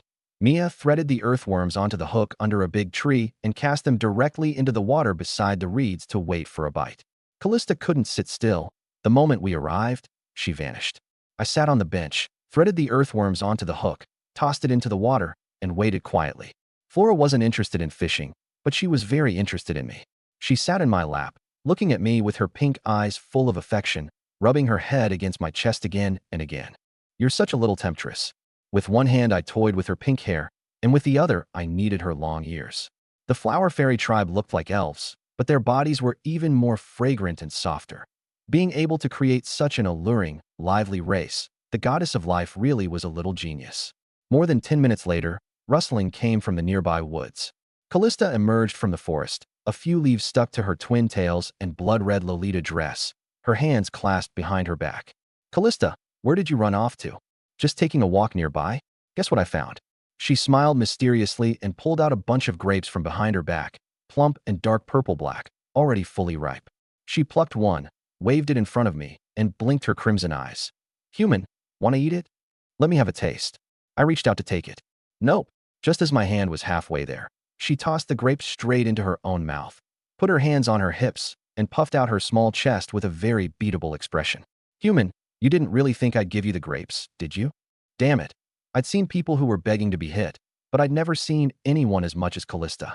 I said sternly. Callista Clarissa, come here. The control bracelet took effect, and she walked over to me against her will. I'm done for.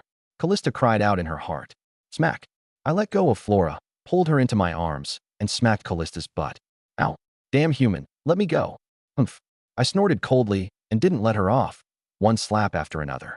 Miss Callista was punished again. How pitiful, Flora thought as she watched Callista scream again and again. After more than a dozen slaps, Callista finally behaved. I confiscated the grapes. Grapes confiscated. Stand over there. Oh, her arrogance gone. She stood there obediently. Mia, did you catch any fish?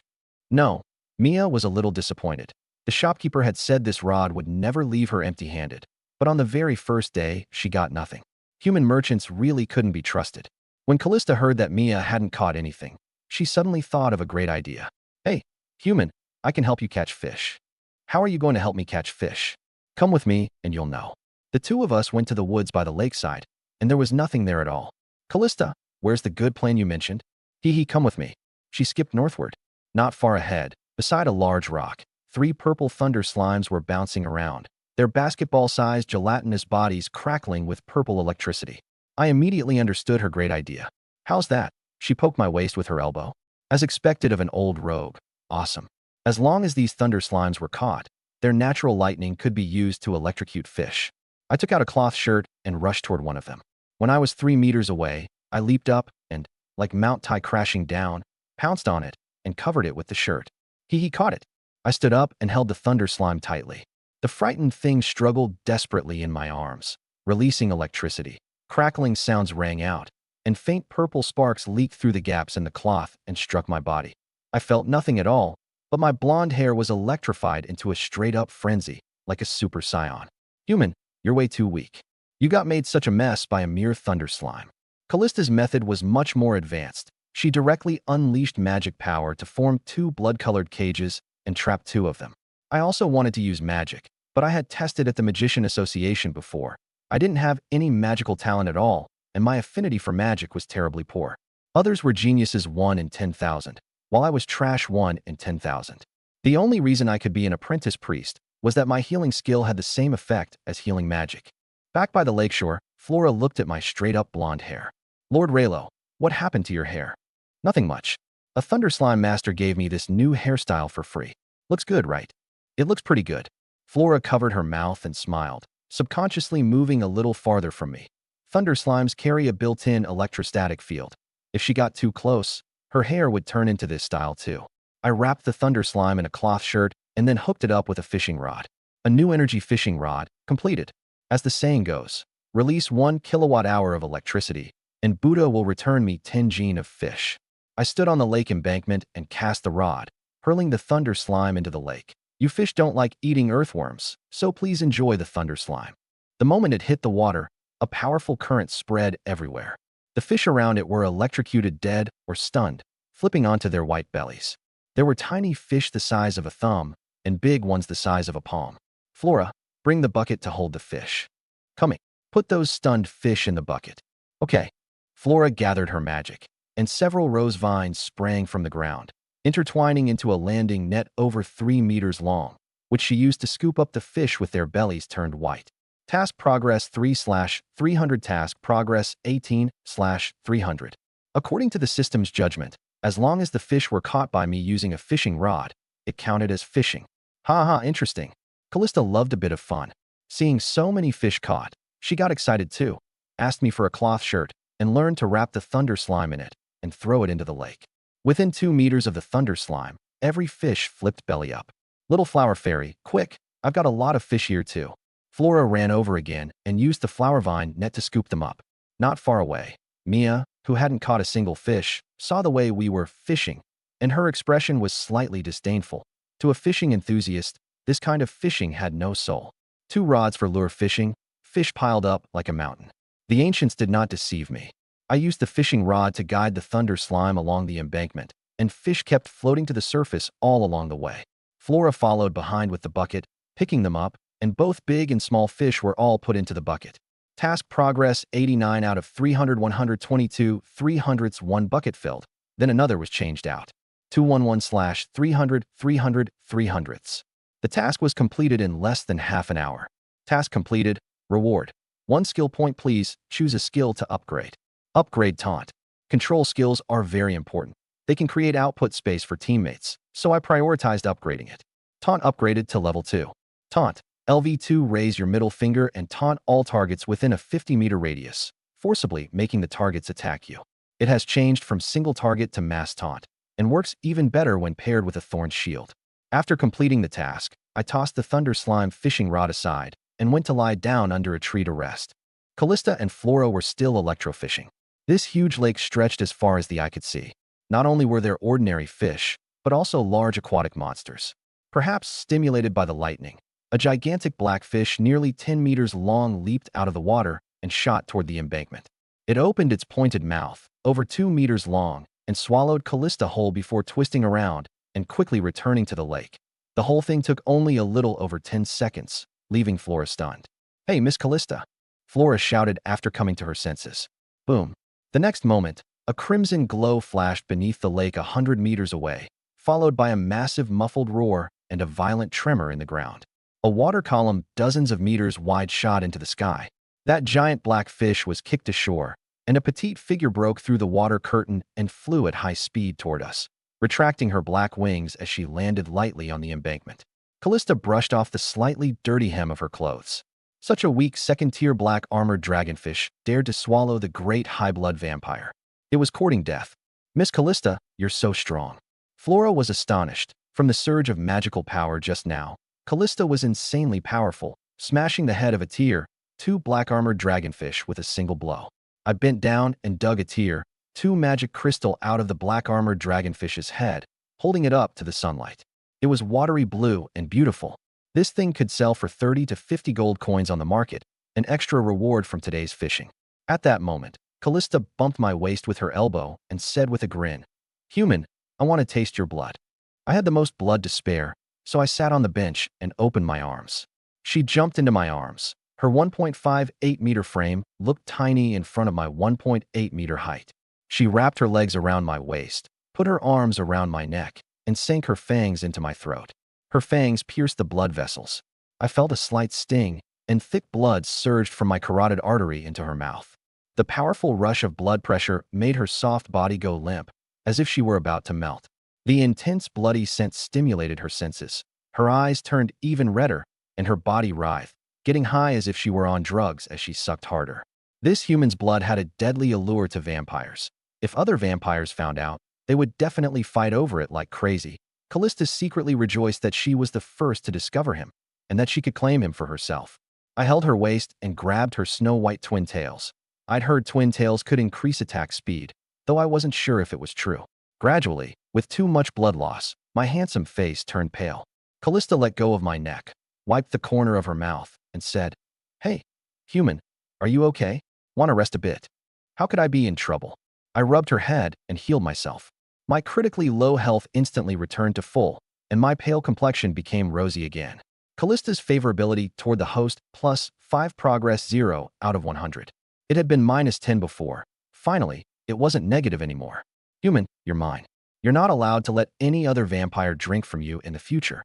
Having eaten her fill, Callista licked the blood hole on my neck with lingering satisfaction, showing a strong possessiveness toward me.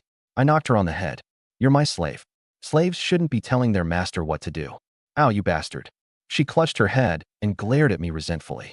The fishing time was over, and the 4 of us packed up and headed home. Lord Luro, I didn't catch a single fish. Mia, who'd gone without a catch, hung her head gloomily. It's fine. I'll make you something tasty when we get back. I rubbed her cat ears. Lord Luro really was the gentlest.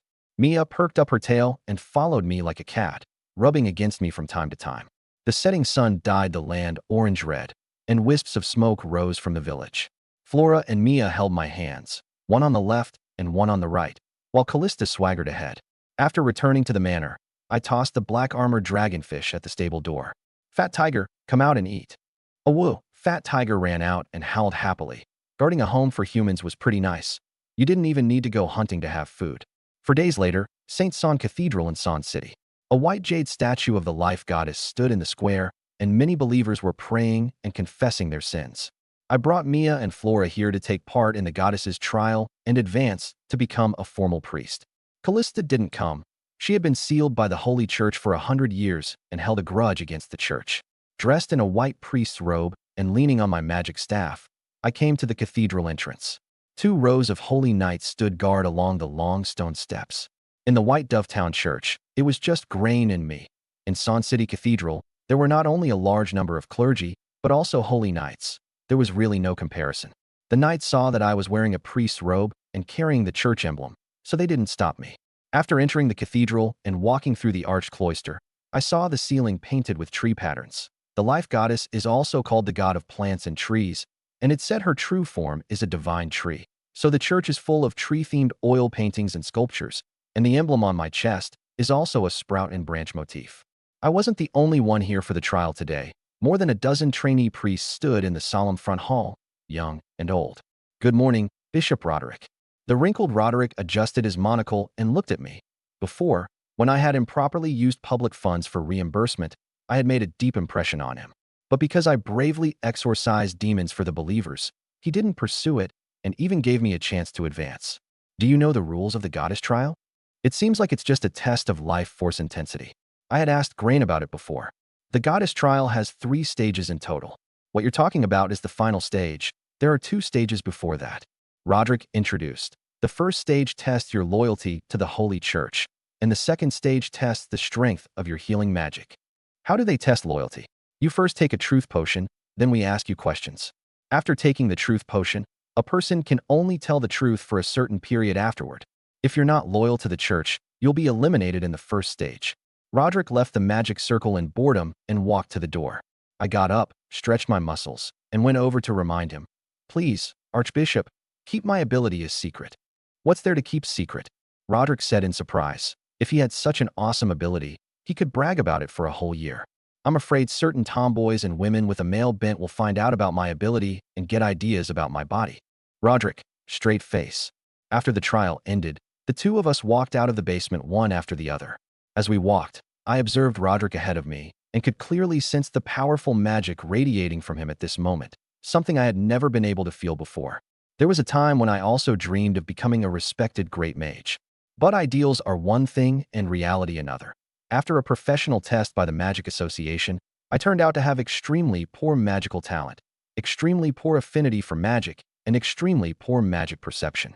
I simply couldn't learn magic at all. Yet that seed of life seemed capable of changing one's constitution, and my perception of magic had improved dramatically. I didn't know whether my magical talent and affinity had improved too. I tried buying a magic book from the Magic Association later and see. Archbishop, where are my 2 attendants? They're staying in the cathedral living quarters. I'll have someone take you there. Okay.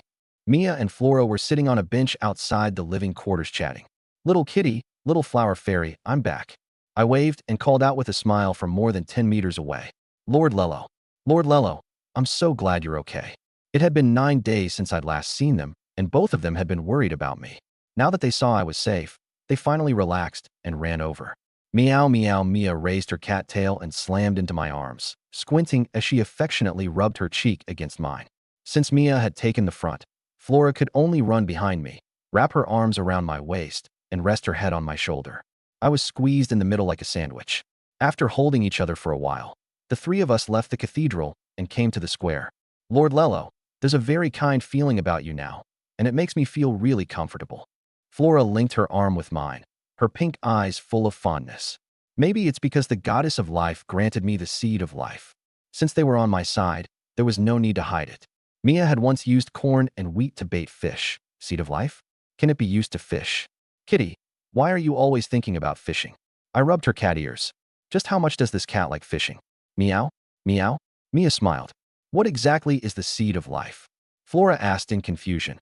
Although the fairy clan was created by the goddess of life, they had never seen her and had never heard of the seed of life. I don't know either. It's probably something that can improve magical talent and the like. The 3 of us went straight to the Sandon City Magic Association, a facility that specializes in providing magical services, able to test talent and sell low-level magic books. When we reached the magic book section, the shelves had Tier 1 Magic Fireball, 10 gold coins. Tier 1 Magic Ice Spike, 11 gold coins. Tier 2 Magic Leafblade Vortex, 44 gold coins. Sir, what would you like to buy? Let me take a look. I took down Fireball and flipped through it. Fire attribute, a dozen or so pages, each page covered in complex magic circle diagrams plus long explanations, so incomprehensible it felt like reading a heavenly script. Losing interest, I put it back, then picked up Tier 2 Magic Leafblade Vortex instead. It was plant element magic, equally profound and complex. However, when I looked at this plant magic book, I could instantly understand the structure and operating principles of the magic array without even reading the annotations beside it, as if I had been born knowing it. I raised my right hand, and with a thought, magic power intertwined in my palm. I didn't even need a magic staff. I constructed the magic circle for Leafblade Vortex out of thin air. I stared in astonishment, eyes wide. The seed of life had maxed out my talent for plant magic. This could no longer be described as genius. This was fucking cheating. Inside the bedroom of the cathedral, Roderick, wearing a monocle, was writing a letter. Raylo, the priest of Pigeon Town in Sane City, has persisted through the goddess's trial for 9 days, breaking the previous record of 8 hours. He has received an additional blessing from the goddess of life, powerful fertility, unwavering stamina, and lasting endurance. Such an important event as breaking a record had to be reported to the headquarters of the church. Among the 6 priests at headquarters, there were not only humans, but also elves. Although I had promised not to tell a third person, the recipient of this letter was not human, but an elven priest. I bought the second-tier plant magic, leaf blade vortex, and the first-tier plant magic, vegetable growing magic, at the Magic Association. Leaf blade vortex summons a large number of leaves that spin at high speed into a vortex 2 meters in diameter, sharp as blades as they shred enemies. Vegetable growing magic is a low-level utility spell that can slightly promote the growth of vegetables. According to the book, it increases growth by about 1%. For example, if corn takes 100 days to grow from seedling to maturity, using vegetable growing magic can reduce it to 99 days, shortening it by 1,440 minutes. Not bad. Lakeside Manor comes with a farm, so it's perfect for growing vegetables. I also bought some fruit and vegetable seeds, planning to grow them myself when I got back. The 3 of us walked toward Pigeon Town. During a rest stop along the way, I flipped through Leaf Blade Vortex, and those profound magic circles clicked into place at a glance. I learned it ridiculously fast. After studying it for a while and feeling I had more or less gotten it down, I gave up the magic staff, gave up chanting, and cast directly with a raise of my hand.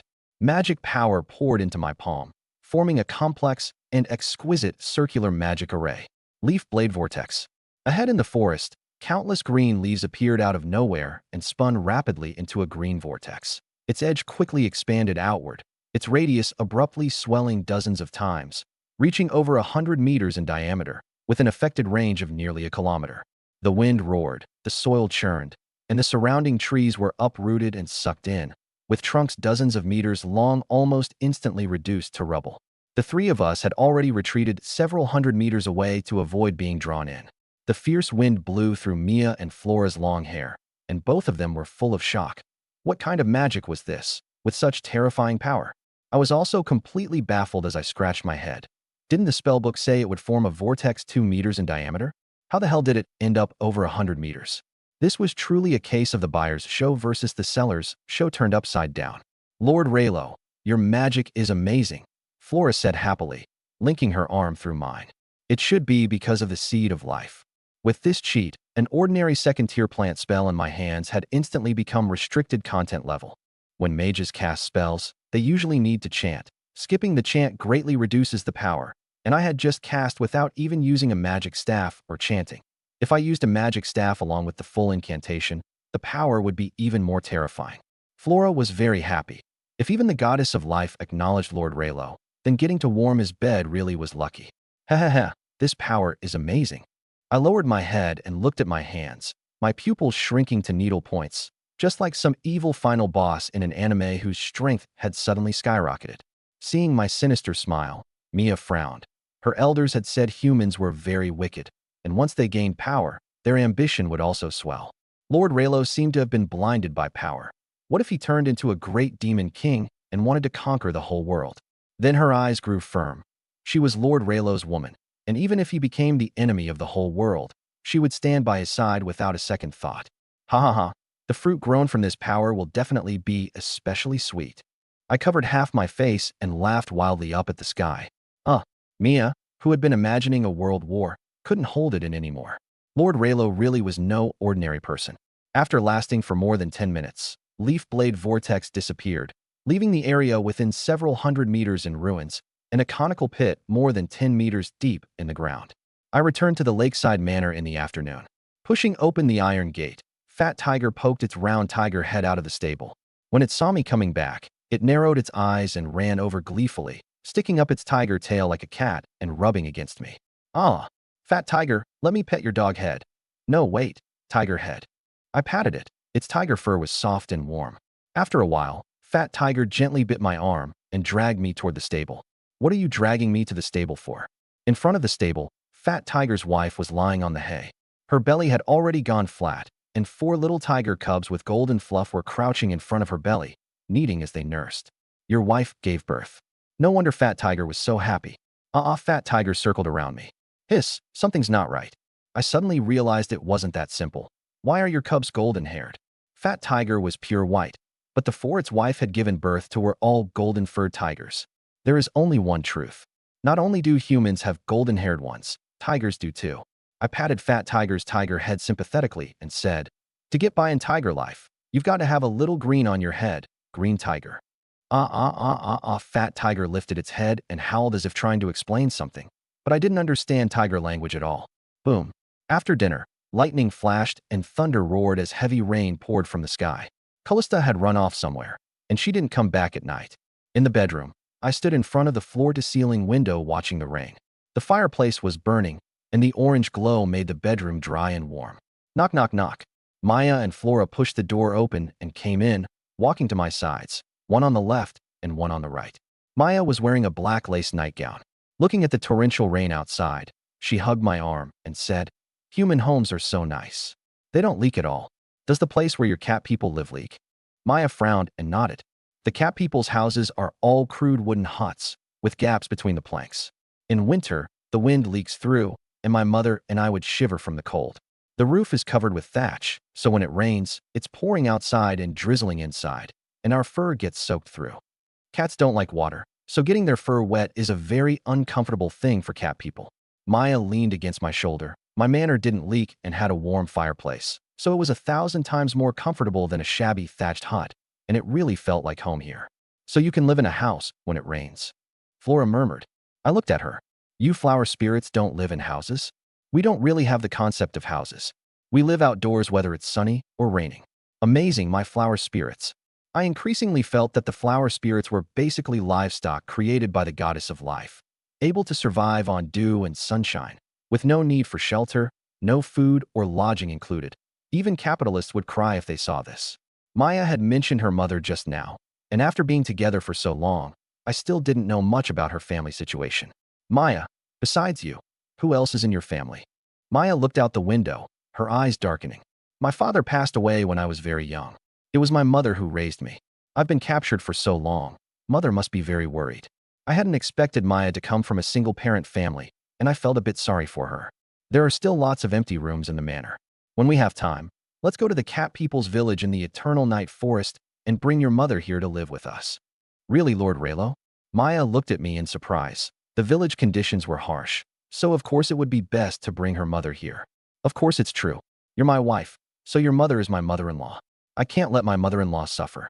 On one hand, her mother would have a better place to live and be easier to care for. On the other hand, the manor would be livelier with more people. Thank you, Lord Raylo. Maya nestled tightly in my arms.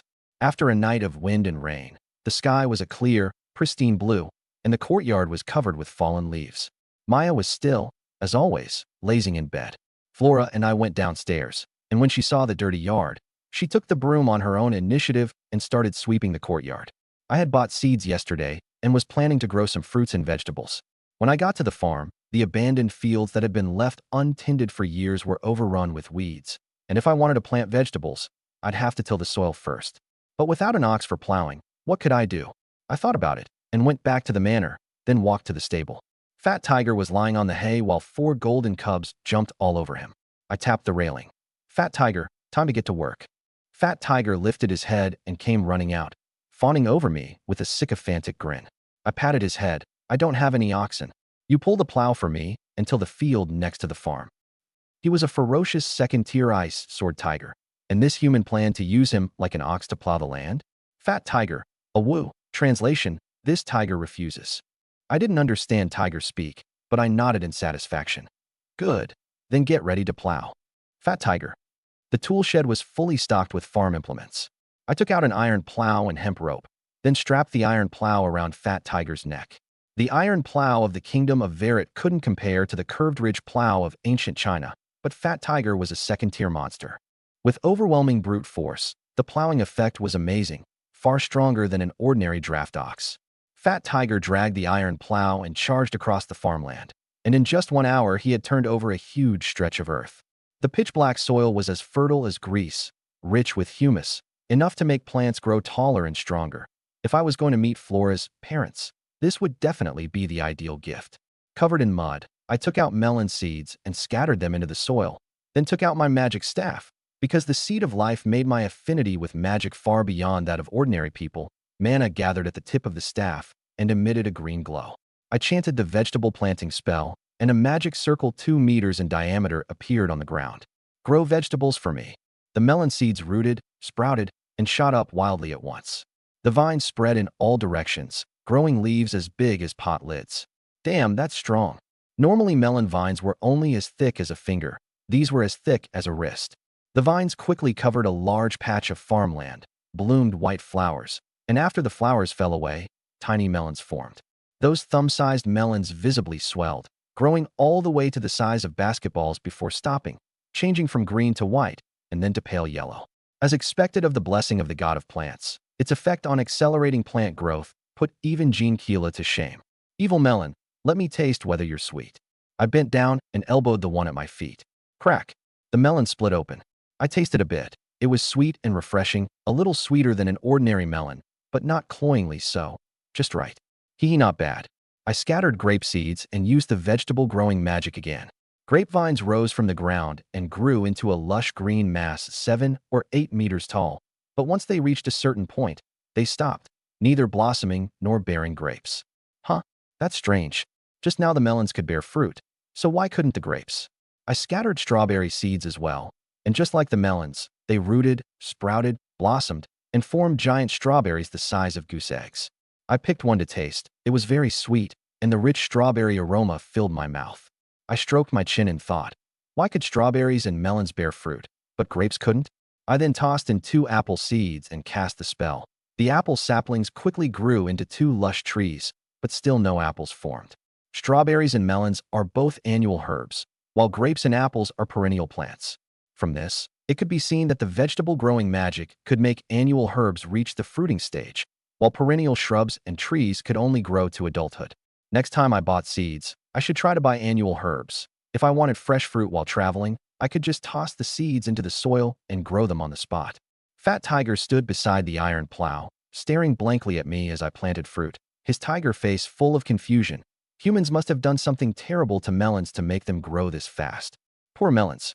Covered in mud, I walked over to Fat Tiger, swung myself onto his back, and said, "Come on, Tiger, let's go wash up in the lake." A woo after plowing the fields, Fat Tiger was also covered in mud. He let out a roar and carried me running toward the lakeside. It was my first time riding a tiger, and the speed was much faster than riding a horse. Next time I should ride a tiger to San City. Not only would it save time, but more importantly, it would be showy as hell. Splash, Fat Tiger took me and jumped into the lake. After a thorough wash, the man and tiger returned to the estate clean and refreshed. I found a basket and went to the farmland to pick some melons and strawberries, placing them on the stone table. Mia, who had just woken up from a lazy nap, came out of the house, faced the morning sun, stuck her butt out, and stretched in a huge yawn. Seeing a basket of goose egg-sized strawberries on the stone table and 2 giant melons beside them, she rubbed her eyes and fell into brief self-doubt. Did I really wake up? Or am I still dreaming? Flora, munching on a strawberry, called out, "Mia, Sister Mia, try the fruit Lord Raylo grew." Mia picked up a strawberry with a puzzled look and examined it. Ordinary strawberries were only the size of a pigeon egg, but this one was as big as a goose egg. Is this really a strawberry? Of course it is. Flora flicked her long ears. Just like Lord Raylo's? Although it's bigger at night than during the day, it's still fundamentally the same thing. I stared in shock at that analogy. When had this pure little flower fairy become so dirty? I couldn't help but complain. Flora, that's a great analogy. Don't use analogies like that next time. I'm just telling the truth. Flora shyly leaned against me. I draped one arm over her shoulder and pinched her long ear as I said to Mia, "Kitty, come try this strawberry and see how it tastes." Mia took a bite. It was sweet and juicy. Her eyes lit up, and she quickly finished it, even licking her fingers. "Lord Raylo, these strawberries are so delicious. Can I have another one?" "Help yourself. There are plenty more in the field." Mia grabbed 2 and crunched away at them left and right, looking utterly blissful. She had never eaten strawberries this delicious before. I put 2 strawberries into a cup and mashed them with a metal fork, repeating the process more than a dozen times until I got a cup of strawberry juice. "Fat Tiger, come here for a second." Fat Tiger sauntered over lazily, not knowing what I wanted. I patted its tiger head. "Aren't you an ice frost saber-toothed tiger? Come on, make me a glass of iced strawberry juice." Fat Tiger turned its tiger face away and shot me a sidelong glance, looking a little disdainful. Its ice element magic was meant for fighting, and this human actually wanted to use it to make ice strawberry juice. But considering that I'd taken it and it's made in and had been feeding them, it decided not to argue with me. It sent out its sharp tiger claw and touched the cup wall. Ice element magic frosted the cup, and the strawberry juice slowly began to freeze. I hurriedly stopped it. Okay, that's enough. You're done. Roar Fat Tiger flopped back down to bask in the sun. I picked up the cup, my homemade ice strawberry juice, complete. Lord Raylo, I'm going to pick some strawberries. Mia had already polished off the basket of strawberries, so she picked up the basket and went off to gather more. Go ahead, go ahead. I waved lazily. The sun warmed my skin. I held the soft, fragrant little rose fairy in my arms and drank the cold, refreshing fresh strawberry juice. This kind of leisurely life was simply unbeatable. Lord Raylo, I'll sing for you. Flora leaned against my chest and hummed an unknown melody. Her voice was sweet and soft, like a lullaby. I grew more and more sleepy, and before I knew it, I had fallen asleep. An endless dreamscape, blank and white. A seed radiating emerald green light floated there. The moment I opened my eyes, I saw that seed sprout, unfolding two tiny young leaves, with several fine roots growing beneath it. I pinched my arm. It didn't hurt. Clearly, this was a dream. I'd been wondering before. When the goddess of life granted me the seed of life, it clearly entered my body but then vanished without a trace, so it had rooted itself in my dreamscape. The goddess of life herself is a divine tree, and a sapling grown from a divine tree's seed should also be a divine tree, right? I looked at the sapling in front of me and guessed silently. Hey, is it really okay for you to take root and sprout in my dreamscape? I've got 10 gigabytes of stuff stored in here, and I often have lewd dreams. Though I didn't mind it residing here, I had watched countless videos myself, and it might affect its mental and physical health. The divine tree sapling remained motionless, offering me no response. Trees probably don't have self-awareness, or perhaps it was still too small and hadn't developed awareness yet. I drifted over and reached out to touch the sapling. The instant my fingertip touched the young leaf, green light blossomed across its surface, and a strange sensation surged through me, as if I had formed some kind of contract with it. The next moment, a green mark shaped like a budding branch appeared on my arm, identical to the one on the badge of the Holy Church priests. What is this? I was stunned, and my consciousness gradually withdrew from the dreamscape. I don't know how long had passed before I woke from my sleep. The first thing I did was roll up my right sleeve. As I had expected, the contract formed in the dream had appeared in reality. There was indeed a green sprout-shaped mark on my right arm, glimmering faintly in the sunlight. Through this mark, I could clearly sense the young sapling of the divine tree in the dream, but what use was that? Lord Raylo, you're awake. Flora had already left my embrace and was sitting in front of the stone table eating strawberries. I'm awake. I lowered my sleeve. I'd slowly explore the mark's effects later. Where's Mia? Sister Mia went fishing. As expected, that cat girl still loved fishing just as much as ever. Let's take a walk around White Dove Town and buy some food. Okay. The two of us left the manor. As soon as I reached the entrance to White Dove Town, I sensed something was off. Many people on the streets had smeared mud on their faces, looking like wild men from a primitive tribe. Flora frowned. Lord Raylo, why do the people in town look so strange? No idea. I stopped a young man with mud smeared on his face. Hey, kid, what are you smearing mud on your face for? You haven't heard? Heard what? A plague broke out a few days ago in Willow Town, north of Sand City. What does a plague have to do with smearing mud on your face? Some people say putting mud on your face can prevent the plague. Huh? What kind of folk remedy is that? I had never heard of it before. I don't know either. I saw everyone else doing it, so I did too. People have a herd mentality. When they see everyone else doing something, they follow along, whether it's right or not. Lord Raylo, there's some mud over there. Should we put some on too? No need. I had a purification skill anyway. I could just purify the plague away. On the way to the church, I found there were really quite a lot of people with mud on their faces, 7 or 8 out of 10, like potatoes freshly dug out of the earth. Human, you're finally back. I'm starving. Someone grabbed me from behind. A petite girl with white twin tails, blood-red pupils, and a blood-red gothic dress. It was Callista, who had been missing for days. Where did you go these past few days? Went looking for some fun. What kind of fun? That girl had lived so long and was bored out of her mind all day, always looking for entertainment. Callista leaned in and whispered, See those people around us smearing mud on their faces? I do. What about it? She bared her sharp fangs, her eyes sly. I spread the rumor that a plague broke out in Willow Town and killed many people, and that smearing mud on your face could prevent it. Damn, it finally clicked for me. So that was why a plague had sprung up in Willow Town out of nowhere. It turned out she'd made the rumor up, thinking of how she had last time tossed someone's wife onto another man's bed and then went to report it so they'd catch the cheating pair. This one really did love causing chaos. Ha ha ha ha. Humans are so funny. They actually believed it and went around smearing mud on their faces. Callista laughed heartlessly, treating humans like toys. I rubbed her little head. The Tao of idle forgetfulness needs someone like you. How about it? Want to come play with me next time? I've got another pretty good idea. She was like a master brainstormer, trying to rope me in. Heh, I'm not as bored as you are. I was the laid-back type, not nearly as interested in finding entertainment as she was. After buying 2 chickens and more than a dozen eggs in White Dove Town, I took Flora and Callista back to the manor. Mia, did you catch any fish? Pushing open the iron gate, I saw Mia had returned from fishing and was eating strawberries. Whether I caught any fish isn't important.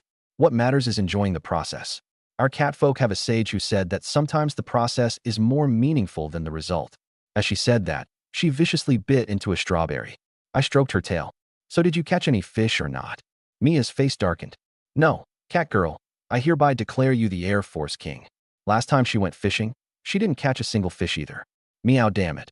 I suspect there aren't any fish in that lake at all. Mia angrily waved her cat paw, as if she wanted to wipe out every fish in the lake. Today we're having mushroom stewed chicken. Go pluck the chicken feathers. I handed her the 2 chickens. Mushroom stewed chicken. Yeah. As soon as she heard there was something delicious to eat, Mia's eyes lit up. The disappointment of not catching any fish vanished, and she happily went off to pluck the chicken feathers. Just now in White Dove Town, it wasn't convenient in public, so Callista didn't drink blood. As soon as we got back to the manor, she eagerly pounced into my arms and bit my neck. After one gulp, her eyes turned blood red as she shook her twin tails. Ah, so good. Human, your blood is as delicious as always. Callista's affection for the host plus 5 progress 5 out of 100. Flora's affection always rose by 20 points at a time, while Callista's was obviously much slower, which made sense. After all, she was a vampire noble, and her pride was greater than Mia's and Flora's. I carried her by the hips into the hall and sat down, letting her sit in my lap while I stroked her silver-white hair. Holding this petite, lowly-like body, even knowing she was already over 500 years old, I couldn't help feeling a slight sense of guilt. Callista, drunk on blood, was completely immersed in my blood. Human, there's something hard poking me. It's a magical item I carry with me. No need to mind it. Take it out. It's poking me uncomfortably and affecting the blood-drinking experience. Take a hammer. Just drink your blood. I pressed the back of her head hard down onto my neck. Detestable human. She cursed once, then endured it and kept drinking. Callista, where are your wings? Let me touch them.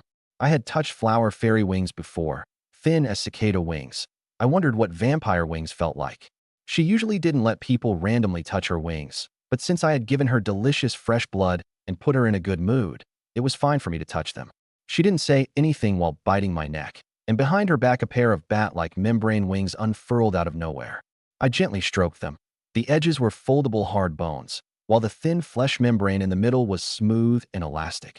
A bit like touching an umbrella canopy, warm to the touch, and felt pretty good. After Callista had eaten her fill, she lazily leaned in my arms, licking at the blood hole with lingering satisfaction. She still wanted more, but she really couldn't eat any longer.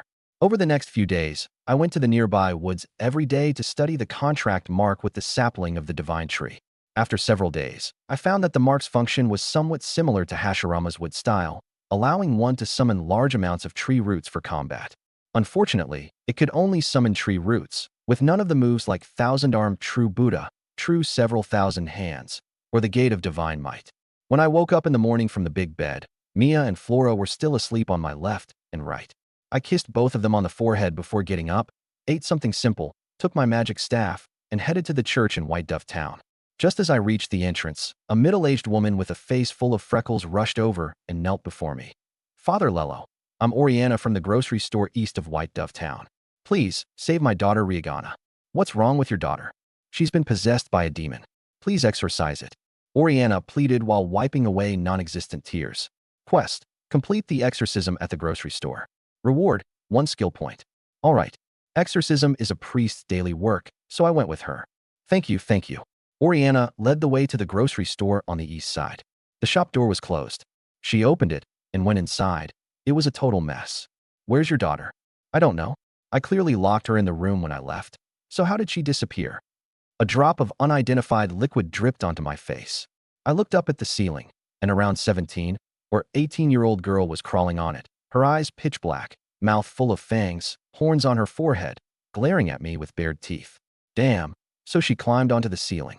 Such defiance of gravity could only be done by the demon race. Despicable human priest, this girl's body belongs to me. If you dare come over, I'll kill her.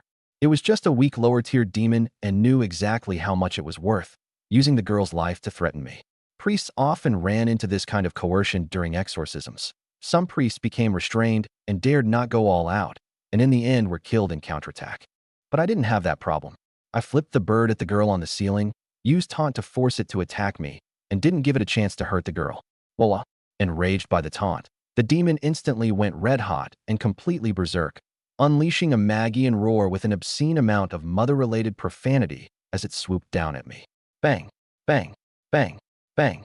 Before it could reach me, for thick tree roots burst out from underground, smashed through the floor, and wrapped around its limbs, leaving it unable to move. After forming a contract with the sapling of the divine tree, I was basically boosted to epic levels. Not only was my plant-type talent maxed out, but I could also summon tree roots to fight. No can do, little cutie. I walked up to the girl and splashed a bottle of holy water on her. White smoke rose all over her body, and the demon struggled in pain, unwilling to leave. Holy water had some exorcising effect, but not much. I raised my hand and gathered a mass of emerald magic. After forming a contract, my magic carried a holy attribute, greatly enhancing its exorcising effect, and slapped it against the girl's chest. Under the combined effect of holy magic and holy water, the dark red-skinned demon was blasted out of the girl's body, and in an instant a tree root shot out and pierced through it, killing the demon on the spot. I walked over and kicked the corpse a few times to make sure it was dead for good. Strange, the demon was already taken care of, so why hadn't the system announced the mission completion? A sharp knife stabbed through my chest from behind, piercing me clean through. Ha ha ha, you naive, inexperienced priest. You even believe what women say. You fell for it. Behind me, the pockmarked Oriana let go of the knife handle and stepped back a few paces, her face twisted in a grin. You. I immediately realized there were two demons in the grocery store. Both Oriana and her daughter had been possessed. I had only killed the one in the daughter's body just now. No wonder the system hadn't notified me. No, your logic is flawed.